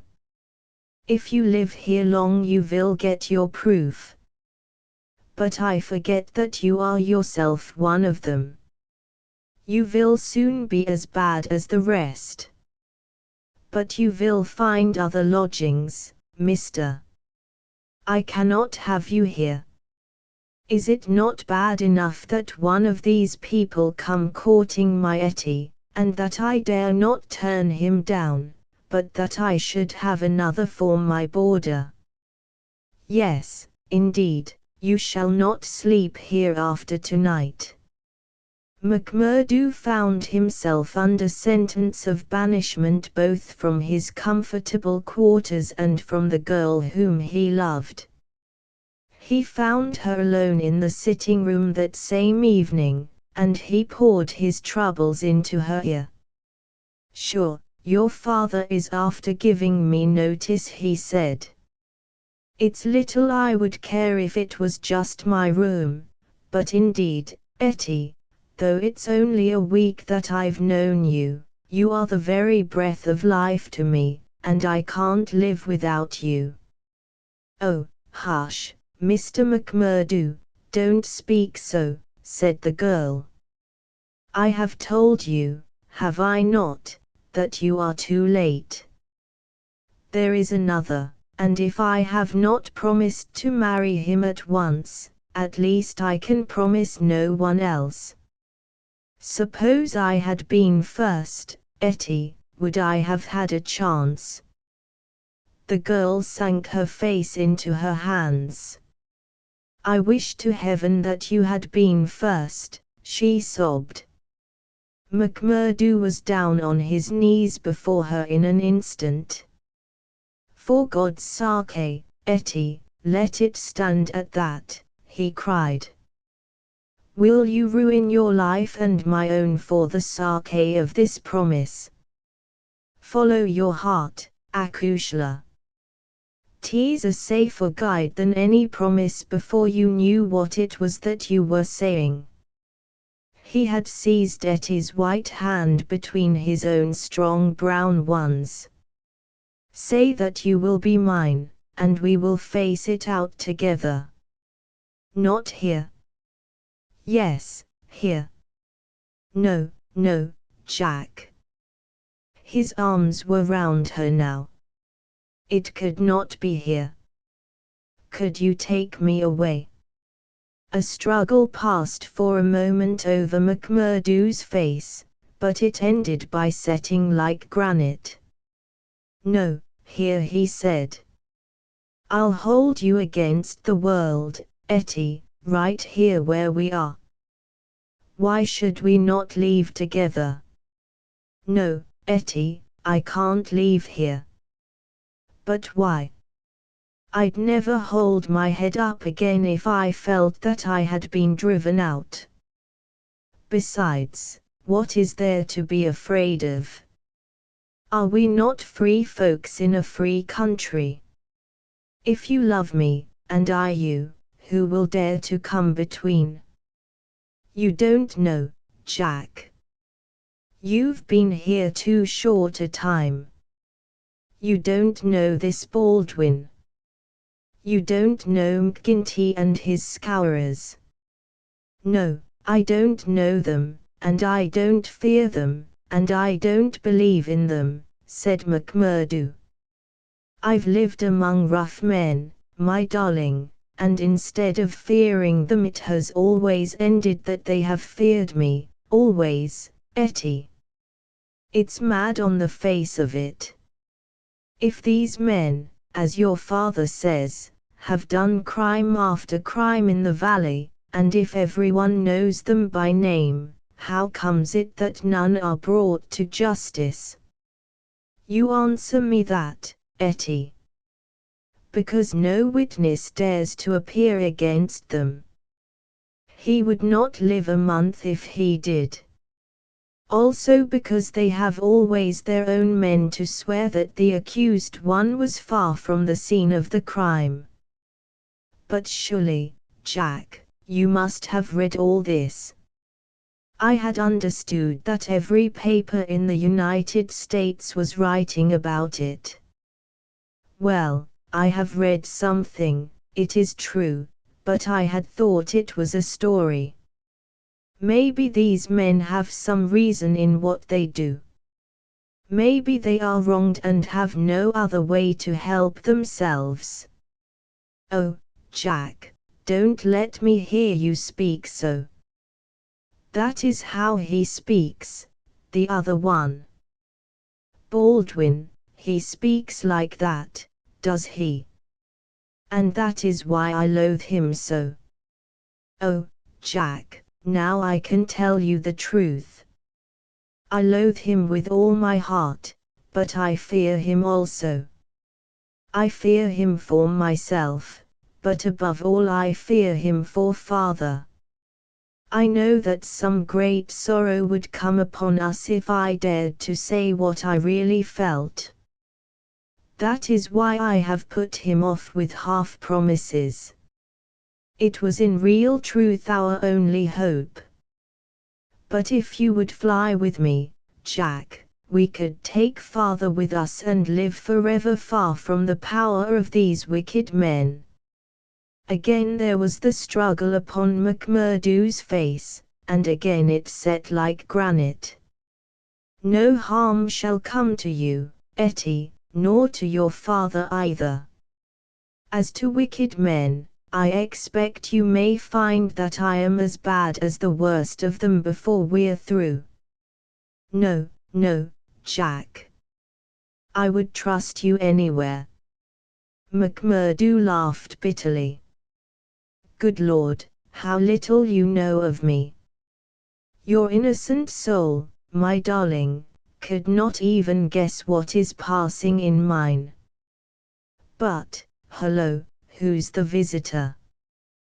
The door had opened suddenly, and a young fellow came swaggering in with the air of one who is the master. He was a handsome, dashing young man of about the same age and build as McMurdo himself. Under his broad-brimmed black felt hat, which he had not troubled to remove, a handsome face with fierce, domineering eyes and a curved hawk-bill of a nose looked savagely at the pair who sat by the stove. Etty had jumped to her feet full of confusion and alarm. "I'm glad to see you, Mr. Baldwin," said she. "You're earlier than I had thought. Come and sit down." Baldwin stood with his hands on his hips looking at McMurdo. "Who is this?" he asked curtly. "It's a friend of mine, Mr. Baldwin, a new boarder here. Mr. McMurdo, may I introduce you to Mr. Baldwin?" The young men nodded in surly fashion to each other. Maybe Miss Etty has told you how it is with us, said Baldwin. I didn't understand that there was any relation between you. Didn't you? Well, you can understand it now. You can take it from me that this young lady is mine, and you'll find it a very fine evening for a walk. Thank you, I am in no humor for a walk. Aren't you? The man's savage eyes were blazing with anger. Maybe you are in a humor for a fight, Mr. Border. That I am, cried McMurdo, springing to his feet. You never said a more welcome word. For God's sake, Jack. Oh, for God's sake, cried poor, distracted Etty. Oh, Jack, Jack, he will hurt you. Oh, it's Jack, is it? Said Baldwin with an oath. You've come to that already, have you? Oh, Ted, be reasonable, be kind. For my sake, Ted, if ever you loved me, be big-hearted and forgiving. I think, Etty, that if you were to leave us alone we could get this thing settled, said McMurdo quietly. Or maybe, Mr. Baldwin, you will take a turn down the street with me.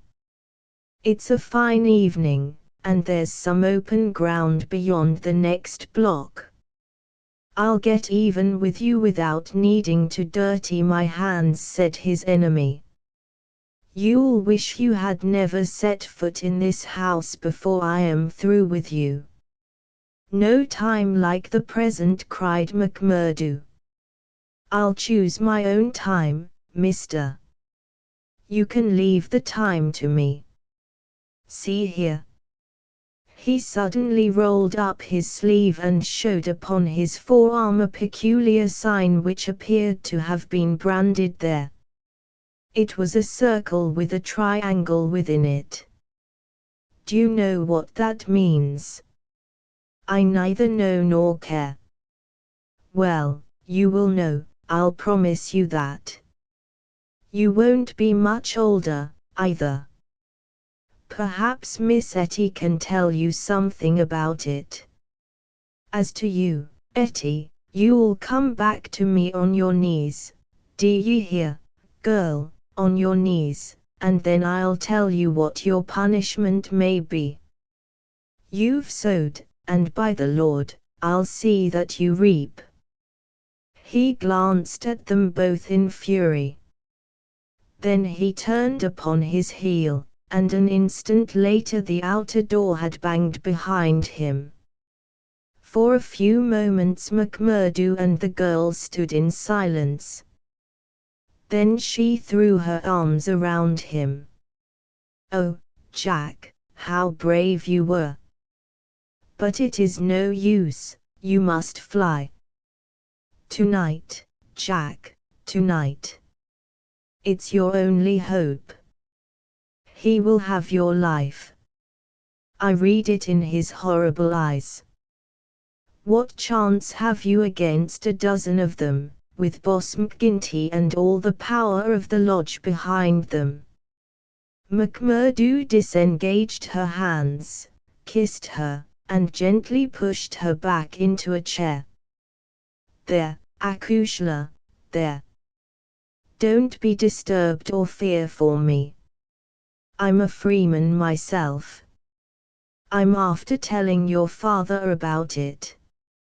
Maybe I am no better than the others, so don't make a saint of me.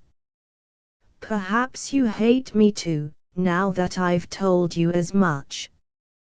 Hate you, Jack? While life lasts I could never do that. I've heard that there is no harm in being a freeman anywhere but here, so why should I think the worse of you for that? But if you are a freeman, Jack, why should you not go down and make a friend of Boss McGinty? Oh, hurry, Jack, hurry. Get your word in first, or the hounds will be on your trail. I was thinking the same thing, said McMurdo. I'll go right now and fix it. You can tell your father that I'll sleep here tonight and find some other quarters in the morning. The bar of McGinty's saloon was crowded as usual, for it was the favorite loafing place of all the rougher elements of the town.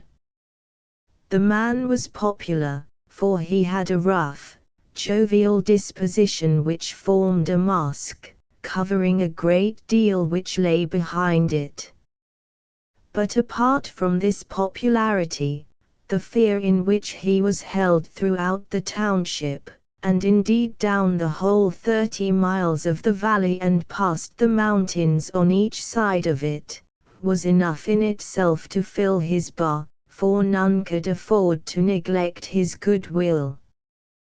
Besides those secret powers which it was universally believed that he exercised in so pitiless a fashion, he was a high public official, a municipal councillor, and a commissioner of roads, elected to the office through the votes of the ruffians who in turn expected to receive favours at his hands. Assessments and taxes were enormous. The public works were notoriously neglected, the accounts were slurred over by bribed auditors, and the decent citizen was terrorized into paying public blackmail, and holding his tongue lest some worse thing befall him. Thus it was that, year by year, Boss McGinty's diamond pins became more obtrusive, his gold chains more weighty across a more gorgeous vest, and his saloon stretched farther and farther, until it threatened to absorb one whole side of the market square. McMurdo pushed open the swinging door of the saloon and made his way amid the crowd of men within, through an atmosphere blurred with tobacco smoke and heavy with the smell of spirits. The place was brilliantly lighted, and the huge, heavily gilt mirrors upon every wall reflected and multiplied the garish illumination. There were several bartenders in their shirt sleeves, hard at work mixing drinks for the loungers who fringed the broad, brass-trimmed counter. At the far end, with his body resting upon the bar and a cigar stuck at an acute angle from the corner of his mouth, stood a tall, strong, heavily built man who could be none other than the famous McGinty himself. He was a black-maned giant, bearded to the cheekbones, and with a shock of raven hair which fell to his collar. His complexion was as swarthy as that of an Italian, and his eyes were of a strange dead black, which, combined with a slight squint, gave them a particularly sinister appearance. All else in the man, his noble proportions, his fine features, and his frank bearing, fitted in with that jovial, man-to-man manner which he affected. Here, one would say, is a bluff, honest fellow, whose heart would be sound however rude his outspoken words might seem. It was only when those dead, dark eyes, deep and remorseless, were turned upon a man that he shrank within himself, feeling that he was face to face with an infinite possibility of latent evil, with a strength and courage and cunning behind it which made it 1,000 times more deadly. Having had a good look at his man, McMurdo elbowed his way forward with his usual careless audacity, and pushed himself through the little group of courtiers who were fawning upon the powerful boss, laughing uproariously at the smallest of his jokes. The young stranger's bold grey eyes looked back fearlessly through their glasses at the deadly black ones which turned sharply upon him. "Well, young man, I can't call your face to mind. I'm new here, Mr. McGinty." "You are not so new that you can't give a gentleman his proper title." "He's Councillor McGinty, young man," said a voice from the group. "I'm sorry, Councillor. I'm strange to the ways of the place. But I was advised to see you." "Well, you see me.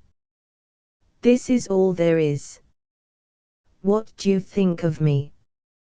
"Well, it's early days.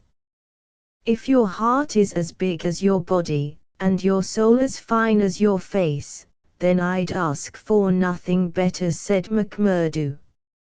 Illustration: if your heart is as big as your body, and your soul as fine as your face, then I'd ask for nothing better, said McMurdo. "By gar, you've got an Irish tongue in your head anyhow," cried the saloon keeper, not quite certain whether to humor this audacious visitor or to stand upon his dignity. "So you are good enough to pass my appearance?" "Sure," said McMurdo. "And you were told to see me?" "I was." "And who told you?" "Brother Scanlon of Lodge 341, Vermissa." "I drink your health, Councillor, and to our better acquaintance." He raised a glass with which he had been served to his lips and elevated his little finger as he drank it. McGinty, who had been watching him narrowly, raised his thick black eyebrows. "Oh, it's like that, is it?" said he. "I'll have to look a bit closer into this, Mr. McMurdo." "A bit closer, Mr. McMurdo, for we don't take folk on trust in these parts, nor believe all we're told neither.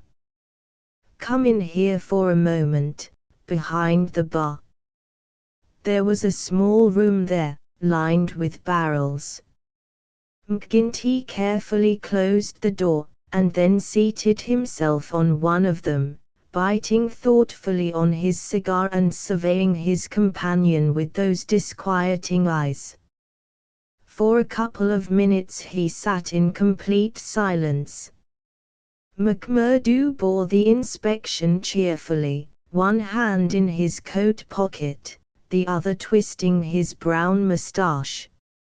Suddenly McGinty stooped and produced a wicked-looking revolver.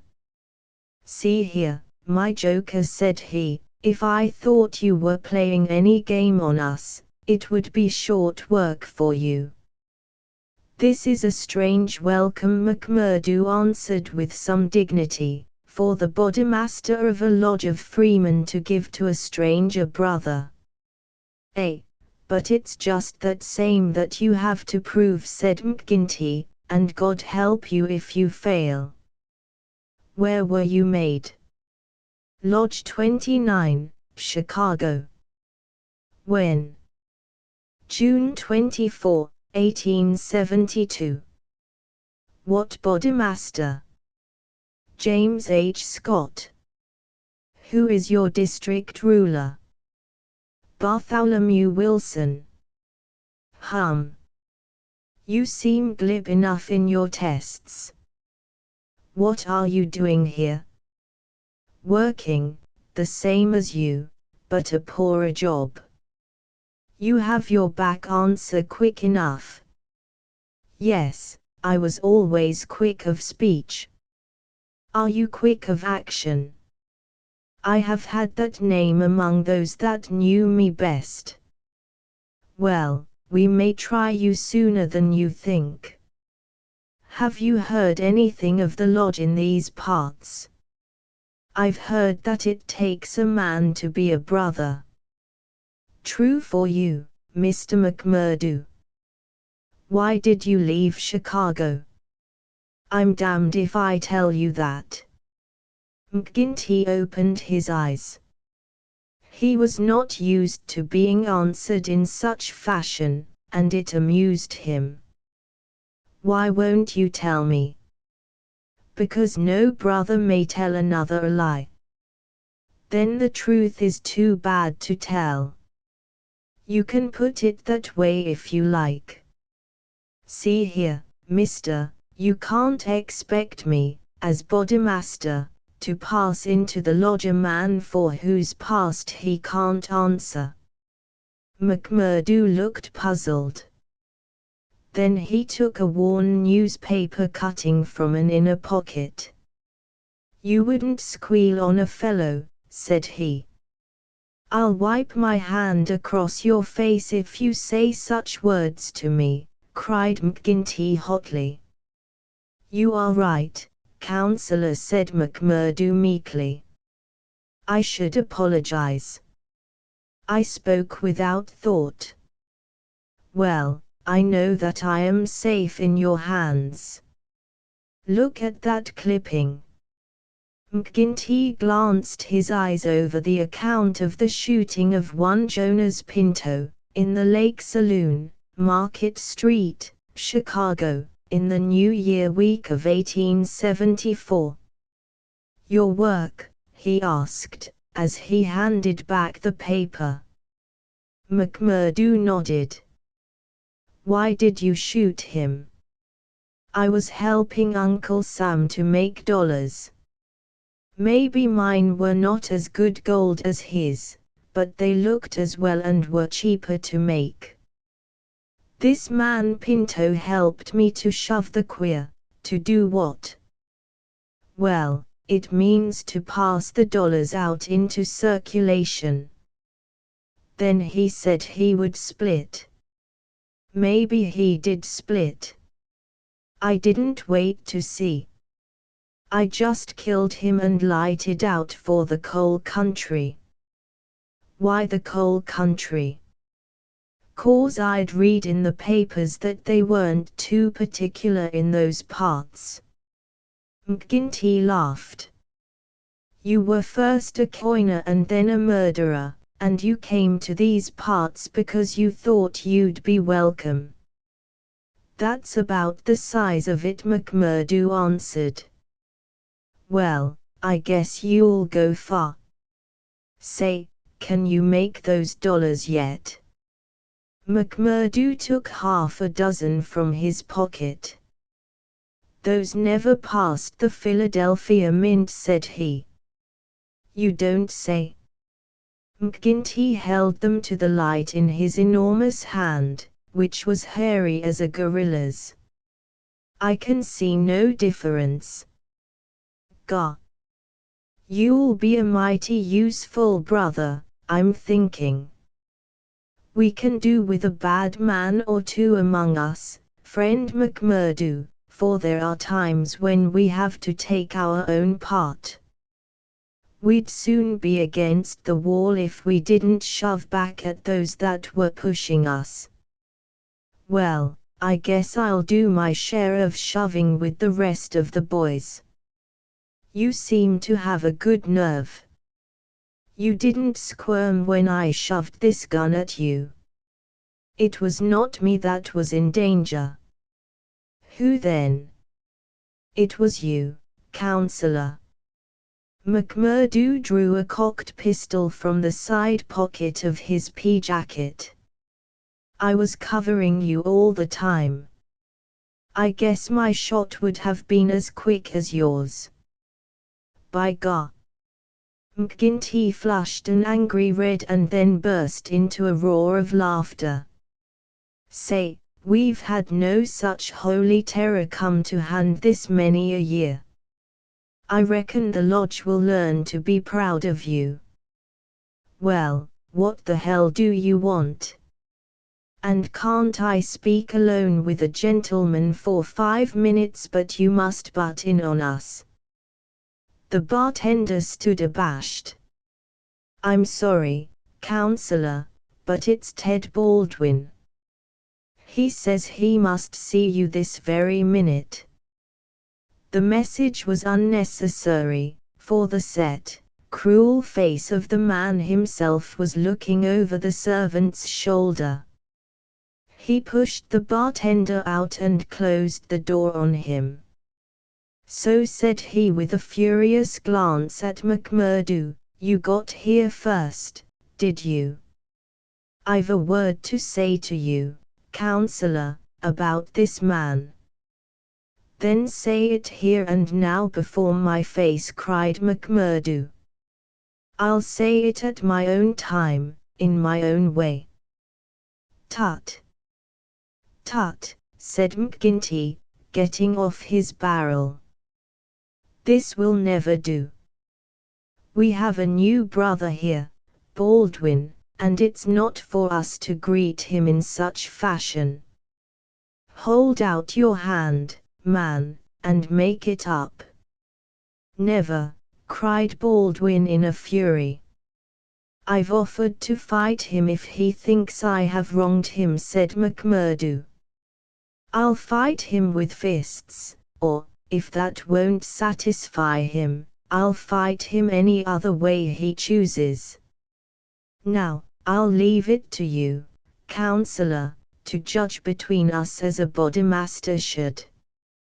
"What is it, then?" "A young lady. She's free to choose for herself." "Is she?" cried Baldwin.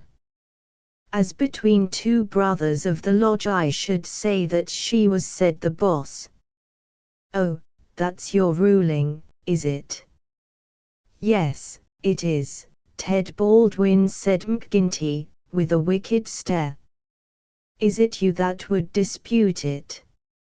You would throw over one that has stood by you this 5 years in favor of a man that you never saw before in your life? You're not bodymaster for life, Jack McGinty, and by God."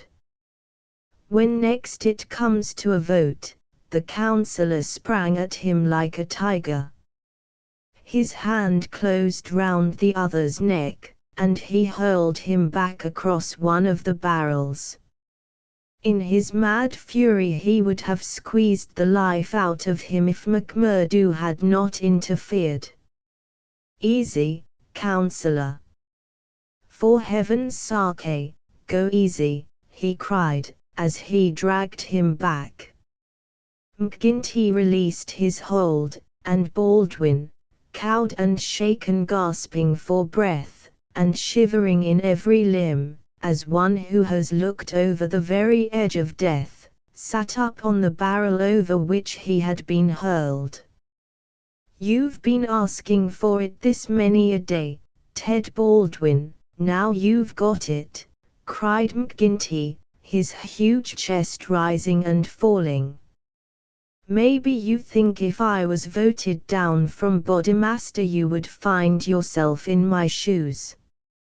It's for the lodge to say that.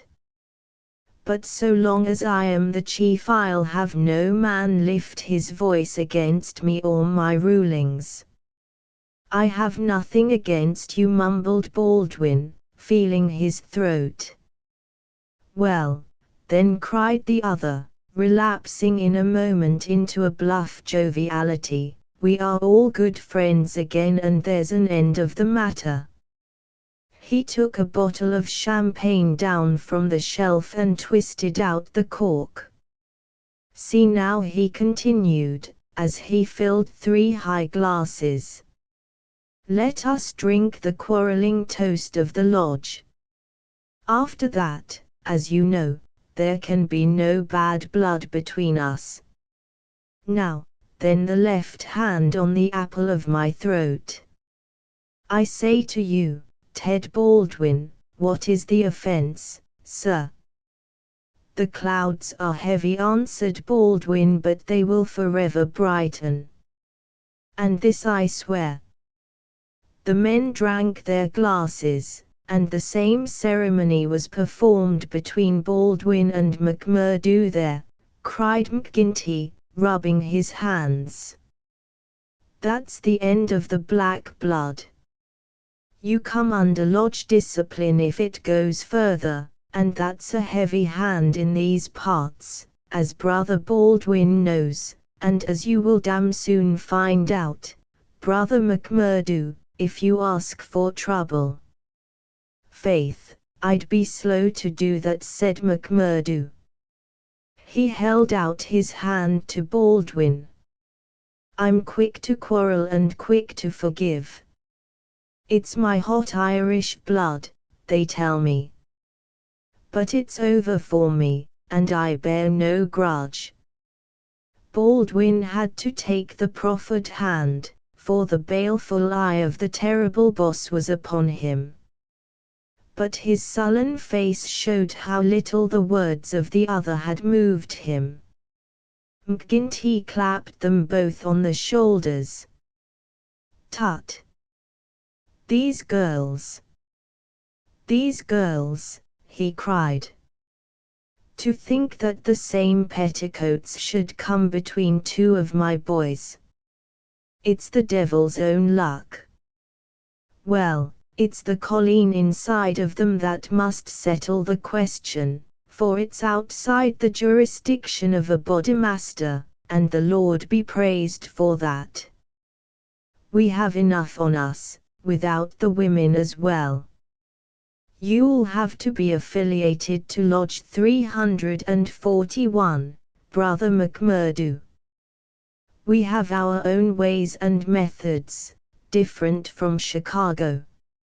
Saturday night is our meeting, and if you come then, we'll make you free forever of the Vermissa Valley." Chapter 3 Lodge 341, Vermissa. On the day following the evening which had contained so many exciting events, McMurdo moved his lodgings from old Jacob Shafter's and took up his quarters at the widow McNamara's on the extreme outskirts of the town. Scanlon, his original acquaintance aboard the train, had occasion shortly afterwards to move into Vermissa, and the two lodged together. There was no other boarder, and the hostess was an easygoing old Irish woman who left them to themselves, so that they had a freedom for speech and action welcome to men who had secrets in common. Shafter had relented to the extent of letting McMurdo come to his meals there when he liked, so that his intercourse with Etty was by no means broken. On the contrary, it drew closer and more intimate as the weeks went by. In his bedroom at his new abode, McMurdo felt it safe to take out the coining molds, and under many a pledge of secrecy a number of brothers from the lodge were allowed to come in and see them, each carrying away in his pocket some examples of the false money, so cunningly struck that there was never the slightest difficulty or danger in passing it.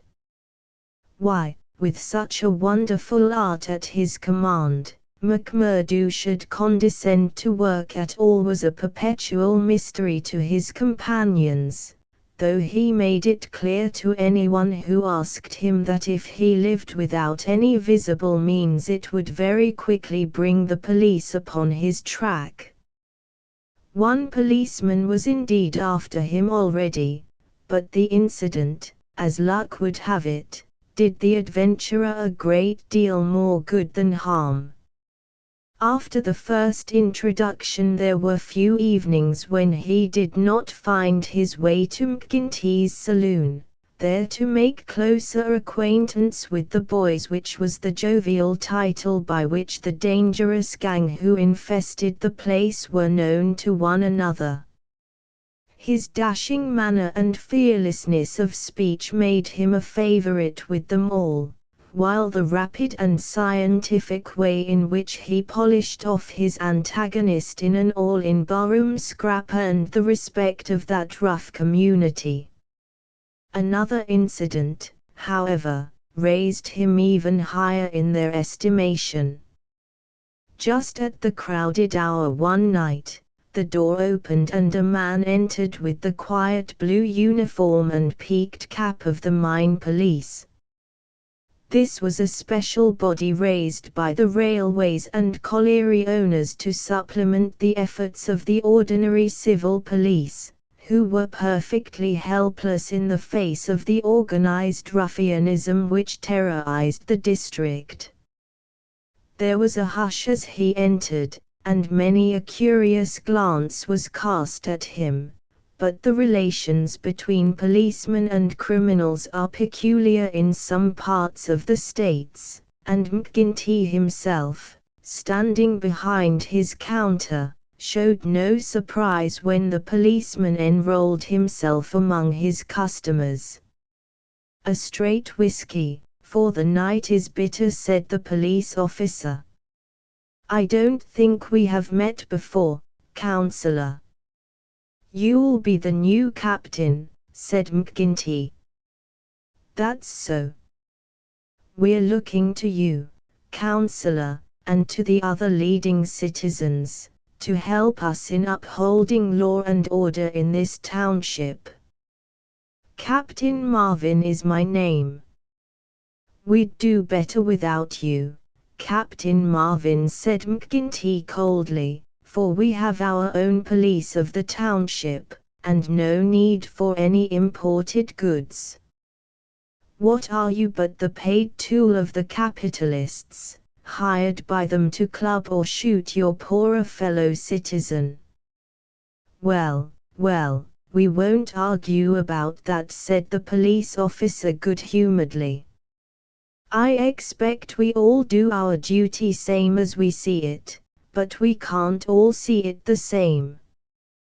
He had drunk off his glass and had turned to go, when his eyes fell upon the face of Jack McMurdo, who was scowling at his elbow. "Hello! Hello!" he cried, looking him up and down. "Here's an old acquaintance." McMurdo shrank away from him. "I was never a friend to you nor any other cursed copper in my life," said he. "An acquaintance isn't always a friend," said the police captain, grinning. "You're Jack McMurdo of Chicago, right enough, and don't you deny it." McMurdo shrugged his shoulders. "I'm not denying it," said he. "Do ye think I'm ashamed of my own name? You've got good cause to be, anyhow." "What the devil do you mean by that?" he roared with his fists clenched.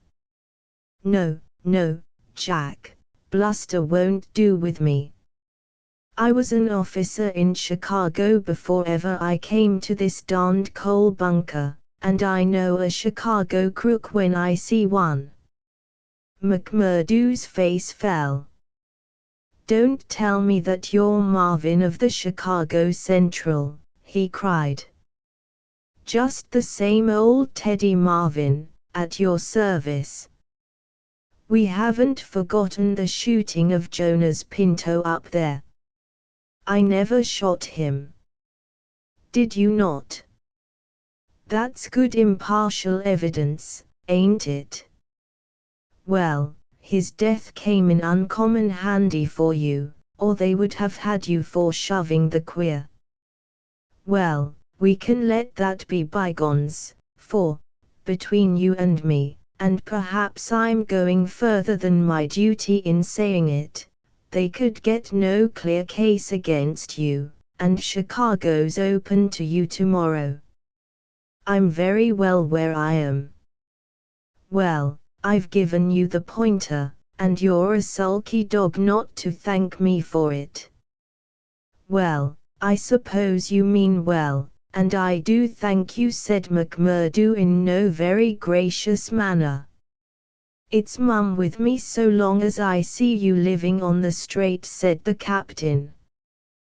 "But, by the Lord, if you get off after this, it's another story. So good night to you, and good night, Counselor." He left the barroom, but not before he had created a local hero. McMurdo's deeds in far Chicago had been whispered before. He had put off all questions with a smile, as one who did not wish to have greatness thrust upon him. But now the thing was officially confirmed. The bar-loafers crowded round him and shook him heartily by the hand. He was free of the community from that time on. He could drink hard and show little trace of it, but that evening, had his mate Scanlon not been at hand to lead him home, the feated hero would surely have spent his night under the bar. On a Saturday night McMurdo was introduced to the lodge. He had thought to pass in without ceremony as being an initiate of Chicago, but there were particular rites in Vermissa of which they were proud, and these had to be undergone by every postulant. The assembly met in a large room reserved for such purposes at the Union House.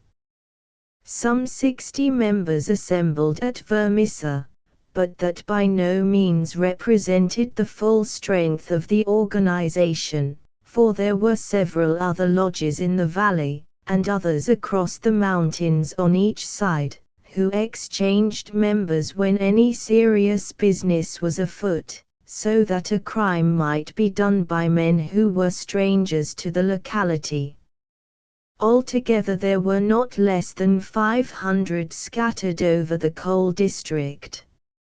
In the bare assembly room the men were gathered round a long table. At the side was a second one laden with bottles and glasses, on which some members of the company were already turning their eyes. McGinty sat at the head with a flat black velvet cap upon his shock of tangled black hair, and a coloured purple stole round his neck, so that he seemed to be a priest presiding over some diabolical ritual. To right and left of him were the higher lodge officials, the cruel, handsome face of Ted Baldwin among them. Each of these wore some scarf or medallion as emblem of his office. They were, for the most part, men of mature age, but the rest of the company consisted of young fellows from 18 to 25, the ready and capable agents who carried out the commands of their seniors. Among the older men were many whose features showed the tigerish, lawless souls within, but looking at the rank and file it was difficult to believe that these eager and open-faced young fellows were in very truth a dangerous gang of murderers, whose minds had suffered such complete moral perversion that they took a horrible pride in their proficiency at the business, and looked with deepest respect at the man who had the reputation of making what they called a clean job. To their contorted natures it had become a spirited and chivalrous thing to volunteer for service against some man who had never injured them, and whom in many cases they had never seen in their lives. The crime committed, they quarreled as to who had actually struck the fatal blow, and amused one another and the company by describing the cries and contortions of the murdered man. At first they had shown some secrecy in their arrangements, but at the time which this narrative describes their proceedings were extraordinarily open, for the repeated failure of the law had proved to them that, on the one hand, no one would dare to witness against them, and on the other they had an unlimited number of stanch witnesses upon whom they could call, and a well-filled treasure chest from which they could draw the funds to engage the best legal talent in the state. In 10 long years of outrage there had been no single conviction, and the only danger that ever threatened the Scourers lay in the victim himself, who, however outnumbered and taken by surprise, might and occasionally did leave his mark upon his assailants. McMurdo had been warned that some ordeal lay before him, but no one would tell him in what it consisted. He was led now into an outer room by two solemn brothers. Through the plank partition he could hear the murmur of many voices from the assembly within. Once or twice he caught the sound of his own name, and he knew that they were discussing his candidacy. Then there entered an inner guard with a green and gold sash across his chest. The Bodemaster orders that he shall be trussed, blinded, and entered, said he. The three of them removed his coat, turned up the sleeve of his right arm, and finally passed a rope round above the elbows and made it fast. They next placed a thick black cap right over his head and the upper part of his face, so that he could see nothing. He was then led into the assembly hall. It was pitch dark and very oppressive under his hood. He heard the rustle and murmur of the people round him, and then the voice of McGinty sounded dull and distant through the covering of his ears. "John McMurdo," said the voice, "are you already a member of the ancient order of freemen?" He bowed in assent. "Is your lodge number 29, Chicago?" He bowed again. "Dark nights are unpleasant," said the voice. "Yes, for strangers to travel," he answered. "The clouds are heavy." "Yes, a storm is approaching." "Are the brethren satisfied?" asked the Bodemaster. There was a general murmur of assent. "We know, brother, by your sign and by your countersign that you are indeed one of us," said McGinty.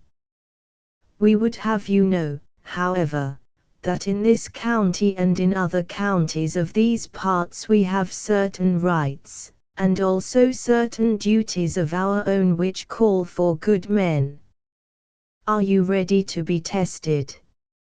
"I am." "Are you of stout heart?" "I am." "Take a stride forward to prove it." As the words were said he felt two hard points in front of his eyes, pressing upon them so that it appeared as if he could not move forward without a danger of losing them. Nonetheless, he nerved himself to step resolutely out, and as he did so the pressure melted away. There was a low murmur of applause. "He is of stout heart," said the voice. "Can you bear pain?" "As well as another," he answered. "Test him." It was all he could do to keep himself from screaming out, for an agonizing pain shot through his forearm. He nearly fainted at the sudden shock of it, but he bit his lip and clenched his hands to hide his agony. Illustration: it was all he could do to keep himself from screaming out. "I can take more than that," said he. This time there was loud applause. A finer first appearance had never been made in the lodge. Hands clapped him on the back, and the hood was plucked from his head. He stood blinking and smiling amid the congratulations of the brothers. "One last word, Brother McMurdo," said McGinty. "You have already sworn the oath of secrecy and fidelity, and you are aware that the punishment for any breach of it is instant and inevitable death." "I am," said McMurdo. "And you accept the rule of the Bodemaster for the time being under all circumstances?" "I do." "Then in the name of Lodge 341, Vermissa, I welcome you to its privileges and debates. You will put the liquor on the table, Brother Scanlon, and we will drink to our worthy brother." McMurdo's coat had been brought to him, but before putting it on he examined his right arm, which still smarted heavily. There on the flesh of the forearm was a circle with a triangle within it, deep and red, as the branding iron had left it. One or two of his neighbors pulled up their sleeves and showed their own lodge marks. "We've all had it," said one, "but not all as brave as you over it." "Tut! It was nothing," said he, "but it burned and ached all the same." When the drinks which followed the ceremony of initiation had all been disposed of, the business of the lodge proceeded. McMurdo, accustomed only to the prosaic performances of Chicago, listened with open ears and more surprise than he ventured to show to what followed. "The first business on the agenda paper," said McGinty, "is to read the following letter from Division Master Windle of Merton County Lodge 249. He says, 'Dear Sir. There is a job to be done on Andrew Ray of Ray and Schamash, coal owners near this place. You will remember that your lodge owes us a return, having had the service of two brethren in the matter of the patrolman last fall. You will send 2 good men. They will be taken charge of by Treasurer Higgins of this lodge, whose address you know. He will show them when to act and where. Yours in freedom, J.W. Windle D.M.A.O.F. Windle has never refused us when we have had occasion to ask for the loan of a man or two, and it is not for us to refuse him." McGinty paused and looked round the room with his dull, malevolent eyes. "Who will volunteer for the job?" Several young fellows held up their hands. The bodymaster looked at them with an approving smile. "You'll do, Tiger Cormac. If you handle it as well as you did the last, you won't be wrong. And you, Wilson?" "I've no pistol," said the volunteer, a mere boy in his teens. "It's your first, is it not? Well, you have to be blooded sometime. It will be a great start for you. As to the pistol, you'll find it waiting for you, or I'm mistaken. If you report yourselves on Monday, it will be time enough. You'll get a great welcome when you return." "Any reward this time?" asked Cormac, a thick-set, dark-faced, brutal-looking young man, whose ferocity had earned him the nickname of Tiger. "Never mind the reward. You just do it for the honor of the thing.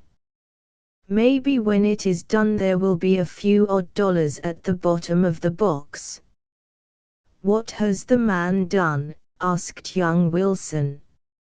"Sure, it's not for the likes of you to ask what the man has done. He has been judged over there. That's no business of ours.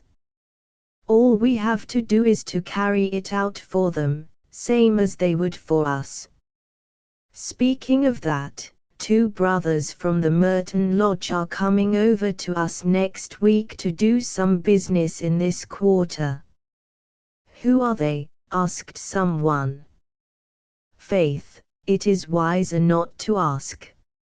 If you know nothing, you can testify nothing, and no trouble can come of it. But they are men who will make a clean job when they are about it." "And time, too," cried Ted Baldwin.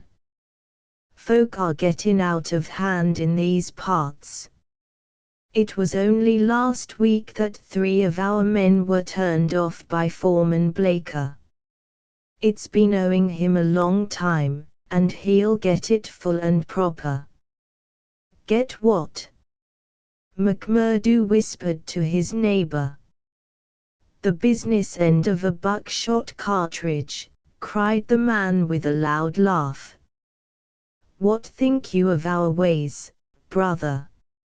McMurdo's criminal soul seemed to have already absorbed the spirit of the vile association of which he was now a member. I like it well, said he. 'Tis a proper place for a lad of metal. Several of those who sat around heard his words and applauded them. What's that? Cried the black-maned bodymaster from the end of the table. 'Tis our new brother, sir, who finds our ways to his taste. McMurdo rose to his feet for an instant. I would say, eminent bodymaster, that if a man should be wanted I should take it as an honor to be chosen to help the lodge. There was great applause at this. It was felt that a new sun was pushing its rim above the horizon. To some of the elders it seemed that the progress was a little too rapid. I would move, said the secretary, Haraway, a vulture-faced old greybeard who sat near the chairman, that Brother McMurdo should wait until it is the good pleasure of the lodge to employ him. Sure, that was what I meant. I'm in your hands, said McMurdo. Your time will come, brother, said the chairman. We have marked you down as a willing man, and we believe that you will do good work in these parts. There is a small matter tonight in which you may take a hand if it so please you. I will wait for something that is worthwhile. You can come tonight, anyhow, and it will help you to know what we stand for in this community. I will make the announcement later. Meanwhile he glanced at his agenda paper. I have 1 or 2 more points to bring before the meeting. First of all, I will ask the treasurer as to our bank balance. There is the pension to Jim Carnaway's widow. He was struck down doing the work of the lodge, and it is for us to see that she is not the loser. Jim was shot last month when they tried to kill Chester Wilcox of Marley Creek, McMurdo's neighbor informed him. The funds are good at the moment, said the treasurer, with the bank book in front of him. The firms have been generous of late. Max Linder and Company paid $500 to be left alone. Walker Brothers sent in $100, but I took it on myself to return it and ask for $5. If I do not hear by Wednesday, their winding gear may get out of order. We had to burn their breaker last year before they became reasonable. Then the West Section Coaling Company has paid its annual contribution. We have enough on hand to meet any obligations. What about Archie Swindon? Asked a brother. He has sold out and left the district. The old devil left a note for us to say that he had rather be a free crossing sweeper in New York than a large mine owner under the power of a ring of blackmailers. By God! It was as well that he made a break for it before the note reached us. I guess he won't show his face in this valley again. An elderly, clean-shaved man with a kindly face and a good brow rose from the end of the table which faced the chairman. Mr. Treasurer, he asked, may I ask who has bought the property of this man that we have driven out of the district? Yes, Brother Morris. It has been bought by the State and Merton County Railroad Company. And who bought the mines of Todman and of Lee that came into the market in the same way last year? The same company, Brother Morris. And who bought the ironworks of Manson and of Schumann and of Van de Her and of Atwood, which have all been given up of late? They were all bought by the West Gilmerton General Mining Company. I don't see, Brother Morris, said the chairman, that it matters to us who buys them, since they can't carry them out of the district. With all respect to you, eminent Bodymaster, I think it may matter very much to us. This process has been going on now for 10 long years. We are gradually driving all the small men out of trade. What is the result? We find in their places great companies like the Railroad or the General Iron, who have their directors in New York or Philadelphia, and care nothing for our threats. We can take it out of their local bosses, but it only means that others will be sent in their stead. And we are making it dangerous for ourselves. The small men could not harm us. They had not the money nor the power. So long as we did not squeeze them too dry, they would stay on under our power. But if these big companies find that we stand between them and their profits, they will spare no pains and no expense to hunt us down and bring us to court. There was a hush at these ominous words, and every face darkened as gloomy looks were exchanged. So omnipotent and unchallenged had they been that the very thought that there was possible retribution in the background had been banished from their minds. And yet the idea struck a chill to the most reckless of them. It is my advice, the speaker continued, that we go easier upon the small men. On the day that they have all been driven out, the power of this society will have been broken. Unwelcome truths are not popular. There were angry cries as the speaker resumed his seat. McGinty rose with gloom upon his brow. Brother Morris, said he, you were always a croaker. So long as the members of this lodge stand together, there is no power in the United States that can touch them. Sure, have we not tried it often enough in the law courts? I expect the big companies will find it easier to pay than to fight, same as the little companies do. And now, Brethren, McGinty took off his black velvet cap and his stole as he spoke.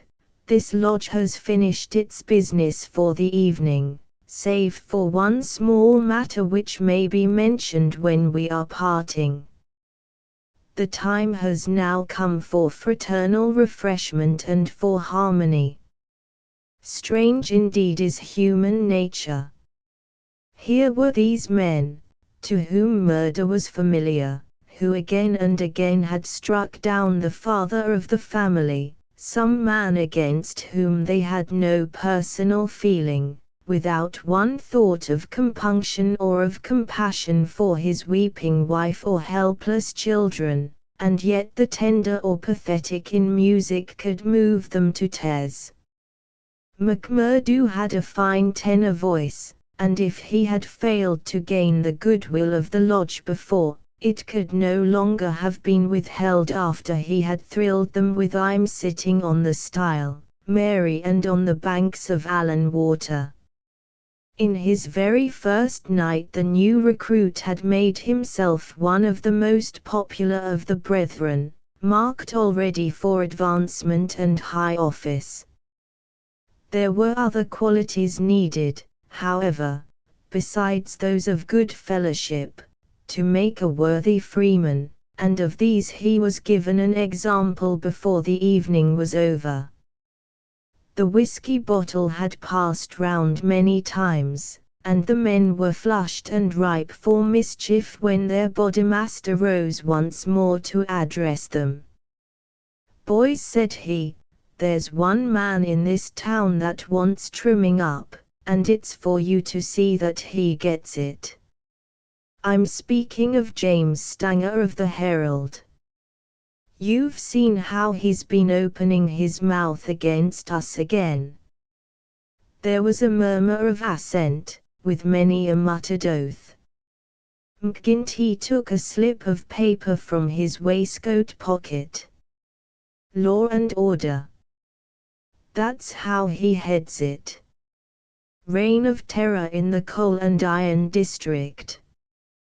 12 years have now elapsed since the first assassinations which proved the existence of a criminal organization in our midst. From that day these outrages have never ceased, until now they have reached a pitch which makes us the opprobrium of the civilized world. Is it for such results as this that our great country welcomes to its bosom the alien who flies from the despotisms of Europe? Is it that they shall themselves become tyrants over the very men who have given them shelter, and that a state of terrorism and lawlessness should be established under the very shadow of the sacred folds of the starry flag of freedom, which would raise horror in our minds if we read of it as existing under the most effete monarchy of the East? The men are known. The organization is patent and public. How long are we to endure it? Can we forever live? Sure, I've read enough of the slush," cried the chairman, tossing the paper down upon the table. "That's what he says of us. The question I'm asking you is, what shall we say to him?" "Kill him," cried a dozen fierce voices. "I protest against that," said Brother Morris, the man of the good brow and shaved face. "I tell you, brethren, that our hand is too heavy in this valley, and that there will come a point where in self-defense every man will unite to crush us out. James Stanger is an old man. He is respected in the township and the district. His paper stands for all that is solid in the valley. If that man is struck down, there will be a stir through this state that will only end with our destruction." "And how would they bring about our destruction, Mr. Stanback?" cried McGinty. "Is it by the police? Sure, half of them are in our pay and half of them afraid of us. Or is it by the law courts and the judge? Haven't we tried that before now, and whatever came of it?" "There is a Judge Lynch that might try the case," said Brother Morris. A general shout of anger greeted the suggestion. "I have but to raise my finger," cried McGinty, "and I could put 200 men into this town that would clear it out from end to end." Then suddenly raising his voice and bending his huge black brows into a terrible frown, "See here, Brother Morris, I have my eye on you, and have had for some time. You've no heart yourself, and you try to take the heart out of others. It will be an ill day for you, Brother Morris, when your own name comes on our agenda paper, and I'm thinking that it's just there that I ought to place it." Morris had turned deadly pale, and his knees seemed to give way under him as he fell back into his chair.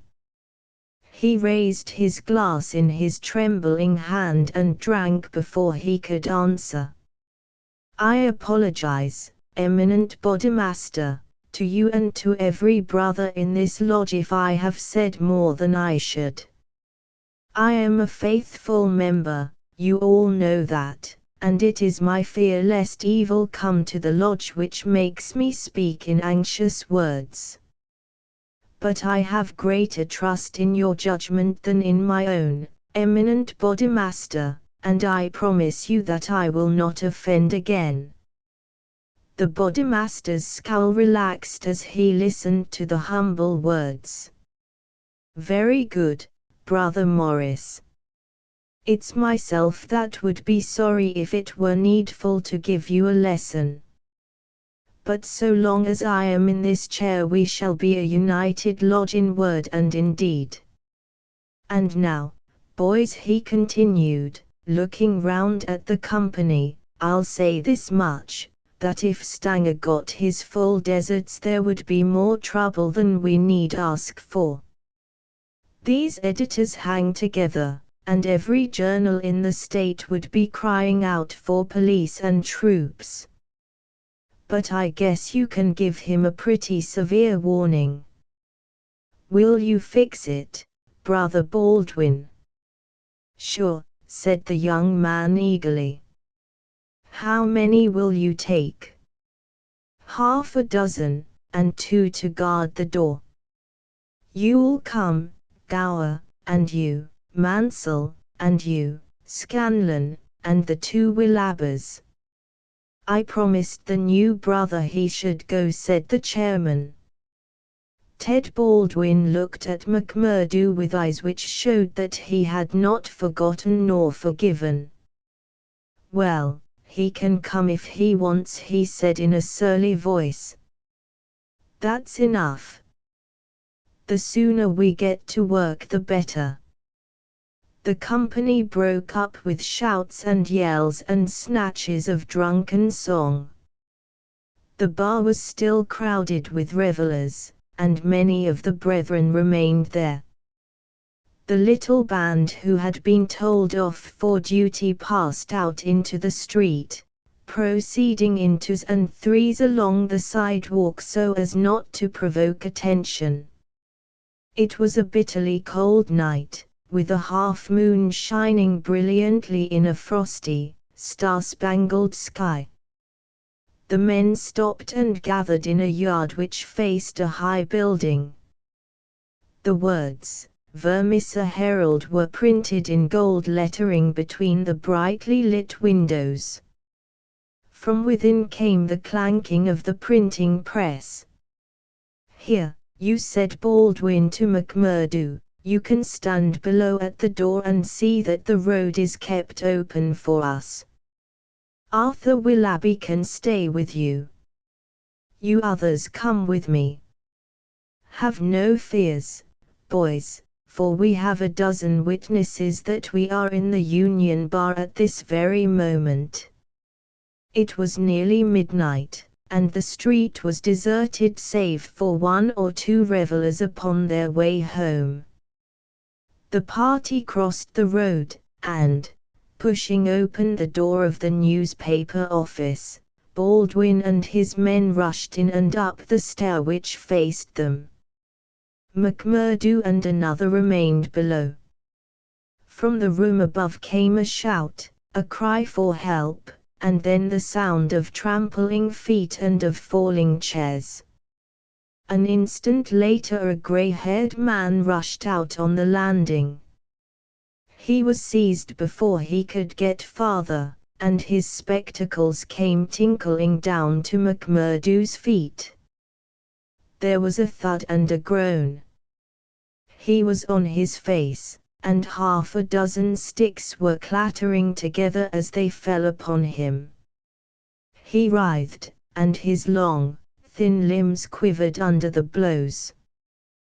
The others ceased at last, but Baldwin, his cruel face set in an infernal smile, was hacking at the man's head, which he vainly endeavored to defend with his arms. His white hair was dabbled with patches of blood. Baldwin was still stooping over his victim, putting in a short, vicious blow whenever he could see a part exposed, when McMurdo dashed up the stair and pushed him back. "You'll kill the man," said he. Drop it." Baldwin looked at him in amazement. "Curse you," he cried. "Who are you to interfere, you that are new to the lodge? Stand back." He raised his stick, but McMurdo had whipped his pistol out of his pocket. "Stand back yourself," he cried. "I'll blow your face in if you lay a hand on me. As to the lodge, wasn't it the order of the bodymaster that the man was not to be killed, and what are you doing but killing him?" "It's truth he says," remarked one of the men. "By God, you'd best hurry yourselves," cried the man below. "The windows are all lighting up, and you'll have the whole town here inside of 5 minutes." There was indeed the sound of shouting in the street, and a little group of compositors and pressmen was forming in the hall below and nerving itself to action.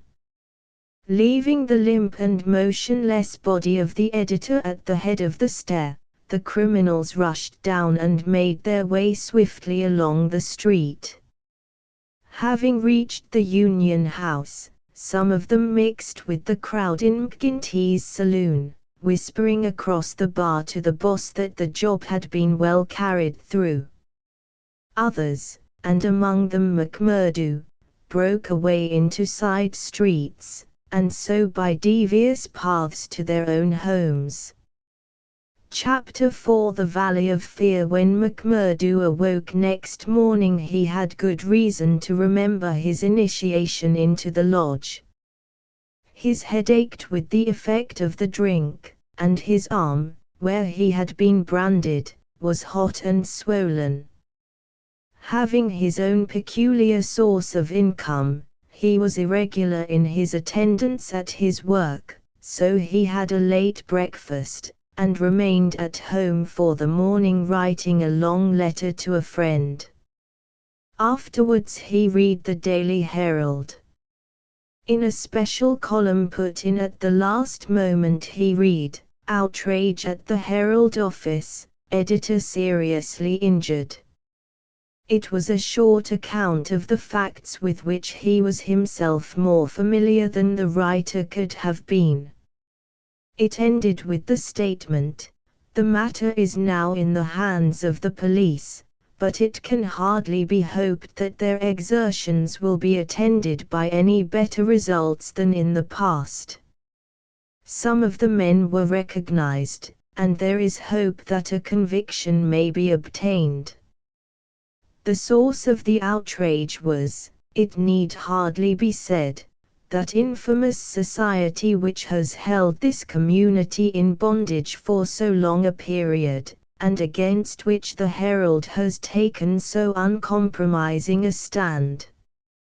Mr. Stanger's many friends will rejoice to hear that, though he has been cruelly and brutally beaten, and though he has sustained severe injuries about the head, there is no immediate danger to his life.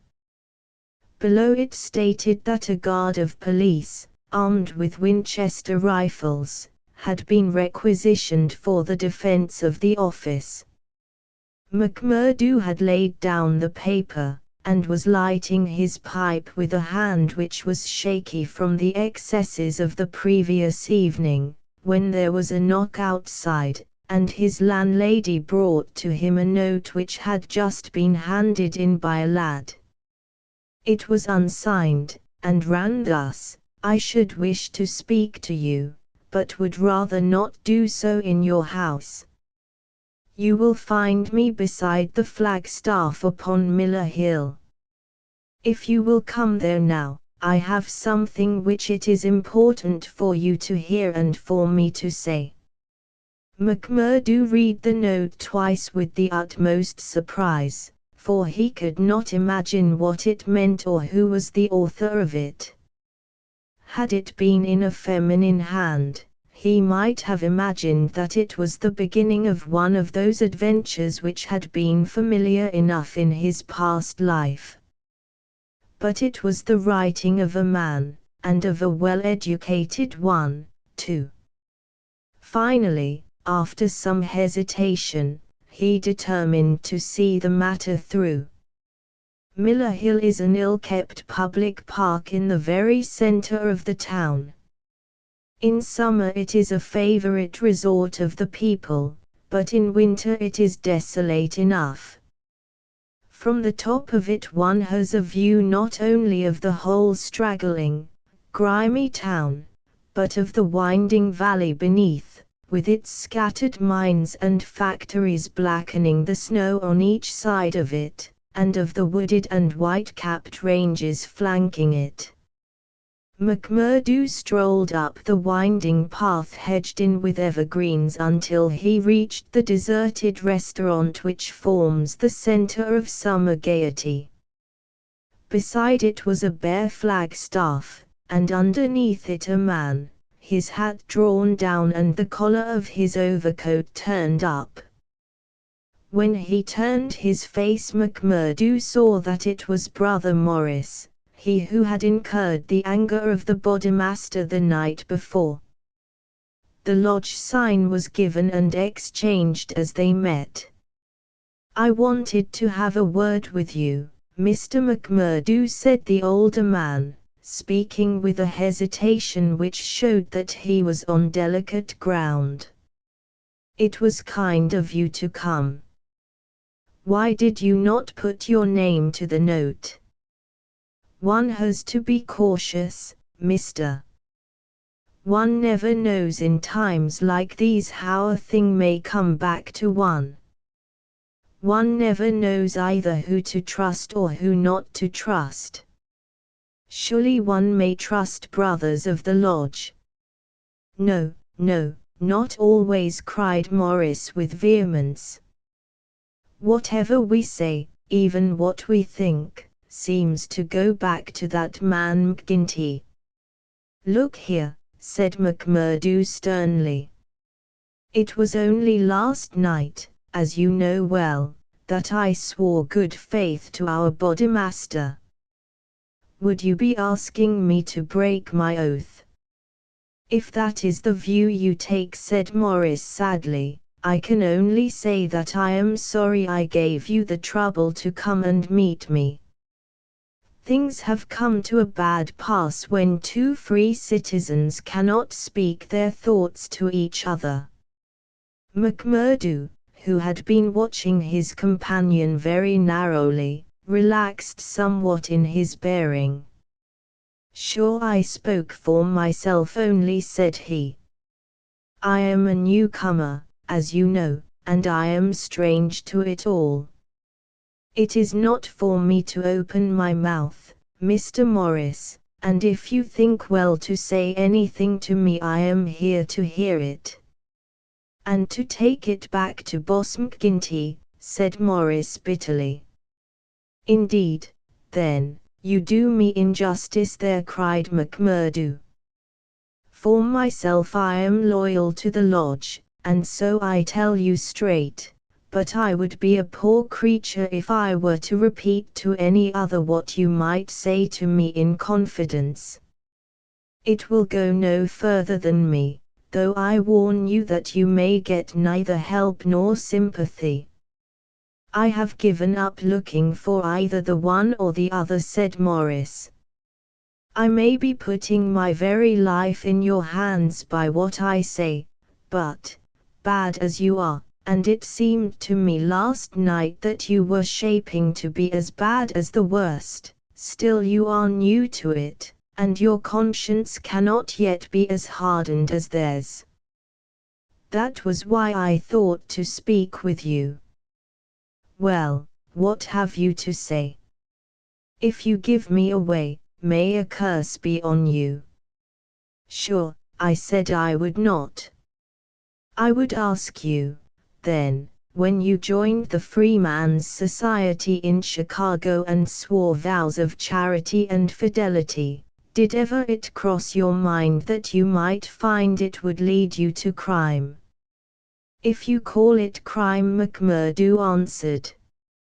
"Call it crime," cried Morris, his voice vibrating with passion. You have seen little of it, if you can call it anything else.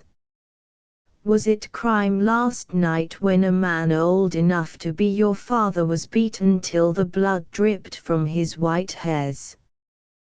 Was that crime, or what else would you call it?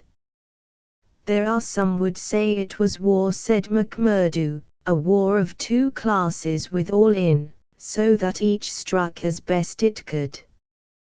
Well, did you think of such a thing when you joined the Freeman's Society at Chicago? No, I'm bound to say I did not. Nor did I when I joined it at Philadelphia.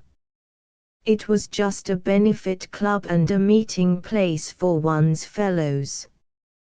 Then I heard of this place, curse the hour that the name first fell upon my ears, and I came to better myself. My God! To better myself. My wife and 3 children came with me. I started a dry goods store on Market Square, and I prospered well. The word had gone round that I was a freeman, and I was forced to join the local lodge, same as you did last night. I've the badge of shame on my forearm and something worse branded on my heart. I found that I was under the orders of a black villain and caught in a meshwork of crime. What could I do? Every word I said to make things better was taken as treason, same as it was last night. I can't get away, for all I have in the world is in my store. If I leave the society, I know well that it means murder to me, and God knows what to my wife and children. Oh, man, it is awful, awful. He put his hands to his face, and his body shook with convulsive sobs. McMurdo shrugged his shoulders. You were too soft for the job, said he. You are the wrong sort for such work. I had a conscience and a religion, but they made me a criminal among them. I was chosen for a job. If I backed down, I knew well what would come to me. Maybe I'm a coward. Maybe it's the thought of my poor little woman and the children that makes me one. Anyhow, I went. I guess it will haunt me forever. It was a lonely house, 20 miles from here, over the range yonder. I was told off for the door, same as you were last night. They could not trust me with the job. The others went in. When they came out, their hands were crimson to the wrists. As we turned away, a child was screaming out of the house behind us. It was a boy of 5 who had seen his father murdered. I nearly fainted with the horror of it, and yet I had to keep a bold and smiling face, for well I knew that if I did not, it would be out of my house that they would come next with their bloody hands, and it would be my little Fred that would be screaming for his father. But I was a criminal then, part sharer in a murder, lost forever in this world, and lost also in the next. I am a good Catholic, but the priest would have no word with me when he heard I was a scourer, and I am excommunicated from my faith. That's how it stands with me. And I see you going down the same road, and I ask you what the end is to be. Are you ready to be a cold-blooded murderer also, or can we do anything to stop it? What would you do? Asked McMurdo abruptly. You would not inform. God forbid, cried Morris. Sure, the very thought would cost me my life. That's well said, McMurdo. I'm thinking that you are a weak man and that you make too much of the matter. Too much. Wait till you have lived here longer.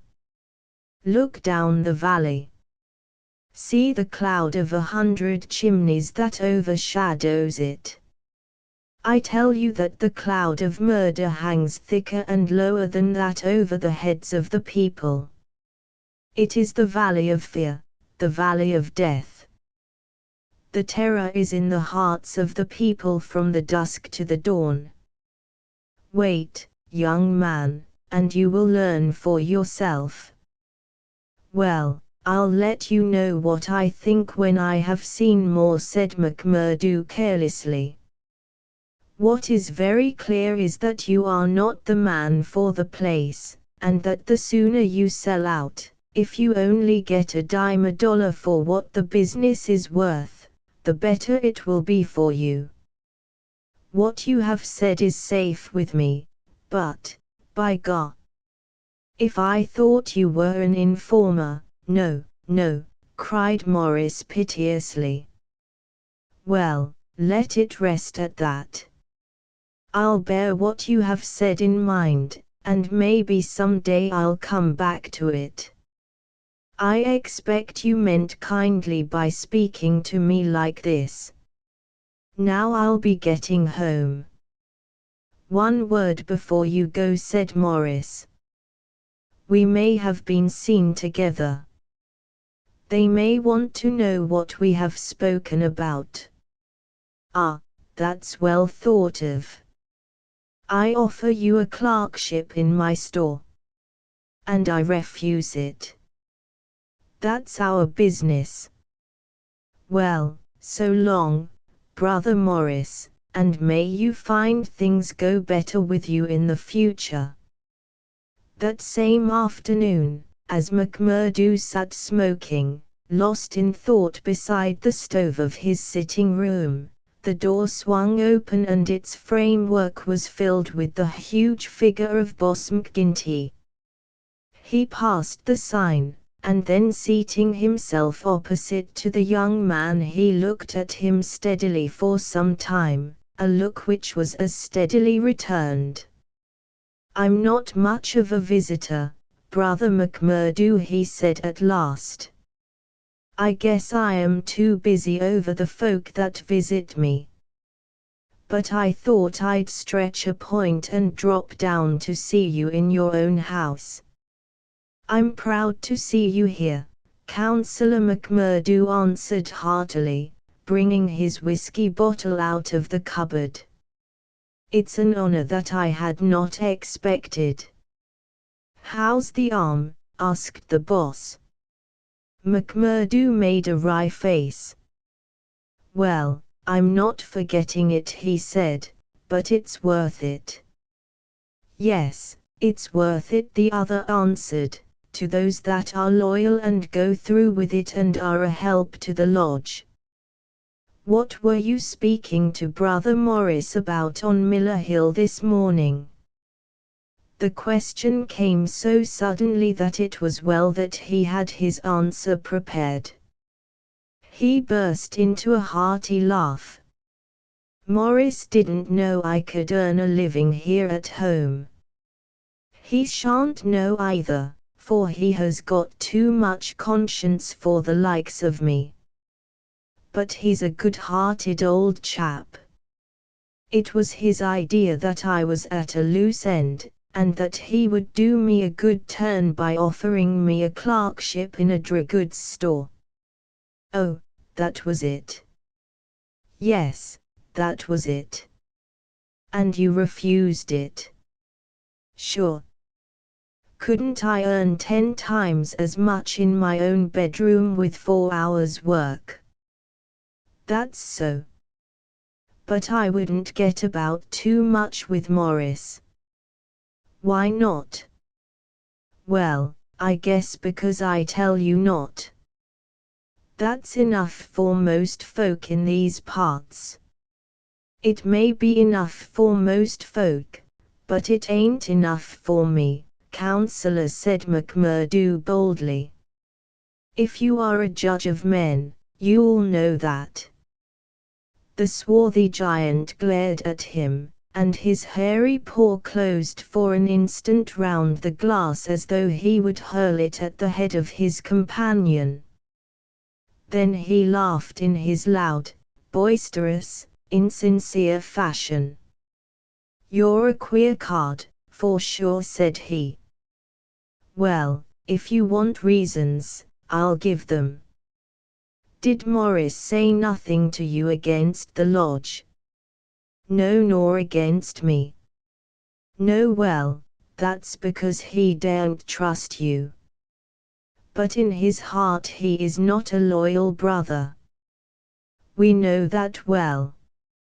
So we watch him and we wait for the time to admonish him. I'm thinking that the time is drawing near.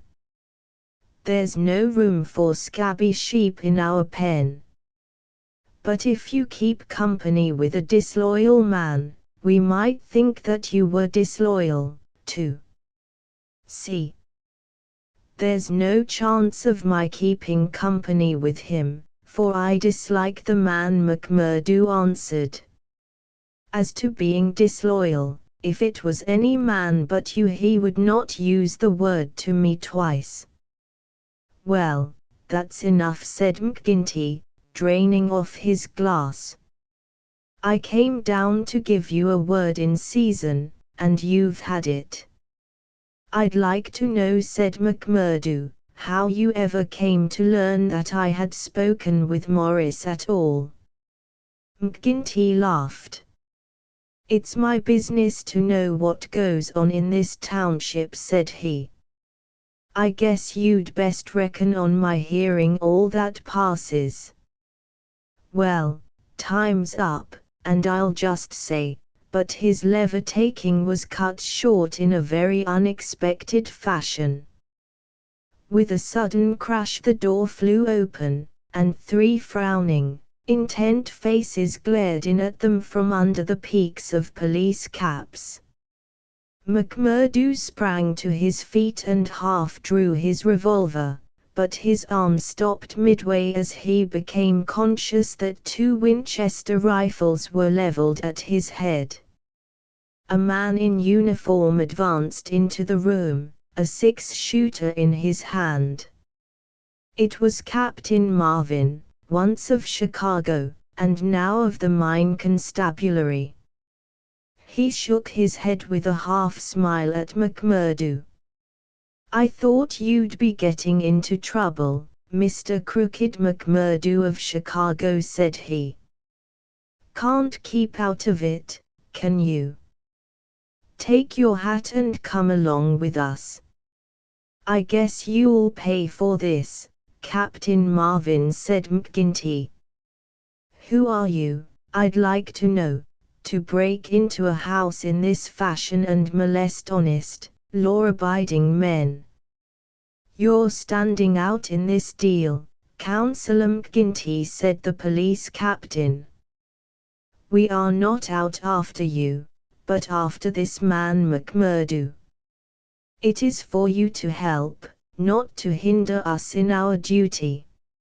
He is a friend of mine, and I'll answer for his conduct," said the boss. "By all accounts, Mr. McGinty, you may have to answer for your own conduct some of these days," the captain answered. "This man McMurdo was a crook before ever he came here, and he's a crook still. Cover him, patrolman, while I disarm him." "There's my pistol," said McMurdo coolly. "Maybe, Captain Marvin, if you and I were alone and face to face you would not take me so easily." "Where's your warrant?" asked McGinty. "By gar, a man might as well live in Russia as in Vermissa while folk like you are running the police. It's a capitalist outrage, and you'll hear more of it, I reckon. You do what you think is your duty the best way you can, Counselor. We'll look after ours." "What am I accused of?" asked McMurdo. Of being concerned in the beating of old Editor Stanger at the Herald office. It wasn't your fault that it isn't a murder charge. Well, if that's all you have against him, cried McGinty with a laugh, you can save yourself a deal of trouble by dropping it right now. This man was with me in my saloon playing poker up to midnight, and I can bring a dozen to prove it.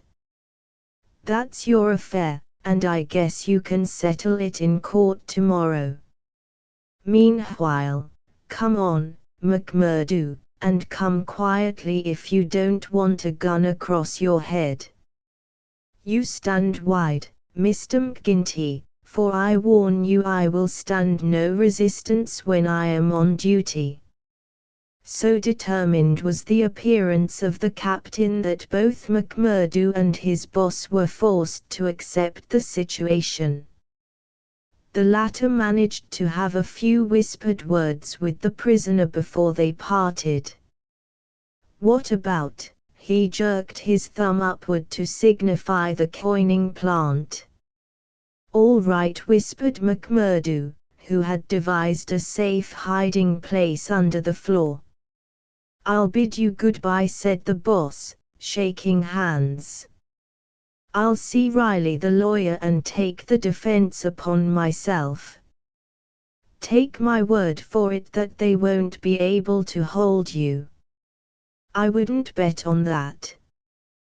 Guard the prisoner, you two, and shoot him if he tries any games. I'll search the house before I leave.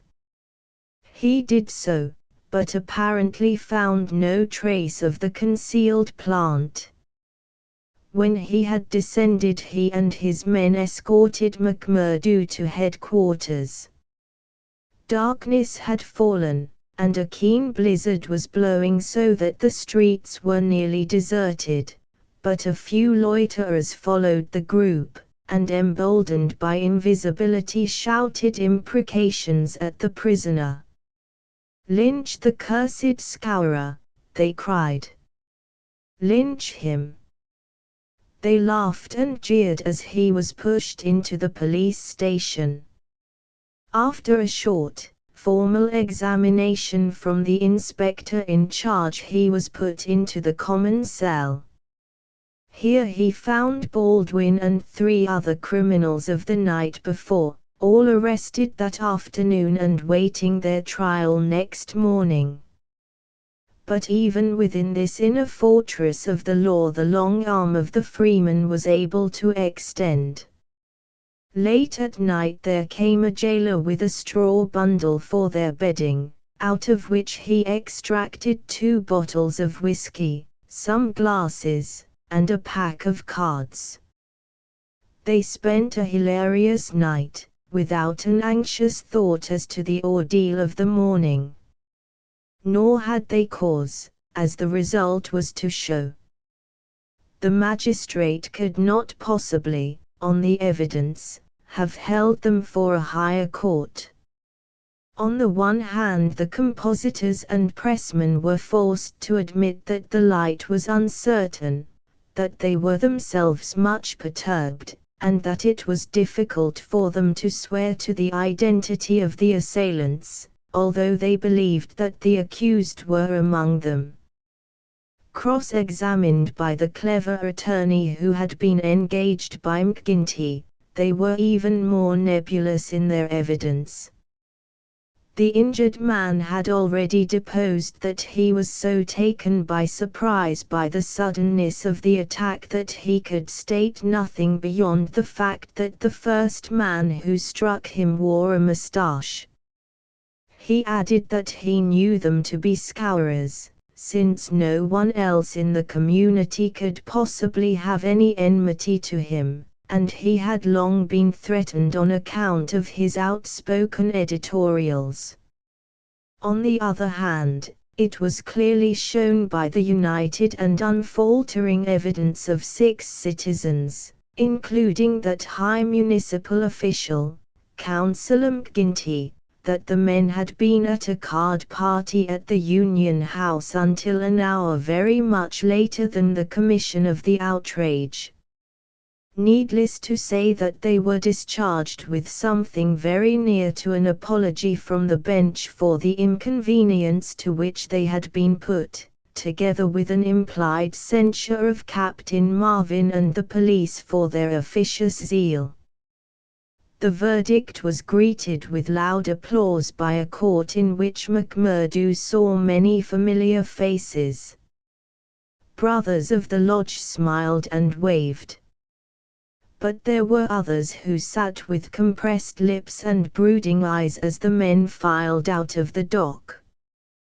One of them, a little, dark-bearded, resolute fellow, put the thoughts of himself and comrades into words as the ex-prisoners passed him. "You damned murderers," he said. "We'll fix you yet." Chapter V. The darkest hour. If anything had been needed to give an impetus to Jack McMurdo's popularity among his fellows, it would have been his arrest and acquittal. That a man on the very night of joining the lodge should have done something which brought him before the magistrate was a new record in the annals of the society. Already he had earned the reputation of a good boon companion, a cheery reveller, and withal a man of high temper, who would not take an insult even from the all-powerful boss himself. But in addition to this, he impressed his comrades with the idea that among them all there was not one whose brain was so ready to devise a bloodthirsty scheme, or whose hand would be more capable of carrying it out. "He'll be the boy for the clean job," said the oldsters to one another, and waited their time until they could set him to his work. McGinty had instruments enough already, but he recognized that this was a supremely able one. He felt like a man holding a fierce bloodhound in leash. There were curs to do the smaller work, but some day he would slip this creature upon its prey. A few members of the lodge, Ted Baldwin among them, resented the rapid rise of the stranger and hated him for it, but they kept clear of him, for he was as ready to fight as to laugh. But if he gained favor with his fellows, there was another quarter, one which had become even more vital to him, in which he lost it. Etty Shafter's father would have nothing more to do with him, nor would he allow him to enter the house. Etty herself was too deeply in love to give him up altogether, and yet her own good sense warned her of what would come from a marriage with a man who was regarded as a criminal. One morning after a sleepless night she determined to see him, possibly for the last time, and make one strong endeavor to draw him from those evil influences which were sucking him down. She went to his house, as he had often begged her to do, and made her way into the room which he used as his sitting room. He was seated at a table, with his back turned and a letter in front of him. A sudden spirit of girlish mischief came over her. She was still only 19. He had not heard her when she pushed open the door. Now she tiptoed forward and laid her hand lightly upon his bended shoulders.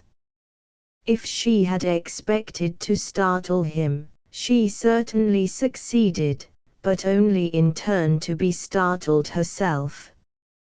With a tiger spring he turned on her, and his right hand was feeling for her throat. At the same instant with the other hand he crumpled up the paper that lay before him. For an instant he stood glaring. Then astonishment and joy took the place of the ferocity which had convulsed his features, a ferocity which had sent her shrinking back in horror as from something which had never before intruded into her gentle life. "It's you," said he, mopping his brow.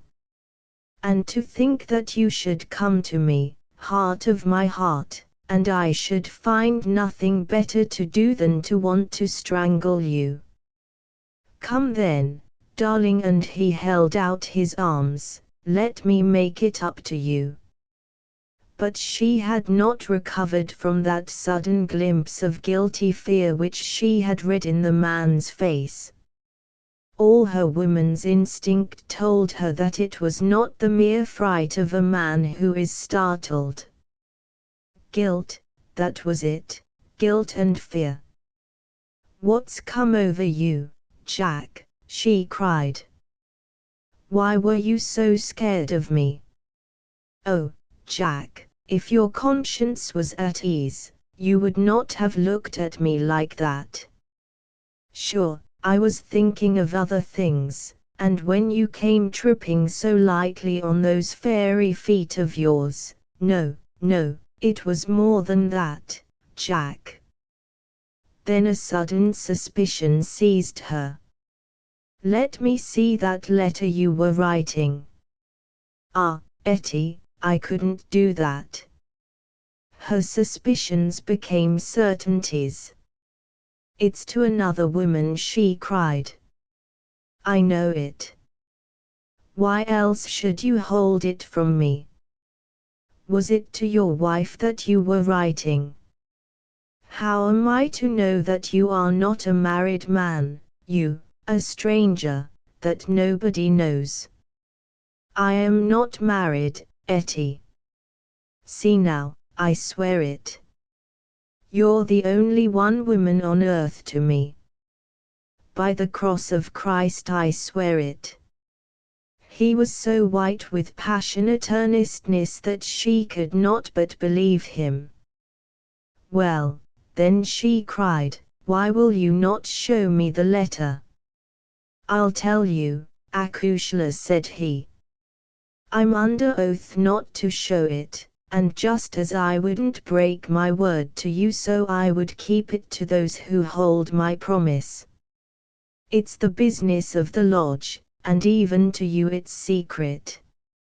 And if I was scared when a hand fell on me, can't you understand it when it might have been the hand of a detective?" She felt that he was telling the truth. He gathered her into his arms and kissed away her fears and doubts. "Sit here by me, then. It's a queer throne for such a queen, but it's the best your poor lover can find. He'll do better for you some of these days, I'm thinking. Now your mind is easy once again, is it not?" "How can it ever be at ease, Jack, when I know that you are a criminal among criminals, when I never know the day that I may hear you are in court for murder? McMurdo the Scourer, that's what one of our boarders called you yesterday. It went through my heart like a knife. Sure, hard words break no bones. But they were true. Well, dear, it's not so bad as you think. We are but poor men that are trying in our own way to get our rights." Etty threw her arms round her lover's neck. "Give it up, Jack. For my sake, for God's sake, give it up. It was to ask you that I came here today. Oh, Jack, see, I beg it of you on my bended knees. Kneeling here before you, I implore you to give it up. Illustration, oh, Jack, I implore you to give it up." He raised her and soothed her with her head against his breast. "Sure, my darling, you don't know what it is you are asking. How could I give it up when it would be to break my oath and to desert my comrades? If you could see how things stand with me, you could never ask it of me. Besides, if I wanted to, how could I do it? You don't suppose that the lodge would let a man go free with all its secrets? I've thought of that, Jack. I've planned it all. Father has saved some money. He is weary of this place where the fear of these people darkens our lives. He is ready to go. We would fly together to Philadelphia or New York, where we would be safe from them. McMurdo laughed. The lodge has a long arm. Do you think it could not stretch from here to Philadelphia or New York? Well, then, to the west, or to England, or to Germany, where Father came from, anywhere to get away from this valley of fear. McMurdo thought of old brother Morris. Sure, it is the second time I have heard the valley so named, said he. The shadow does indeed seem to lie heavy on some of you. It darkens every moment of our lives. Do you suppose that Ted Baldwin has ever forgiven us? If it were not that he fears you, what do you suppose our chances would be? If you saw the look in those dark, hungry eyes of his when they fall on me. By God! I'd teach him better manners if I caught him at it. But see here, little girl. I can't leave here. I can't, take that from me once and for all. But if you will leave me to find my own way, I will try to prepare a way of getting honorably out of it. There is no honor in such a matter. Well, well, it's just how you look at it. But if you'll give me 6 months, I'll work it so that I can leave without being ashamed to look others in the face. The girl laughed with joy. 6 months, she cried. Is it a promise?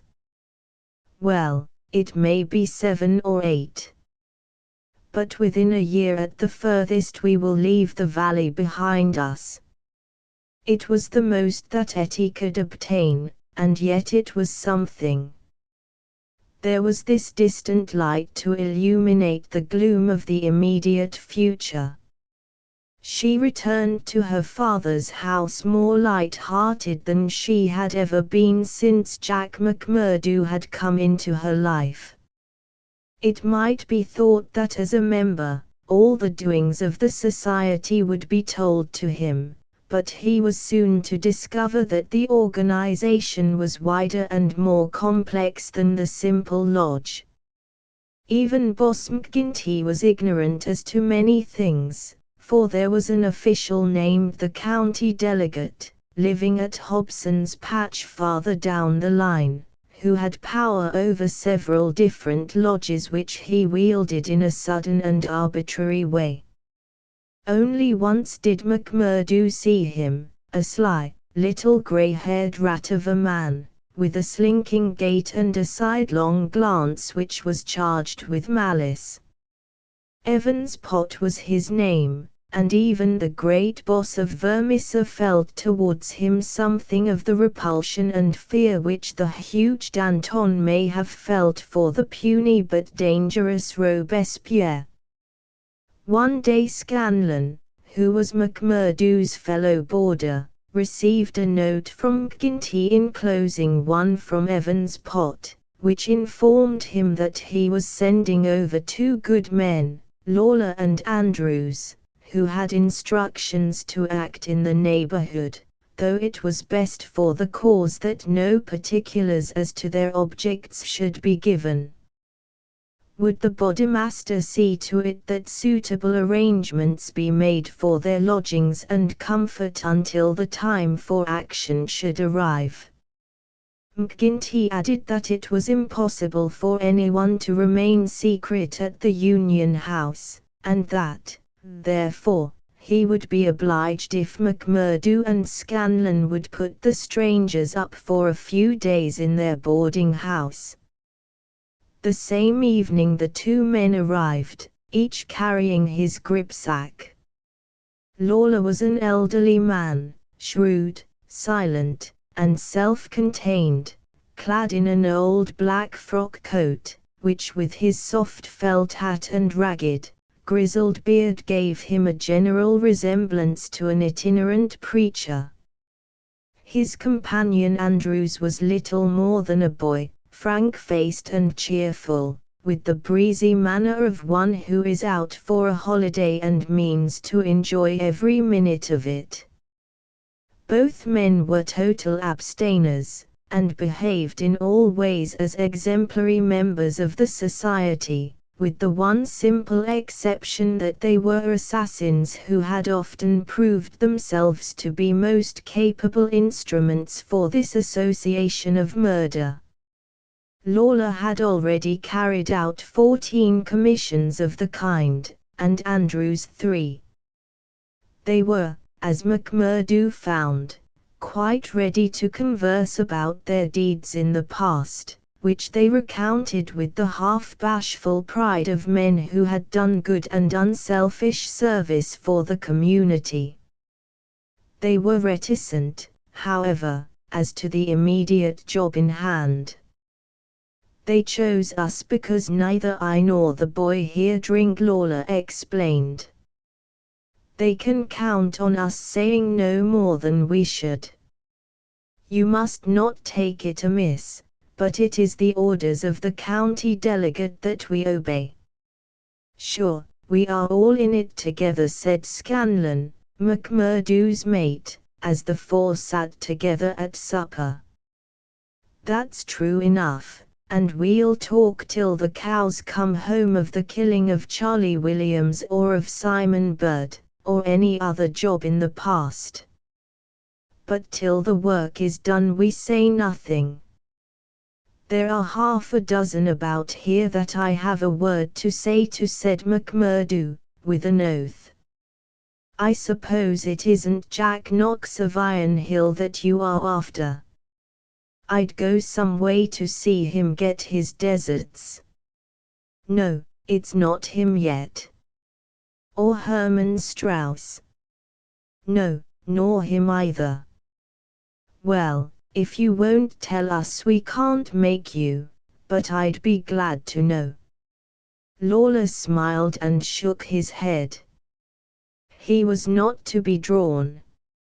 In spite of the reticence of their guests, Scanlon and McMurdo were quite determined to be present at what they called the fun.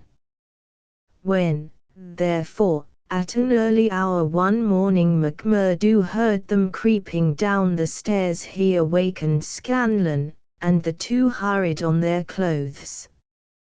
When they were dressed they found that the others had stolen out, leaving the door open behind them. It was not yet dawn, and by the light of the lamps they could see the two men some distance down the street. They followed them warily, treading noiselessly in the deep snow. The boarding house was near the edge of the town, and soon they were at the crossroads which is beyond its boundary. Here 3 men were waiting, with whom Lawler and Andrews held a short, eager conversation. Then they all moved on together. It was clearly some notable job which needed numbers. At this point there are several trails which lead to various mines. The strangers took that which led to the Crow Hill, a huge business which was in strong hands, which had been able, thanks to their energetic and fearless New England manager, Josiah H. Dunn, to keep some order and discipline during the long reign of terror. Day was breaking now, and a line of workmen were slowly making their way, singly and in groups, along the blackened path. McMurdo and Scanlon strolled on with the others, keeping in sight of the men whom they followed. A thick mist lay over them, and from the heart of it there came the sudden scream of a steam whistle. It was the 10-minute signal before the cages descended and the day's labor began.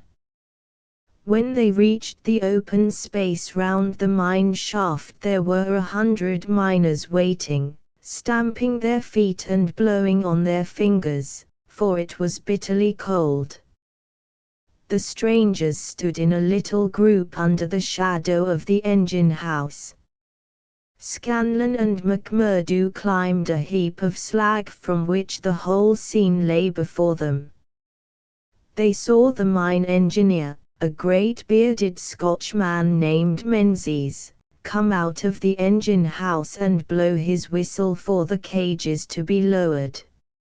At the same instant a tall, loose-framed young man with a clean-shaved, earnest face advanced eagerly towards the pit head. As he came forward his eyes fell upon the group, silent and motionless, under the engine house. The men had drawn down their hats and turned up their collars to screen their faces. For a moment the presentiment of death laid its cold hand upon the manager's heart. At the next he had shaken it off and saw only his duty towards intrusive strangers. "Who are you?" he asked as he advanced. "What are you loitering there for?" There was no answer, but the lad Andrews stepped forward and shot him in the stomach. The 100 waiting miners stood as motionless and helpless as if they were paralyzed. The manager clapped his 2 hands to the wound and doubled himself up. Then he staggered away, but another of the assassins fired, and he went down sidewise, kicking and clawing among a heap of clinkers. Menzies, the Scotchman, gave a roar of rage at the sight and rushed with an iron spanner at the murderers, but was met by 2 balls in the face which dropped him dead at their very feet. There was a surge forward of some of the miners, and an inarticulate cry of pity and of anger, but a couple of the strangers emptied their 6-shooters over the heads of the crowd, and they broke and scattered, some of them rushing wildly back to their homes in Vermissa. When a few of the bravest had rallied, and there was a return to the mine, the murderous gang had vanished in the mists of morning, without a single witness being able to swear to the identity of these men who in front of 100 spectators had wrought this double crime. Scanlon and McMurdo made their way back, Scanlon somewhat subdued, for it was the first murder job that he had seen with his own eyes, and it appeared less funny than he had been led to believe. The horrible screams of the dead manager's wife pursued them as they hurried to the town. McMurdo was absorbed and silent, but he showed no sympathy for the weakening of his companion. "Sure, it is like a war," he repeated. "What is it but a war between us and them, and we hit back where we best can." There was high revel in the lodge room at the Union House that night, not only over the killing of the manager and engineer of the Crow Hill mine, which would bring this organization into line with the other blackmailed and terror-stricken companies of the district, but also over a distant triumph which had been wrought by the hands of the lodge itself. It would appear that when the county delegate had sent over 5 good men to strike a blow in Vermissa, he had demanded that in return 3 Vermissa men should be secretly selected and sent across to kill William Hales of Stake Royal, one of the best known and most popular mine owners in the Gilmerton district, a man who was believed not to have an enemy in the world, for he was in all ways a model employer. He had insisted, however, upon efficiency in the work, and had, therefore, paid off certain drunken and idle employees who were members of the all-powerful society. Coffin notices hung outside his door had not weakened his resolution, and so in a free, civilized country he found himself condemned to death. The execution had now been duly carried out. Ted Baldwin, who sprawled now in the seat of honor beside the bodemaster, had been chief of the party. His flushed face and glazed, bloodshot eyes told of sleeplessness and drink. He and his two comrades had spent the night before among the mountains. They were unkempt and weather-stained. But no heroes, returning from a forlorn hope, could have had a warmer welcome from their comrades. The story was told and retold amid cries of delight and shouts of laughter. They had waited for their man as he drove home at nightfall, taking their station at the top of a steep hill, where his horse must be at a walk. He was so furred to keep out the cold that he could not lay his hand on his pistol. They had pulled him out and shot him again and again. He had screamed for mercy. The screams were repeated for the amusement of the lodge. "Let's hear again how he squealed," they cried. None of them knew the man, but there is eternal drama in a killing, and they had shown the scourers of Gilmerton that the Vermisser men were to be relied upon.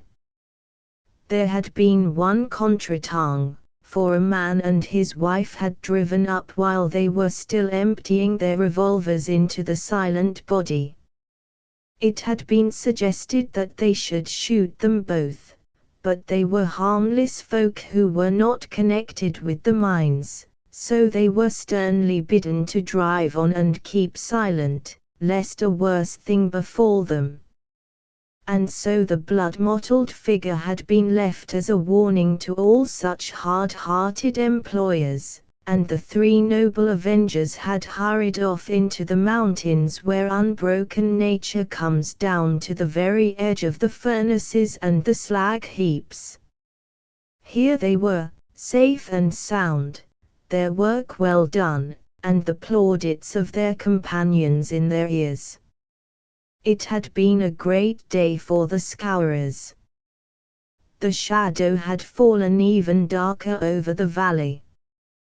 But as the wise general chooses the moment of victory in which to redouble his efforts, so that his foes may have no time to steady themselves after disaster, so Boss McGinty, looking out upon the scene of his operations with his brooding and malicious eyes, had devised a new attack upon those who opposed him. That very night, as the half-drunken company broke up, he touched McMurdo on the arm and led him aside into that inner room where they had their first interview.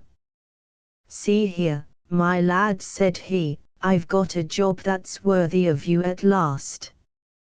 You'll have the doing of it in your own hands." "Proud I am to hear it," McMurdo answered. "You can take 2 men with you, Mondeus and Riley. They have been warned for service.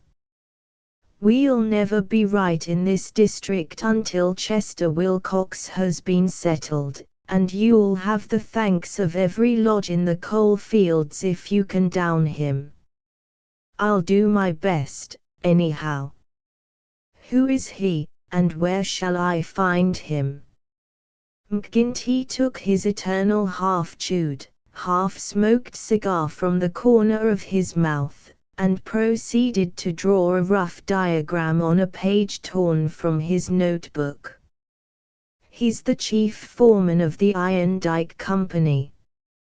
He's a hard citizen, an old color sergeant of the war, all scars and grizzle. We've had 2 tries at him, but had no luck, and Jim Carnaway lost his life over it. Now it's for you to take it over. That's the house, all alone at the Iron Dike crossroad, same as you see here on the map, without another within earshot. It's no good by day. He's armed and shoots quick and straight, with no questions asked. But at night, well, there he is with his wife, 3 children, and a hired help. You can't pick or choose. It's all or none. If you could get a bag of blasting powder at the front door with a slow match to it, what's the man done? Didn't I tell you he shot Jim Carnaway? Why did he shoot him? What in thunder has that to do with you? Carnaway was about his house at night, and he shot him. That's enough for me and you. You've got to settle the thing right. There's these 2 women and the children. Do they go up too? They have to, else how can we get him? It seems hard on them, for they've done nothing. What sort of fool's talk is this? Do you back out? Easy, counselor, easy. What have I ever said or done that you should think I would be after standing back from an order of the bodymaster of my own lodge? If it's right or if it's wrong, it's for you to decide. You'll do it, then. Of course I will do it. When? Well, you had best give me a night or 2 that I may see the house and make my plans. Then, very good, said McGinty, shaking him by the hand.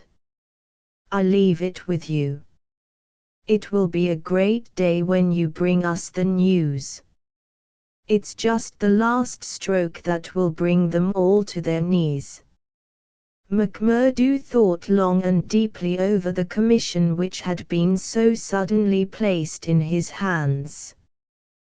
The isolated house in which Chester Wilcox lived was about 5 miles off in an adjacent valley. That very night he started off all alone to prepare for the attempt. It was daylight before he returned from his reconnaissance.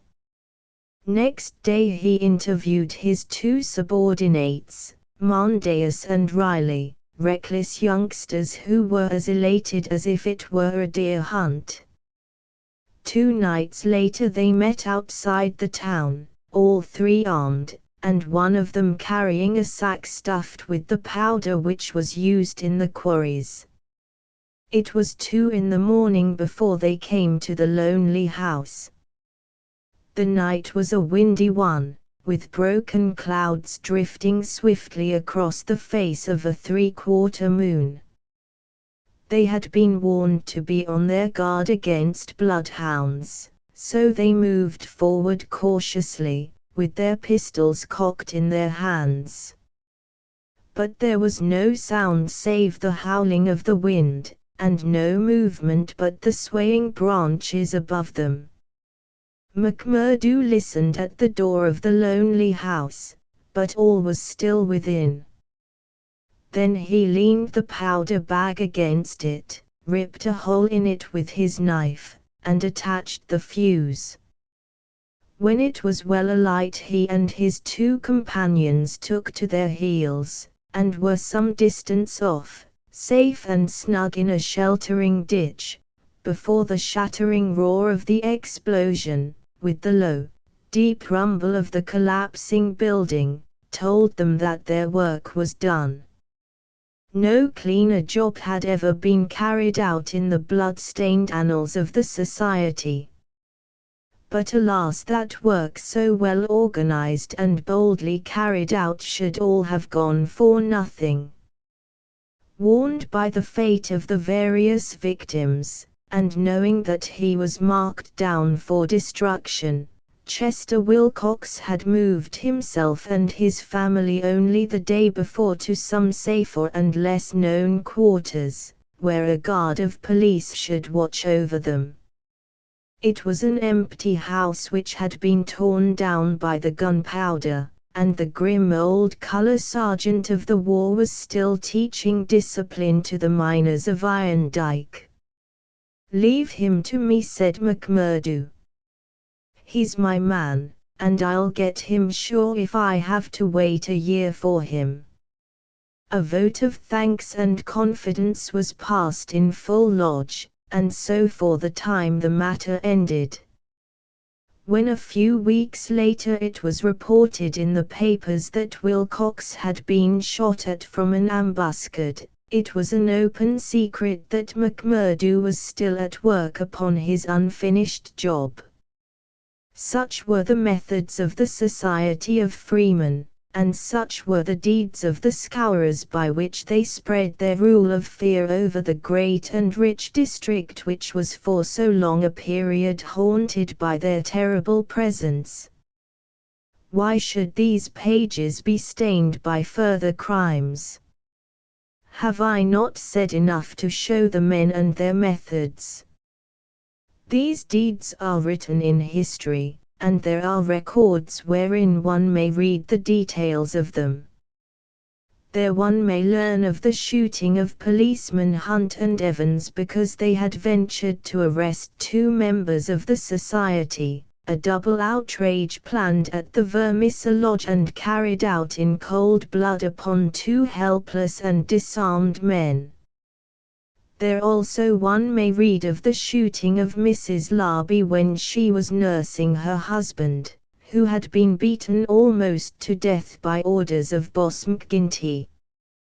The killing of the elder Jenkins, shortly followed by that of his brother, the mutilation of James Murdoch, the blowing up of the Staffhouse family, and the murder of the Stendals all followed hard upon one another in the same terrible winter. Darkly the shadow lay upon the Valley of Fear. The spring had come with running brooks and blossoming trees. There was hope for all nature bound so long in an iron grip, but nowhere was there any hope for the men and women who lived under the yoke of the terror. Never had the cloud above them been so dark and hopeless as in the early summer of the year 1875. Chapter 6 Danger. It was the height of the reign of terror. McMurdo, who had already been appointed in a deacon, with every prospect of some day succeeding McGinty as bodymaster, was now so necessary to the counsels of his comrades that nothing was done without his help and advice. The more popular he became, however, with the freemen, the blacker were the scowls which greeted him as he passed along the streets of Vermissa. In spite of their terror, the citizens were taking heart to band themselves together against their oppressors. Rumors had reached the lodge of secret gatherings in the Herald office and of distribution of firearms among the law-abiding people. But McGinty and his men were undisturbed by such reports. They were numerous, resolute, and well armed. Their opponents were scattered and powerless. It would all end, as it had done in the past, in aimless talk and possibly in impotent arrests. So said McGinty, McMurdo, and all the bolder spirits. It was a Saturday evening in May. Saturday was always the lodge night, and McMurdo was leaving his house to attend it when Morris, the weaker brother of the order, came to see him. His brow was creased with care, and his kindly face was drawn and haggard. "Can I speak with you freely, Mr. McMurdo?" "Sure.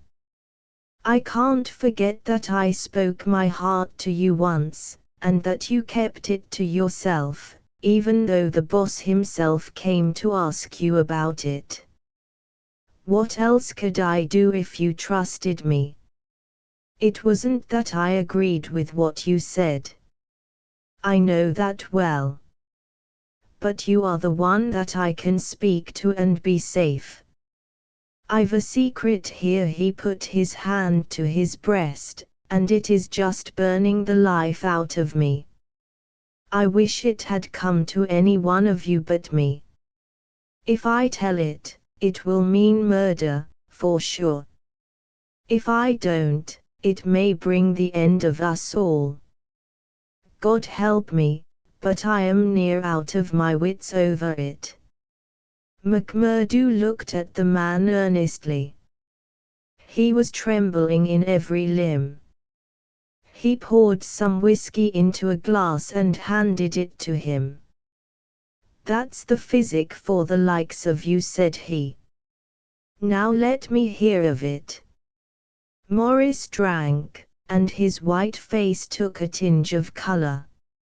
"I can tell it to you all in one sentence," said he. "There's a detective on our trail." McMurdo stared at him in astonishment. "Why, man, you're crazy," he said. "Isn't the place full of police and detectives, and what harm did they ever do us?" No, it's no man of the district. As you say, we know them, and it is little that they can do. But you've heard of Pinkertons. I've read of some folk of that name. Well, you can take it from me you've no show when they are on your trail. It's not a take it or miss it government concern. It's a dead earnest business proposition that's out for results and keeps out till by hook or crook it gets them. If a Pinkerton man is deep in this business, we are all destroyed. We must kill him. Ah, it's the first thought that came to you. So it will be up at the lodge. Didn't I say to you that it would end in murder? Sure, what is murder? Isn't it common enough in these parts? It is, indeed, but it's not for me to point out the man that is to be murdered. I'd never rest easy again. And yet it's our own necks that may be at stake.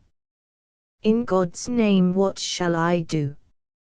He rocked to and fro in his agony of indecision. But his words had moved McMurdo deeply.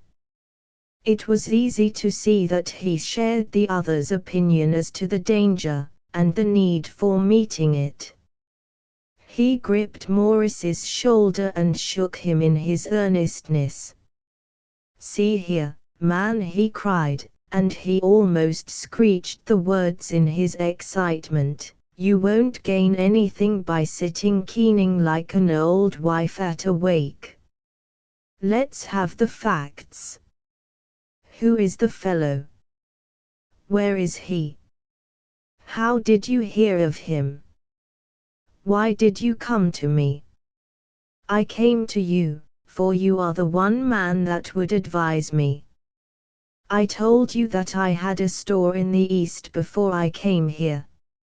I left good friends behind me, and one of them is in the telegraph service. Here's a letter that I had from him yesterday. It's this part from the top of the page. You can read it yourself." This was what McMurdo read: "How are the Scourers getting on in your parts? We read plenty of them in the papers. Between you and me, I expect to hear news from you before long. 5 big corporations and the 2 railroads have taken the thing up in dead earnest.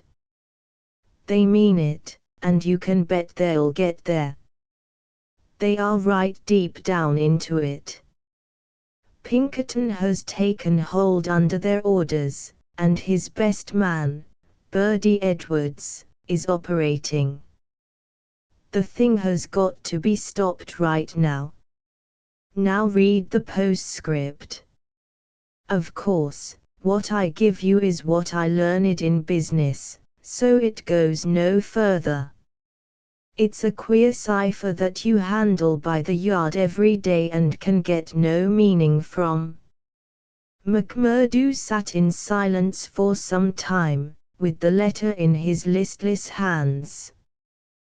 The mist had lifted for a moment, and there was the abyss before him. "Does anyone else know of this?" he asked. "I have told no one else.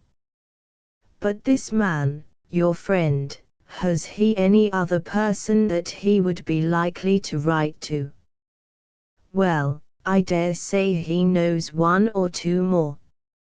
"Of the lodge?" "It's likely enough.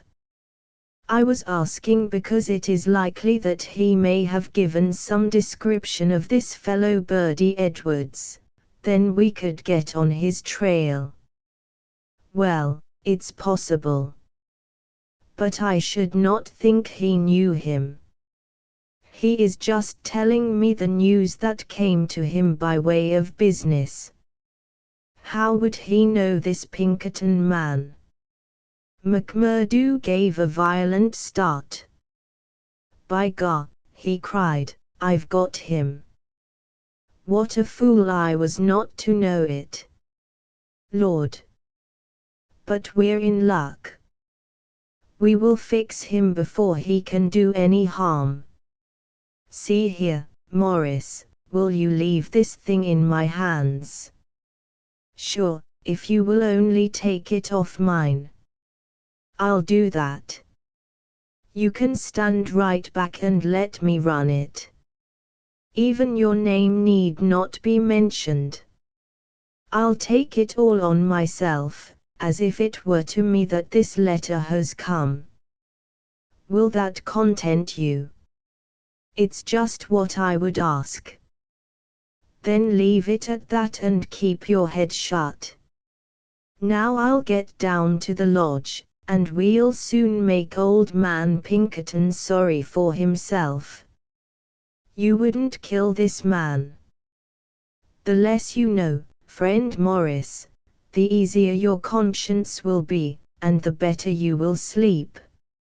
Ask no questions, and let these things settle themselves. I have hold of it now." Morris shook his head sadly as he left. "I feel that his blood is on my hands," he groaned. "Self-protection is no murder, anyhow," said McMurdo, smiling grimly. "It's him or us. I guess this man would destroy us all if we left him long in the valley. Why, Brother Morris, we'll have to elect you bodymaster yet, for you've surely saved the lodge." And yet it was clear from his actions that he thought more seriously of this new intrusion than his words would show.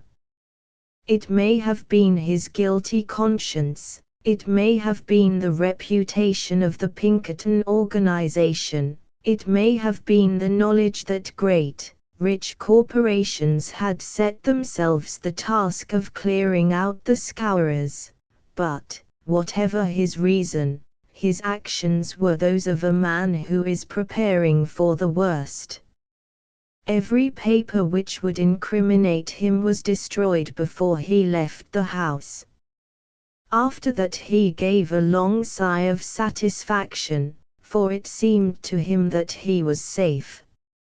And yet the danger must still have pressed somewhat upon him, for on his way to the lodge he stopped at old man Shafter's. The house was forbidden him, but when he tapped at the window Etty came out to him. The dancing Irish deviltry had gone from her lover's eyes. She read his danger in his earnest face. "Something has happened," she cried. Oh, Jack, you are in danger. Sure, it is not very bad, my sweetheart. And yet it may be wise that we make a move before it is worse. Make a move. I promised you once that I would go someday. I think the time is coming. I had news tonight, bad news, and I see trouble coming. The police. Well, a Pinkerton. But, sure, you wouldn't know what that is, Akushla, nor what it may mean to the likes of me. I'm too deep in this thing, and I may have to get out of it quick. You said you would come with me if I went. Oh, Jack, it would be the saving of you. I'm an honest man in some things, Etty. I wouldn't hurt a hair of your bonny head for all that the world can give, nor ever pull you down 1 inch from the golden throne above the clouds where I always see you. Would you trust me? She put her hand in his without a word. Well, then, listen to what I say, and do as I order you, for indeed it's the only way for us. Things are going to happen in this valley. I feel it in my bones. There may be many of us that will have to look out for ourselves. I'm one, anyhow. If I go, by day or night, it's you that must come with me. I'd come after you, Jack. No, no, you shall come with me. If this valley is closed to me and I can never come back, how can I leave you behind, and me perhaps in hiding from the police with never a chance of a message? It's with me you must come. I know a good woman in the place I come from, and it's there I'd leave you till we can get married. Will you come? Yes, Jack, I will come. God bless you for your trust in me. It's a fiend out of hell that I should be if I abused it. Now, mark you, Etty, it will be just a word to you, and when it reaches you, you will drop everything and come right down to the waiting room at the depot and stay there till I come for you. Day or night, I'll come at the word, Jack. Somewhat eased in mind, now that his own preparations for escape had been begun, McMurdo went on to the lodge. It had already assembled, and only by complicated signs and countersigns could he pass through the outer guard and inner guard who close-tiled it. A buzz of pleasure and welcome greeted him as he entered.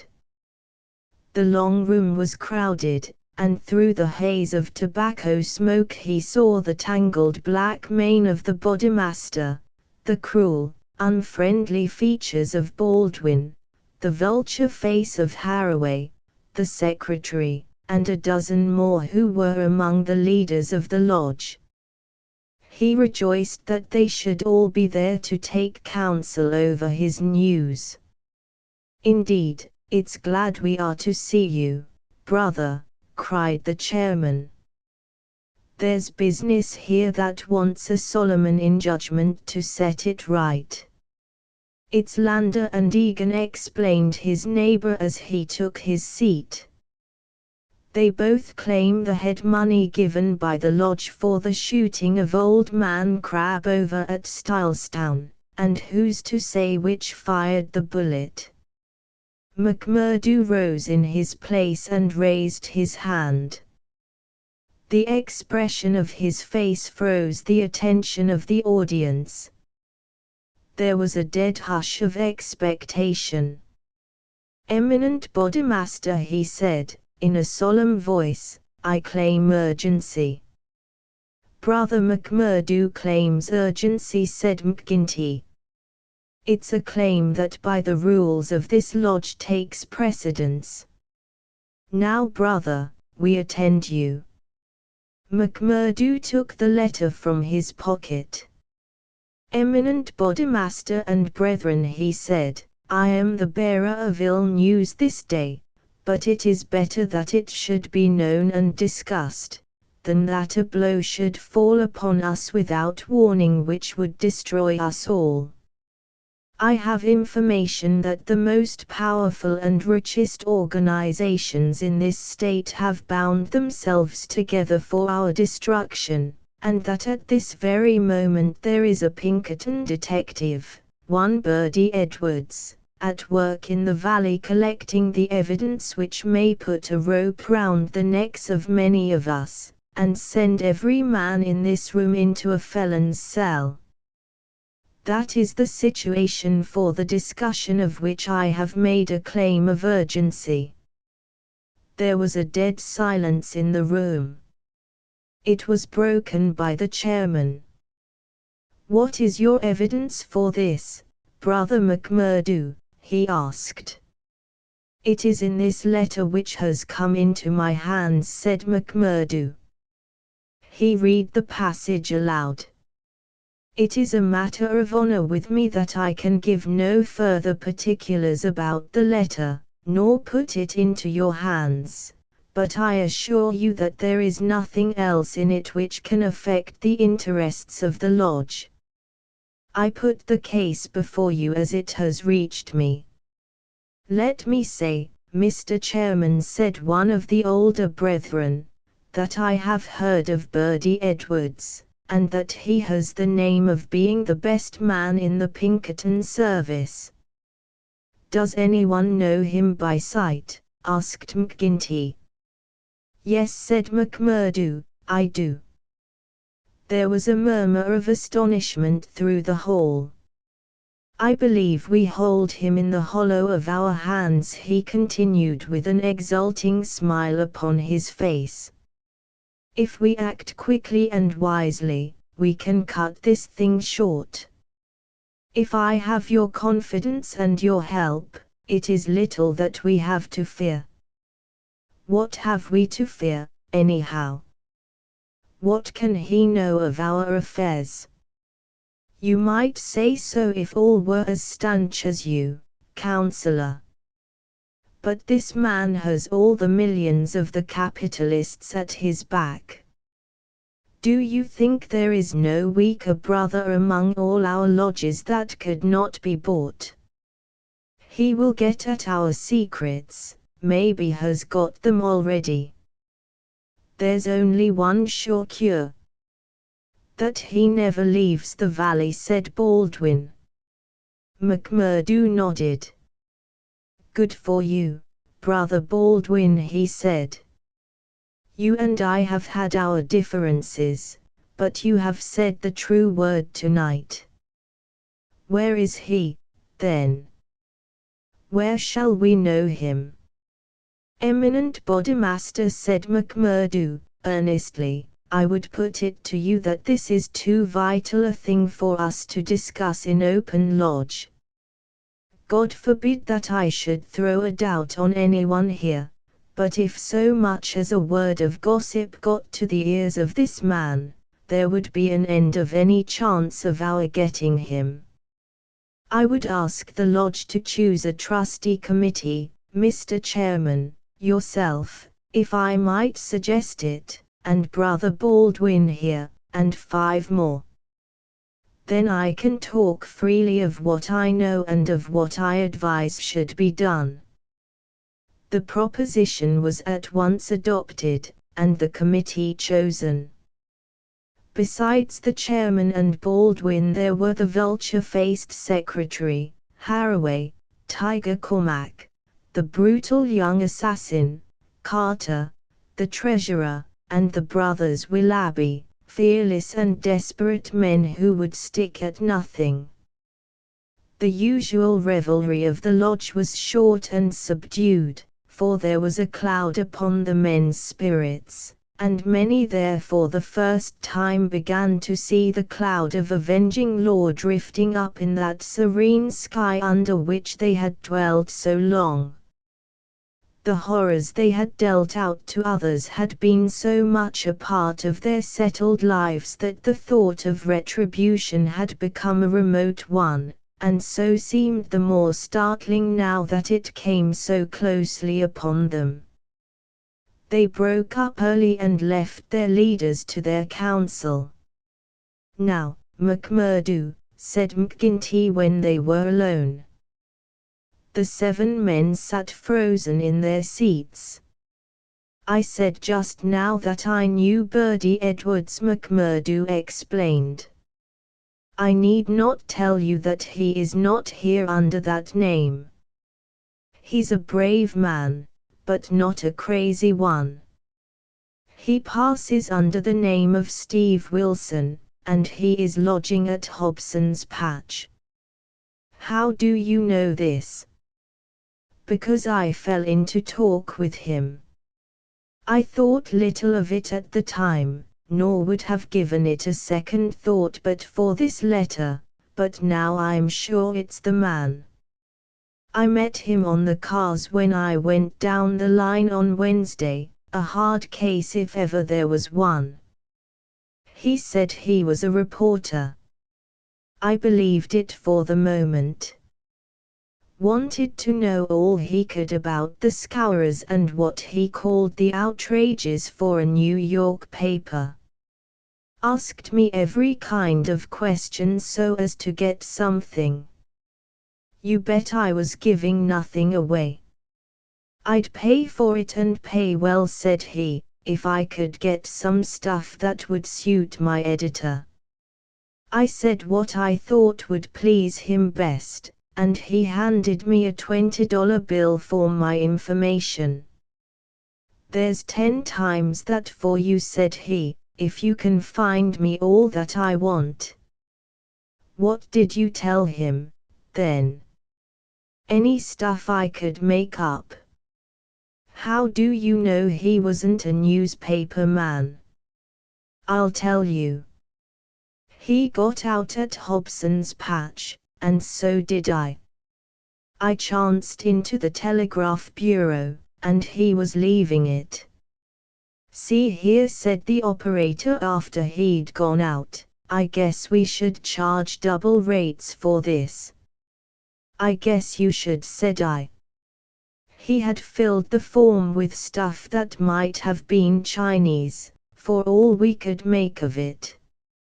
"He fires a sheet of this off every day," said the clerk. "Yes," said I, "it's special news for his paper, and he's scared that the others should tap it." That was what the operator thought and what I thought at the time, but I think differently now. "By God, I believe you are right," said McGinty. "But what do you allow that we should do about it?" "Why not go right down now and fix him?" someone suggested. The sooner the better. "I'd start this next minute if I knew where we could find him," said McMurdo. "He's in Hobson's Patch, but I don't know the house. I've got a plan, though, if you'll only take my advice." "Well, what is it?" "I'll go to the patch tomorrow morning. I'll find him through the operator. He can locate him, I guess. Well, then I'll tell him that I'm a freeman myself. I'll offer him all the secrets of the lodge for a price. You bet he'll tumble to it. I'll tell him the papers are at my house, and that it's as much as my life would be worth to let him come while folk were about. He'll see that that's horse sense. Let him come at 10 o'clock at night, and he shall see everything. That will fetch him sure. Well, you can plan the rest for yourselves. Widow McNamara's is a lonely house. She's as true as steel and as deaf as a post. There's only Scanlon and me in the house. If I get his promise, and I'll let you know if I do, I'd have the whole 7 of you come to me by 9 o'clock. We'll get him in. If ever he gets out alive, well, he can talk of Birdie Edwards's luck for the rest of his days. There's going to be a vacancy at Pinkerton's, or I'm mistaken. Leave it at that, McMurdo. At 9 tomorrow we'll be with you. You once get the door shut behind him, and you can leave the rest with us. Chapter 7. The trapping of Birdie Edwards. As McMurdo had said, the house in which he lived was a lonely one and very well suited for such a crime as they had planned. It was on the extreme fringe of the town and stood well back from the road. In any other case the conspirators would have simply called out their man, as they had many a time before, and emptied their pistols into his body, but in this instance it was very necessary to find out how much he knew, how he knew it, and what had been passed on to his employers. It was possible that they were already too late and that the work had been done. If that was indeed so, they could at least have their revenge upon the man who had done it. But they were hopeful that nothing of great importance had yet come to the detective's knowledge, as otherwise, they argued, he would not have troubled to write down and forward such trivial information as McMurdo claimed to have given him. However, all this they would learn from his own lips. Once in their power, they would find a way to make him speak. It was not the first time that they had handled an unwilling witness. McMurdo went to Hobson's Patch as agreed. The police seemed to take particular interest in him that morning, and Captain Marvin, he who had claimed the old acquaintance with him at Chicago, actually addressed him as he waited at the station. McMurdo turned away and refused to speak with him. He was back from his mission in the afternoon, and saw McGinty at the Union House. "He is coming," he said. "Good," said McGinty. The giant was in his shirt sleeves, with chains and seals gleaming athwart his ample waistcoat and a diamond twinkling through the fringe of his bristling beard. Drink and politics had made the boss a very rich as well as powerful man. The more terrible, therefore, seemed that glimpse of the prison or the gallows which had risen before him the night before. "Do you reckon he knows much?" he asked anxiously. McMurdo shook his head gloomily. "He's been here some time, 6 weeks at the least. I guess he didn't come into these parts to look at the prospect.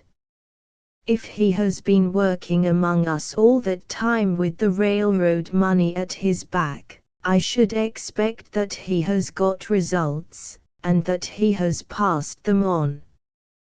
"There's not a weak man in the lodge," cried McGinty.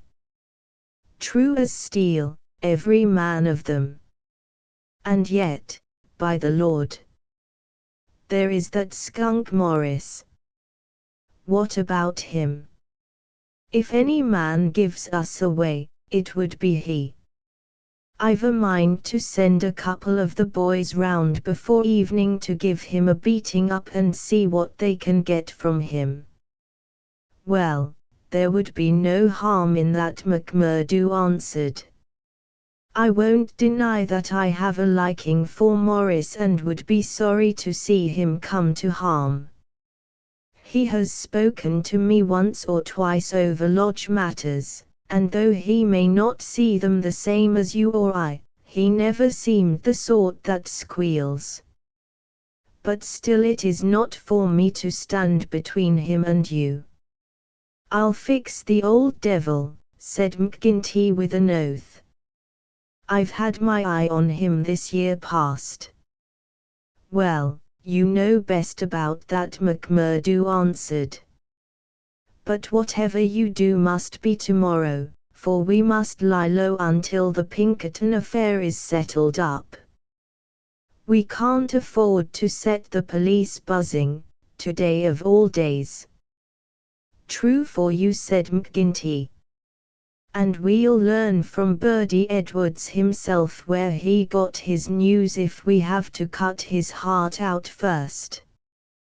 Did he seem to scent a trap? McMurdo laughed. I guess I took him on his weak point, he said. If he could get on a good trail of the Scourers, he's ready to follow it into hell. I took his money, McMurdo grinned as he produced a wad of dollar notes, and as much more when he has seen all my papers. What papers? Well, there are no papers. But I filled him up about constitutions and books of rules and forms of membership. He expects to get right down to the end of everything before he leaves. Faith, he's right there, said McGinty grimly. Didn't he ask you why you didn't bring him the papers? As if I would carry such things, and me a suspected man, and Captain Marvin after speaking to me this very day at the depot. I heard of that, said McGinty. I guess the heavy end of this business is coming on to you. We could put him down an old shaft when we've done with him, but however we work it we can't get past the man living at Hobson's Patch and you being there today. McMurdo shrugged his shoulders. If we handle it right, they can never prove the killing, said he. No one can see him come to the house after dark, and I'll lay to it that no one will see him go. Now see here, Counselor, I'll show you my plan and I'll ask you to fit the others into it. You will all come in good time. Very well. He comes at 10. He is to tap 3 times, and me to open the door for him. Then I'll get behind him and shut it. He's our man then. That's all easy and plain. Yes, but the next step wants considering. He's a hard proposition. He's heavily armed. I've fooled him proper, and yet he is likely to be on his guard. Suppose I show him right into a room with 7 men in it where he expected to find me alone. There is going to be shooting, and somebody is going to be hurt. That's so. And the noise is going to bring every damned copper in the township on top of it. I guess you are right. This is how I should work it. You will all be in the big room, same as you saw when you had a chat with me. I'll open the door for him, show him into the parlor beside the door, and leave him there while I get the papers. That will give me the chance of telling you how things are shaping. Then I will go back to him with some faked papers. As he is reading them I will jump for him and get my grip on his pistol arm. You'll hear me call and in you will rush. The quicker the better, for he is as strong a man as I, and I may have more than I can manage. But I allow that I can hold him till you come. It's a good plan, said McGinty. The lodge will owe you a debt for this. I guess when I move out of the chair I can put a name to the man that's coming after me. Sure, Counselor, I am little more than a recruit, said McMurdo, but his face showed what he thought of the great man's compliment. When he had returned home he made his own preparations for the grim evening in front of him. First he cleaned, oiled, and loaded his Smith & Wesson revolver. Then he surveyed the room in which the detective was to be trapped. It was a large apartment, with a long deal table in the center, and the big stove at one side. At each of the other sides were windows. There were no shutters on these, only light curtains which drew across. McMurdo examined these attentively. No doubt it must have struck him that the apartment was very exposed for so secret a meeting. Yet its distance from the road made it of less consequence. Finally he discussed the matter with his fellow lodger. Scanlon, though a scourer, was an inoffensive little man who was too weak to stand against the opinion of his comrades, but was secretly horrified by the deeds of blood at which he had sometimes been forced to assist. McMurdo told him shortly what was intended. "And if I were you, Mike Scanlon, I would take a night off and keep clear of it. There will be bloody work here before morning." "Well, indeed then," Mac Scanlon answered. "It's not the will but the nerve that is wanting in me. When I saw Manager Dunn go down at the colliery yonder it was just more than I could stand. I'm not made for it, same as you or McGinty. If the lodge will think none the worse of me, I'll just do as you advise and leave you to yourselves for the evening." The men came in good time as arranged. They were outwardly respectable citizens, well clad and cleanly, but a judge of faces would have read little hope for Birdie Edwards in those hard mouths and remorseless eyes. There was not a man in the room whose hands had not been reddened a dozen times before. They were as hardened to human murder as a butcher to sheep. Foremost, of course, both in appearance and in guilt, was the formidable boss.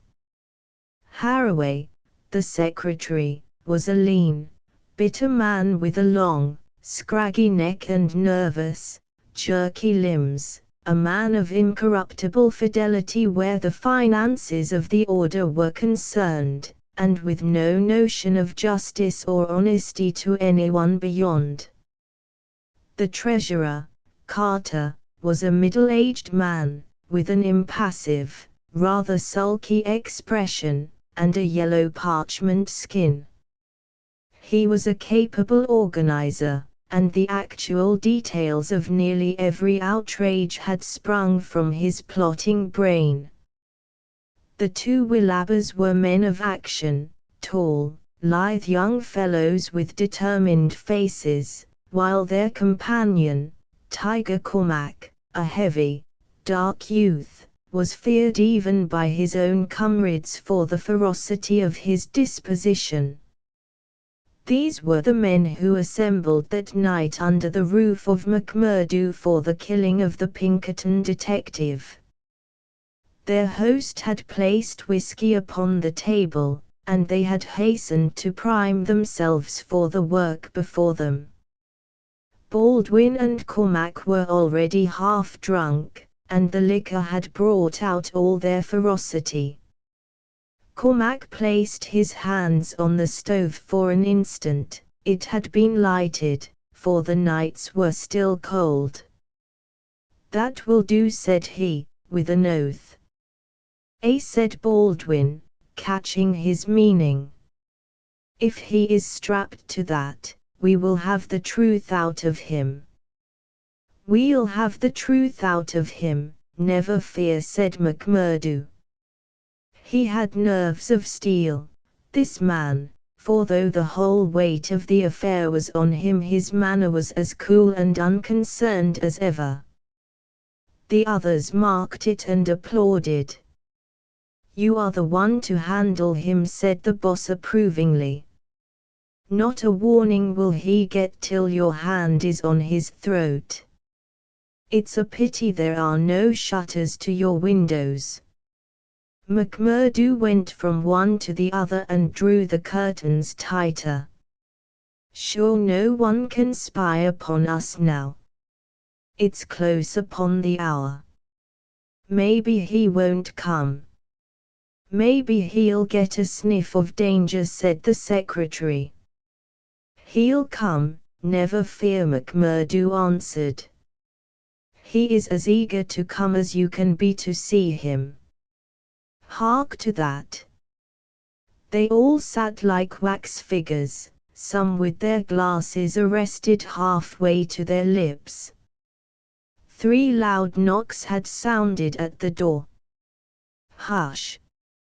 McMurdo raised his hand in caution. An exulting glance went round the circle, and hands were laid upon their weapons. "Not a sound, for your lives," McMurdo whispered, as he went from the room, closing the door carefully behind him. Illustration: "Not a sound, for your lives," McMurdo whispered. With strained ears the murderers waited. They counted the steps of their comrade down the passage. Then they heard him open the outer door. There were a few words as of greeting. Then they were aware of a strange step inside and of an unfamiliar voice.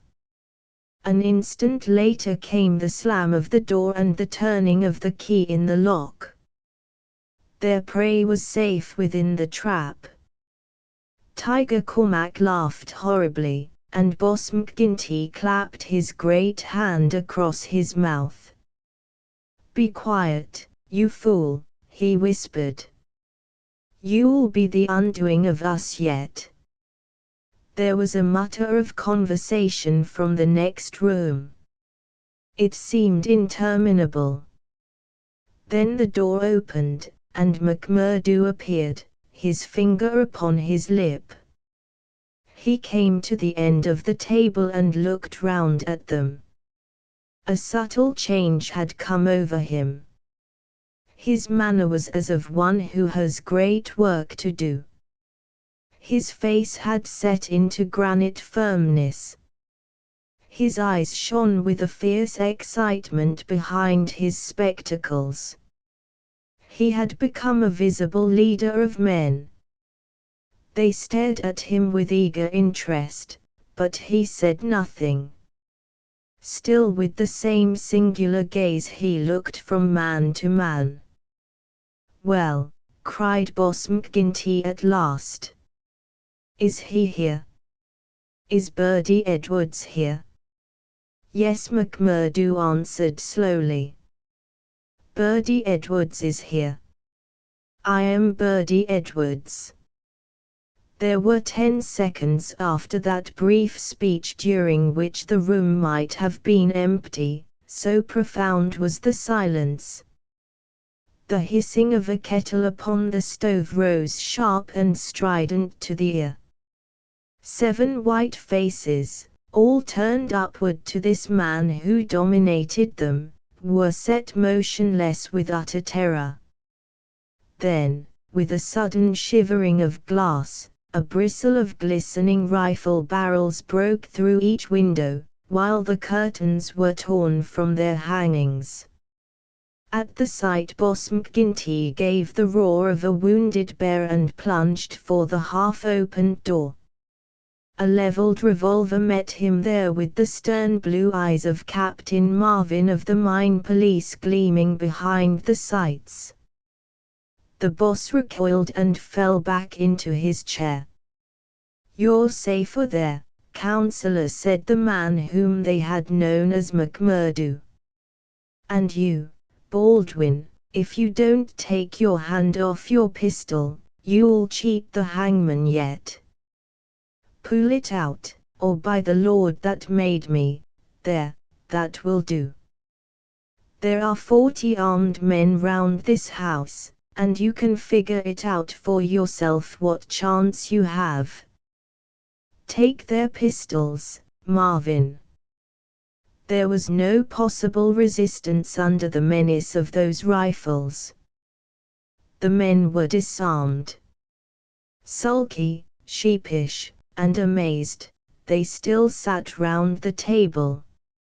"I'd like to say a word to you before we separate," said the man who had trapped them. "I guess we may not meet again until you see me on the stand in the courthouse. I'll give you something to think over between now and then. You know me now for what I am. At last I can put my cards on the table. I am Birdie Edwards of Pinkertons. I was chosen to break up your gang. I had a hard and dangerous game to play. Not a soul, not one soul, not my nearest and dearest, knew that I was playing it. Only Captain Marvin here and my employers knew that.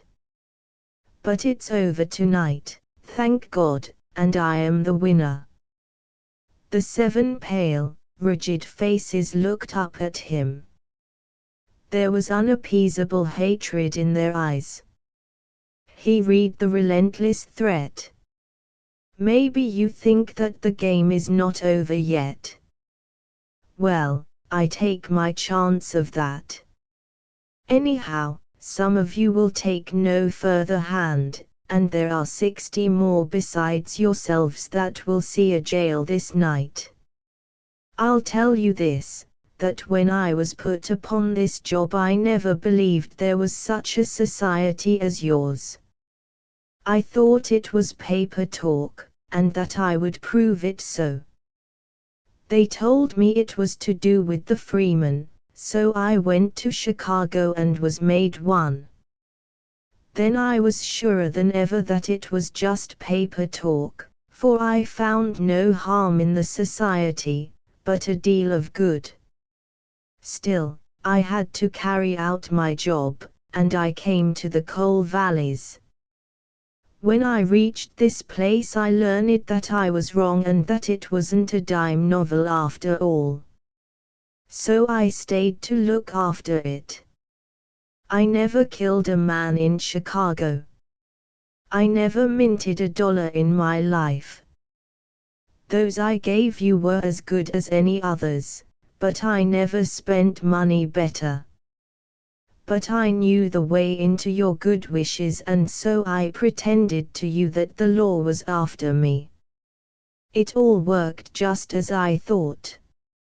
So I joined your infernal lodge, and I took my share in your councils. Maybe they will say that I was as bad as you. They can say what they like, so long as I get you. But what is the truth? The night I joined you beat up old man Stanger. I could not warn him, for there was no time, but I held your hand, Baldwin, when you would have killed him. If ever I have suggested things, so as to keep my place among you, they were things which I knew I could prevent. I could not save Dunn and Menzies, for I did not know enough, but I will see that their murderers are hanged. I gave Chester Wilcox warning, so that when I blew his house in he and his folk were in hiding. There was many a crime that I could not stop, but if you look back and think how often your man came home the other road, or was down in town when you went for him, or stayed indoors when you thought he would come out, you'll see my work. You blasted traitor, hissed McGinty through his closed teeth. John McGinty, you may call me that if it eases your smart. You and your like have been the enemy of God and man in these parts. It took a man to get between you and the poor devils of men and women that you held under your grip. There was just one way of doing it, and I did it. You call me a traitor, but I guess there's many 1,000 will call me a deliverer that went down into hell to save them. I've had 3 months of it. I wouldn't have 3 such months again if they let me loose in the treasury at Washington for it. I had to stay till I had it all, every man and every secret right here in this hand. I'd have waited a little longer if it hadn't come to my knowledge that my secret was coming out. A letter had come into the town that would have set you wise to it all. Then I had to act and act quickly. I've nothing more to say to you, except that when my time comes I'll die the easier when I think of the work I have done in this valley. Now, Marvin, I'll keep you no more. Take them in and get it over. There is little more to tell. Scanlon had been given a sealed note to be left at the address of Miss Etty Shafter, a mission which he had accepted with a wink and a knowing smile. In the early hours of the morning a beautiful woman and a much muffled man boarded a special train which had been sent by the railroad company, and made a swift, unbroken journey out of the land of danger. It was the last time that ever either Etty or her lover set foot in the Valley of Fear. 10 days later they were married in Chicago, with old Jacob Shafter as witness of the wedding.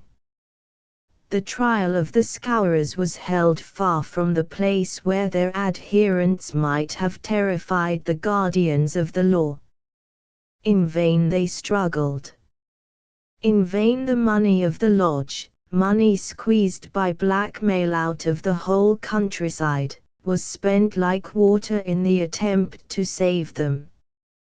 That cold, clear, unimpassioned statement from one who knew every detail of their lives, their organization, and their crimes was unshaken by all the wiles of their defenders. At last, after so many years, they were broken and scattered. The cloud was lifted forever from the valley. McGinty met his fate upon the scaffold, cringing and whining when the last hour came. 8 of his chief followers shared his fate. 50-odd had various degrees of imprisonment. The work of Birdie Edwards was complete. And yet, as he had guessed, the game was not over yet. There was another hand to be played, and yet another and another. Ted Baldwin, for one, had escaped the scaffold, so had the Willabers, so had several others of the fiercest spirits of the gang. For 10 years they were out of the world, and then came a day when they were free once more, a day which Edwards, who knew his men, was very sure would be an end of his life of peace. They had sworn an oath on all that they thought holy to have his blood as a vengeance for their comrades. And well they strove to keep their vow. From Chicago he was chased, after 2 attempts so near success that it was sure that the third would get him. From Chicago he went under a changed name to California, and it was there that the light went for a time out of his life when Etty Edwards died. Once again he was nearly killed, and once again under the name of Douglas he worked in a lonely canyon, where with an English partner named Barker he amassed a fortune. At last there came a warning to him that the bloodhounds were on his track once more, and he cleared, only just in time, for England. and thence came the John Douglas who for a second time married a worthy mate, and lived for 5 years as a Sussex county gentleman, a life which ended with the strange happenings of which we have heard. Epilogue: the police trial had passed, in which the case of John Douglas was referred to a higher court. So had the Quarter Sessions, at which he was acquitted as having acted in self-defense. "Get him out of England at any cost," wrote Holmes to the wife. "There are forces here which may be more dangerous than those he has escaped. There is no safety for your husband in England." 2 months had gone by, and the case had to some extent passed from our minds. Then one morning there came an enigmatic note slipped into our letter box. "Dear me, Mr. Holmes." "Dear me," said this singular epistle. There was neither superscription nor signature. I laughed at the quaint message, but Holmes showed unwonted seriousness. "Deviltry, Watson," he remarked, and sat long with a clouded brow. "Late last night Mrs. Hudson, our landlady, brought up a message that a gentleman wished to see Mr. Holmes, and that the matter was of the utmost importance." Close at the heels of his messenger came Cecil Barker, our friend of the moated manor house. His face was drawn and haggard. "I've had bad news, terrible news, Mr. Holmes," said he. "I feared as much," said Holmes. "You have not had a cable, have you?" "I have had a note from someone who has. It's poor Douglas. They tell me his name is Edwards, but he will always be Jack Douglas of Benito Canyon to me. I told you that they started together for South Africa in the Palmyra 3 weeks ago." "Exactly. The ship reached Cape Town last night. I received this cable from Mrs. Douglas this morning: Jack has been lost overboard in gale off St. Helena. No one knows how accident occurred. Ivy Douglas." "Ha! It came like that, did it?" said Holmes thoughtfully. "Well, I've no doubt it was well stage managed." "You mean that you think there was no accident?" "None in the world. He was murdered." "Surely." "So I think also. These infernal scourers, this cursed vindictive nest of criminals." "No, no, my good sir," said Holmes. "There is a master hand here. It is no case of sawed-off shotguns and clumsy 6-shooters. You can tell an old master by the sweep of his brush. I can tell a Moriarty when I see one. This crime is from London, not from America. But for what motive? Because it is done by a man who cannot afford to fail, one whose whole unique position depends upon the fact that all he does must succeed. A great brain and a huge organization have been turned to the extinction of one man. It is crushing the nut with the triphomer, an absurd extravagance of energy, but the nut is very effectually crushed all the same. How came this man to have anything to do with it? I can only say that the first word that ever came to us of the business was from one of his lieutenants. These Americans were well advised. Having an English job to do, they took into partnership, as any foreign criminal could do, this great consultant in crime. From that moment their man was doomed. At first he would content himself by using his machinery in order to find their victim. Then he would indicate how the matter might be treated. Finally, when he read in the reports of the failure of this agent, he would step in himself with a master touch.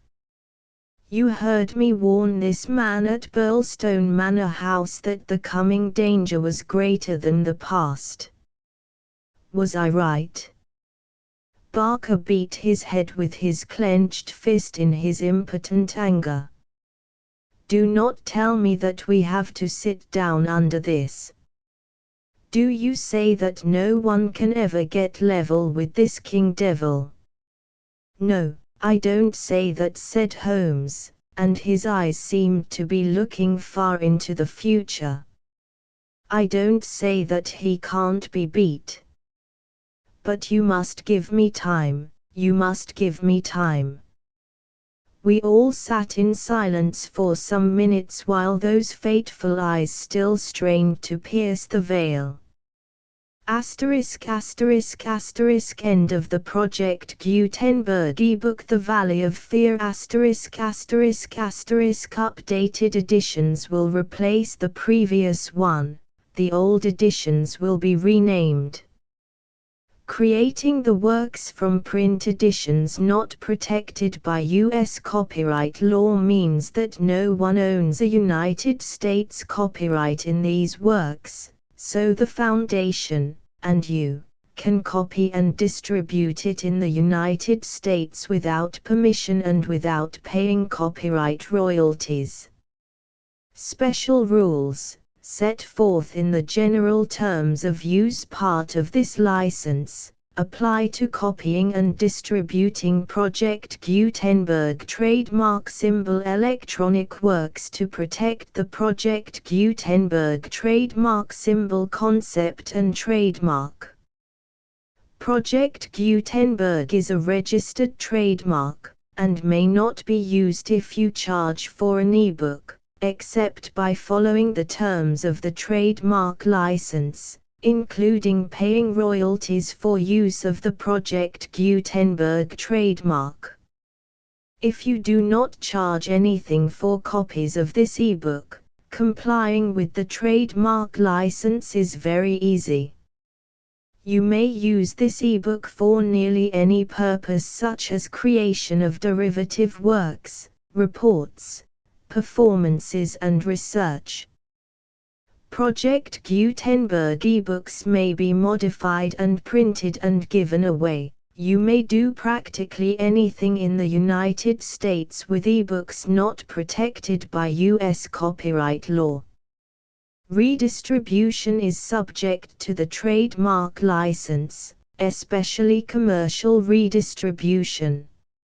Start. Full license. The full Project Gutenberg license. Please read this before you distribute or use this work to protect the Project Gutenberg trademark symbol mission of promoting the free distribution of electronic works. By using or distributing this work, or any other work associated in any way with the phrase Project Gutenberg, you agree to comply with all the terms of the full Project Gutenberg trademark symbol license available with this file or online at www.gutenberg.org/license. Section 1. General Terms of Use and Redistributing Project Gutenberg Trademark Symbol Electronic Works 1.0. By reading or using any part of this Project Gutenberg trademark symbol electronic work, you indicate that you have read, understand, agree to and accept all the terms of this license and intellectual property, trademark/copyright, agreement. If you do not agree to abide by all the terms of this agreement, you must cease using and return or destroy all copies of Project Gutenberg trademark symbol electronic works in your possession. If you paid a fee for obtaining a copy of or access to a Project Gutenberg trademark symbol electronic work and you do not agree to be bound by the terms of this agreement, you may obtain a refund from the person or entity to whom you paid the fee as set forth in paragraph 1.e.8. 1.b Project Gutenberg is a registered trademark. It may only be used on or associated in any way with an electronic work by people who agree to be bound by the terms of this agreement. There are a few things that you can do with most Project Gutenberg trademark symbol electronic works even without complying with the full terms of this agreement. See paragraph 1.c below. There are a lot of things you can do with Project Gutenberg trademark symbol electronic works if you follow the terms of this agreement and help preserve free future access to Project Gutenberg trademark symbol electronic works. See paragraph 1.e below. 1.c The Project Gutenberg Literary Archive Foundation, the Foundation or PGLAF, owns a compilation copyright in the collection of Project Gutenberg trademark symbol electronic works. Nearly all the individual works in the collection are in the public domain in the United States. If an individual work is unprotected by copyright law in the United States and you are located in the United States, we do not claim a right to prevent you from copying, distributing, performing, displaying or creating derivative works based on the work as long as all references to Project Gutenberg are removed. Of course, we hope that you will support the Project Gutenberg trademark symbol mission of promoting free access to electronic works by freely sharing Project Gutenberg trademark symbol works in compliance with the terms of this agreement for keeping the Project Gutenberg trademark symbol name associated with the work. You can easily comply with the terms of this agreement by keeping this work in the same format with its attached full Project Gutenberg trademark symbol license when you share it without charge with others. 1.d The copyright laws of the place where you are located also govern what you can do with this work. Copyright laws in most countries are in a constant state of change. If you are outside the United States, check the laws of your country in addition to the terms of this agreement before downloading, copying, displaying, performing, distributing or creating derivative works based on this work or any other Project Gutenberg trademark symbol work. The Foundation makes no representations concerning the copyright status of any work in any country other than the United States. 1.e Unless you have removed all references to Project Gutenberg, 1.e.1. The following sentence, with active links to, or other immediate access to, the full Project Gutenberg trademark symbol license must appear prominently whenever any copy of a Project Gutenberg trademark symbol work, any work on which the phrase Project Gutenberg appears, or with which the phrase Project Gutenberg is associated, is accessed, displayed, performed, viewed, copied or distributed. This ebook is for the use of anyone anywhere in the United States and most other parts of the world at no cost and with almost no restrictions whatsoever. You may copy it, give it away or reuse it under the terms of the Project Gutenberg license included with this ebook or online at www.gutenberg.org.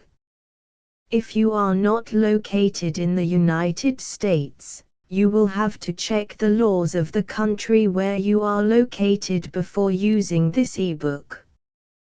1.e.2 If an individual Project Gutenberg trademark symbol electronic work is derived from texts not protected by U.S. copyright law, does not contain a notice indicating that it is posted with permission of the copyright holder, the work can be copied and distributed to anyone in the United States without paying any fees or charges. If you are redistributing or providing access to a work with the phrase Project Gutenberg associated with or appearing on the work, you must comply either with the requirements of paragraphs 1.e.1 through 1.e.7 or obtain permission for the use of the work and the Project Gutenberg trademark symbol trademark as set forth in paragraphs 1.e.8 or 1.e.9. 1.e.3 If an individual Project Gutenberg trademark symbol electronic work is posted with the permission of the copyright holder, your use and distribution must comply with both paragraphs 1.e.1 through 1.e.7 and any additional terms imposed by the copyright holder. Additional terms will be linked to the Project Gutenberg trademark symbol license for all works posted with the permission of the copyright holder found at the beginning of this work. 1.e.4 Do not unlink or detach or remove the full Project Gutenberg trademark symbol license terms from this work, or any files containing a part of this work or any other work associated with Project Gutenberg trademark symbol.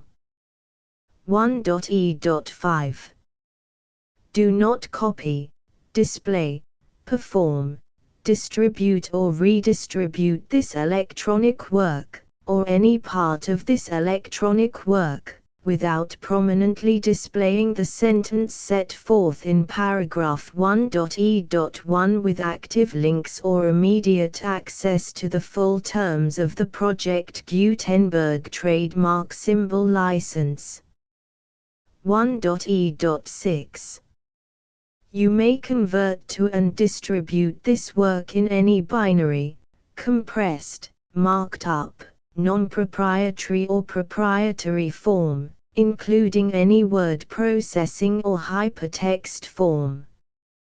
However, if you provide access to or distribute copies of a Project Gutenberg trademark symbol work in a format other than plain vanilla ASCII or other format used in the official version posted on the official Project Gutenberg trademark symbol website, www.gutenberg.org, you must, at no additional cost, fee or expense to the user, provide a copy, a means of exporting a copy, or a means of obtaining a copy upon request, of the work in its original plain vanilla ASCII or other form. Any alternate format must include the full Project Gutenberg trademark symbol license as specified in paragraph 1.e.1. 1.e.7 Do not charge a fee for access to, viewing, displaying, performing, copying or distributing any Project Gutenberg trademark symbol works unless you comply with paragraph 1.e.8 or 1.e.9.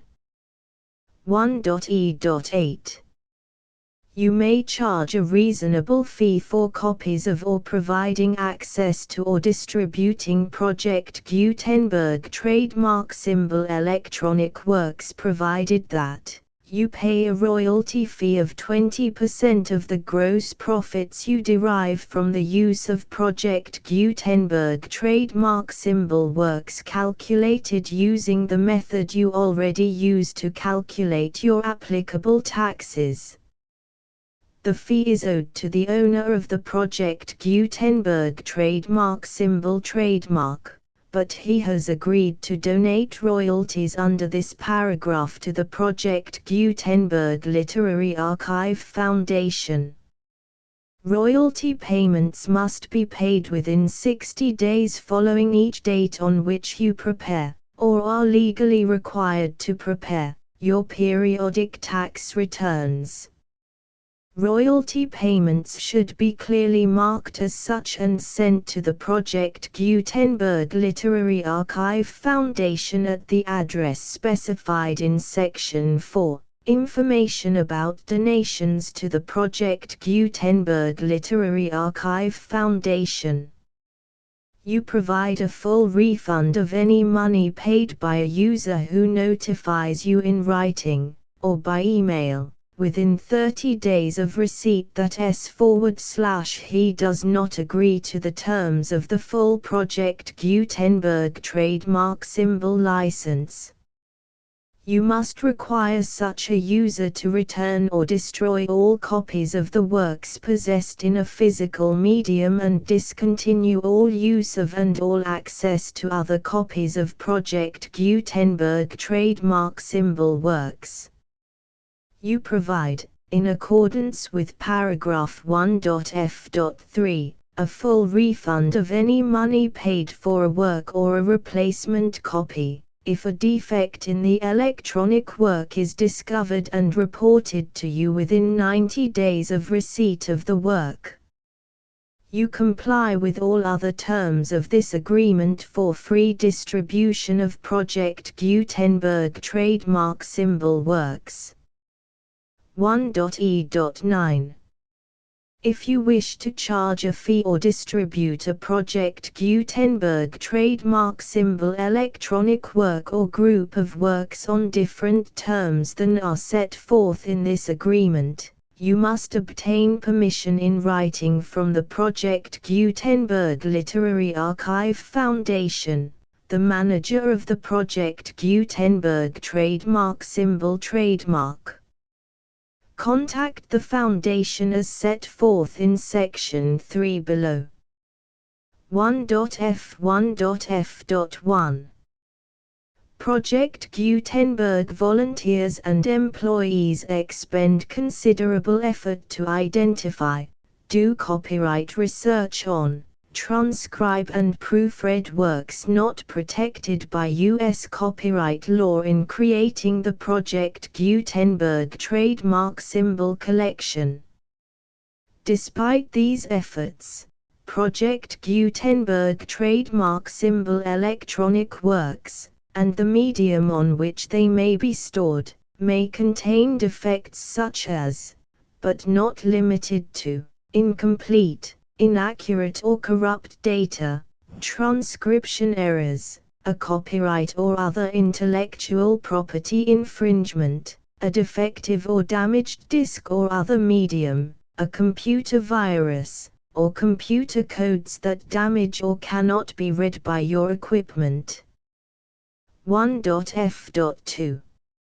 Limited warranty, disclaimer of damages, except for the right of replacement or refund described in paragraph 1.f.3, the Project Gutenberg Literary Archive Foundation, the owner of the Project Gutenberg trademark symbol trademark, and any other party distributing a Project Gutenberg trademark symbol electronic work under this agreement, disclaim all liability to you for damages, costs and expenses, including legal fees.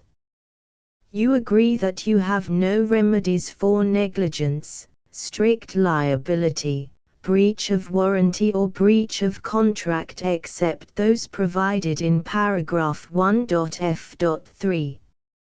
You agree that the Foundation, the trademark owner, and any distributor under this agreement will not be liable to you for actual, direct, indirect, consequential, punitive or incidental damages even if you give notice of the possibility of such damage. 1.f.3 Limited right of replacement or refund. If you discover a defect in this electronic work within 90 days of receiving it, you can receive a refund of the money, if any, you paid for it by sending a written explanation to the person you received the work from. If you received the work on a physical medium, you must return the medium with your written explanation. The person or entity that provided you with the defective work may elect to provide a replacement copy in lieu of a refund. If you received the work electronically, the person or entity providing it to you may choose to give you a second opportunity to receive the work electronically in lieu of a refund. If the second copy is also defective, you may demand a refund in writing without further opportunities to fix the problem. 1.f.4 Except for the limited right of replacement or refund set forth in paragraph 1.f.3, this work is provided to you as is, with no other warranties of any kind, express or implied, including but not limited to warranties of merchantability or fitness for any purpose. 1.f.5 Some states do not allow disclaimers of certain implied warranties or the exclusion or limitation of certain types of damages. If any disclaimer or limitation set forth in this agreement violates the law of the state applicable to this agreement, the agreement shall be interpreted to make the maximum disclaimer or limitation permitted by the applicable state law. The invalidity or unenforceability of any provision of this agreement shall not void the remaining provisions. 1.f.6 Indemnity. You agree to indemnify and hold the foundation, the trademark owner, any agent or employee of the foundation, anyone providing copies of Project Gutenberg trademark symbol electronic works in accordance with this agreement, and any volunteers associated with the production, promotion and distribution of Project Gutenberg trademark symbol electronic works, harmless from all liability, costs and expenses, including legal fees, that arise directly or indirectly from any of the following which you do or cause to occur. A. Distribution of this or any Project Gutenberg trademark symbol work. B. Alteration, modification, or additions or deletions to any Project Gutenberg trademark symbol work, and C. Any defect you cause. Section 2. Information about the mission of Project Gutenberg trademark symbol. Project Gutenberg trademark symbol is synonymous with the free distribution of electronic works in formats readable by the widest variety of computers, including obsolete, old, middle-aged and new computers.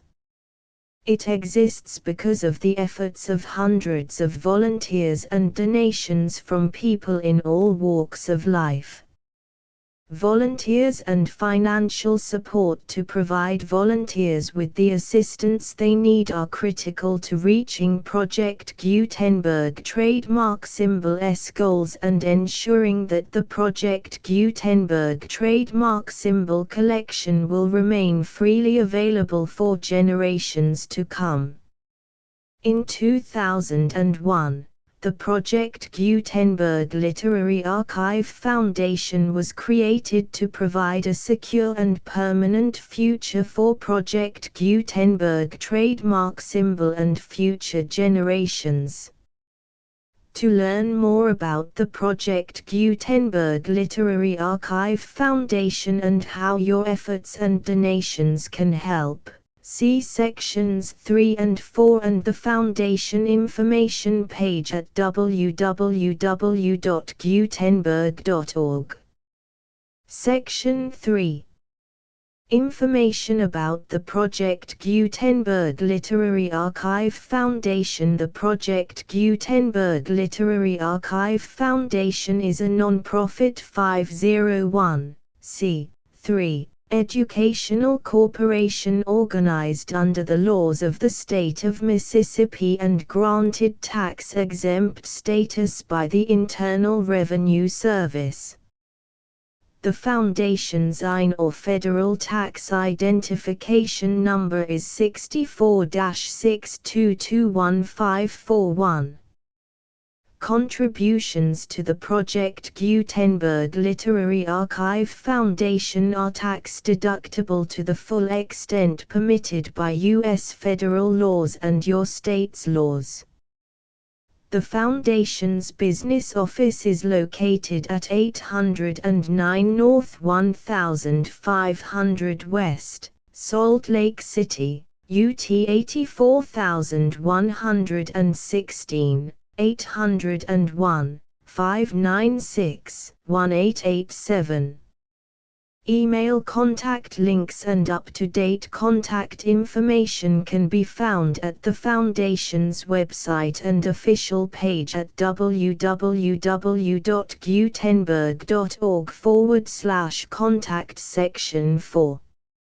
Information about donations to the Project Gutenberg Literary Archive Foundation. Project Gutenberg trademark symbol depends upon and cannot survive without widespread public support and donations to carry out its mission of increasing the number of public domain and licensed works that can be freely distributed in machine-readable form accessible by the widest array of equipment including outdated equipment.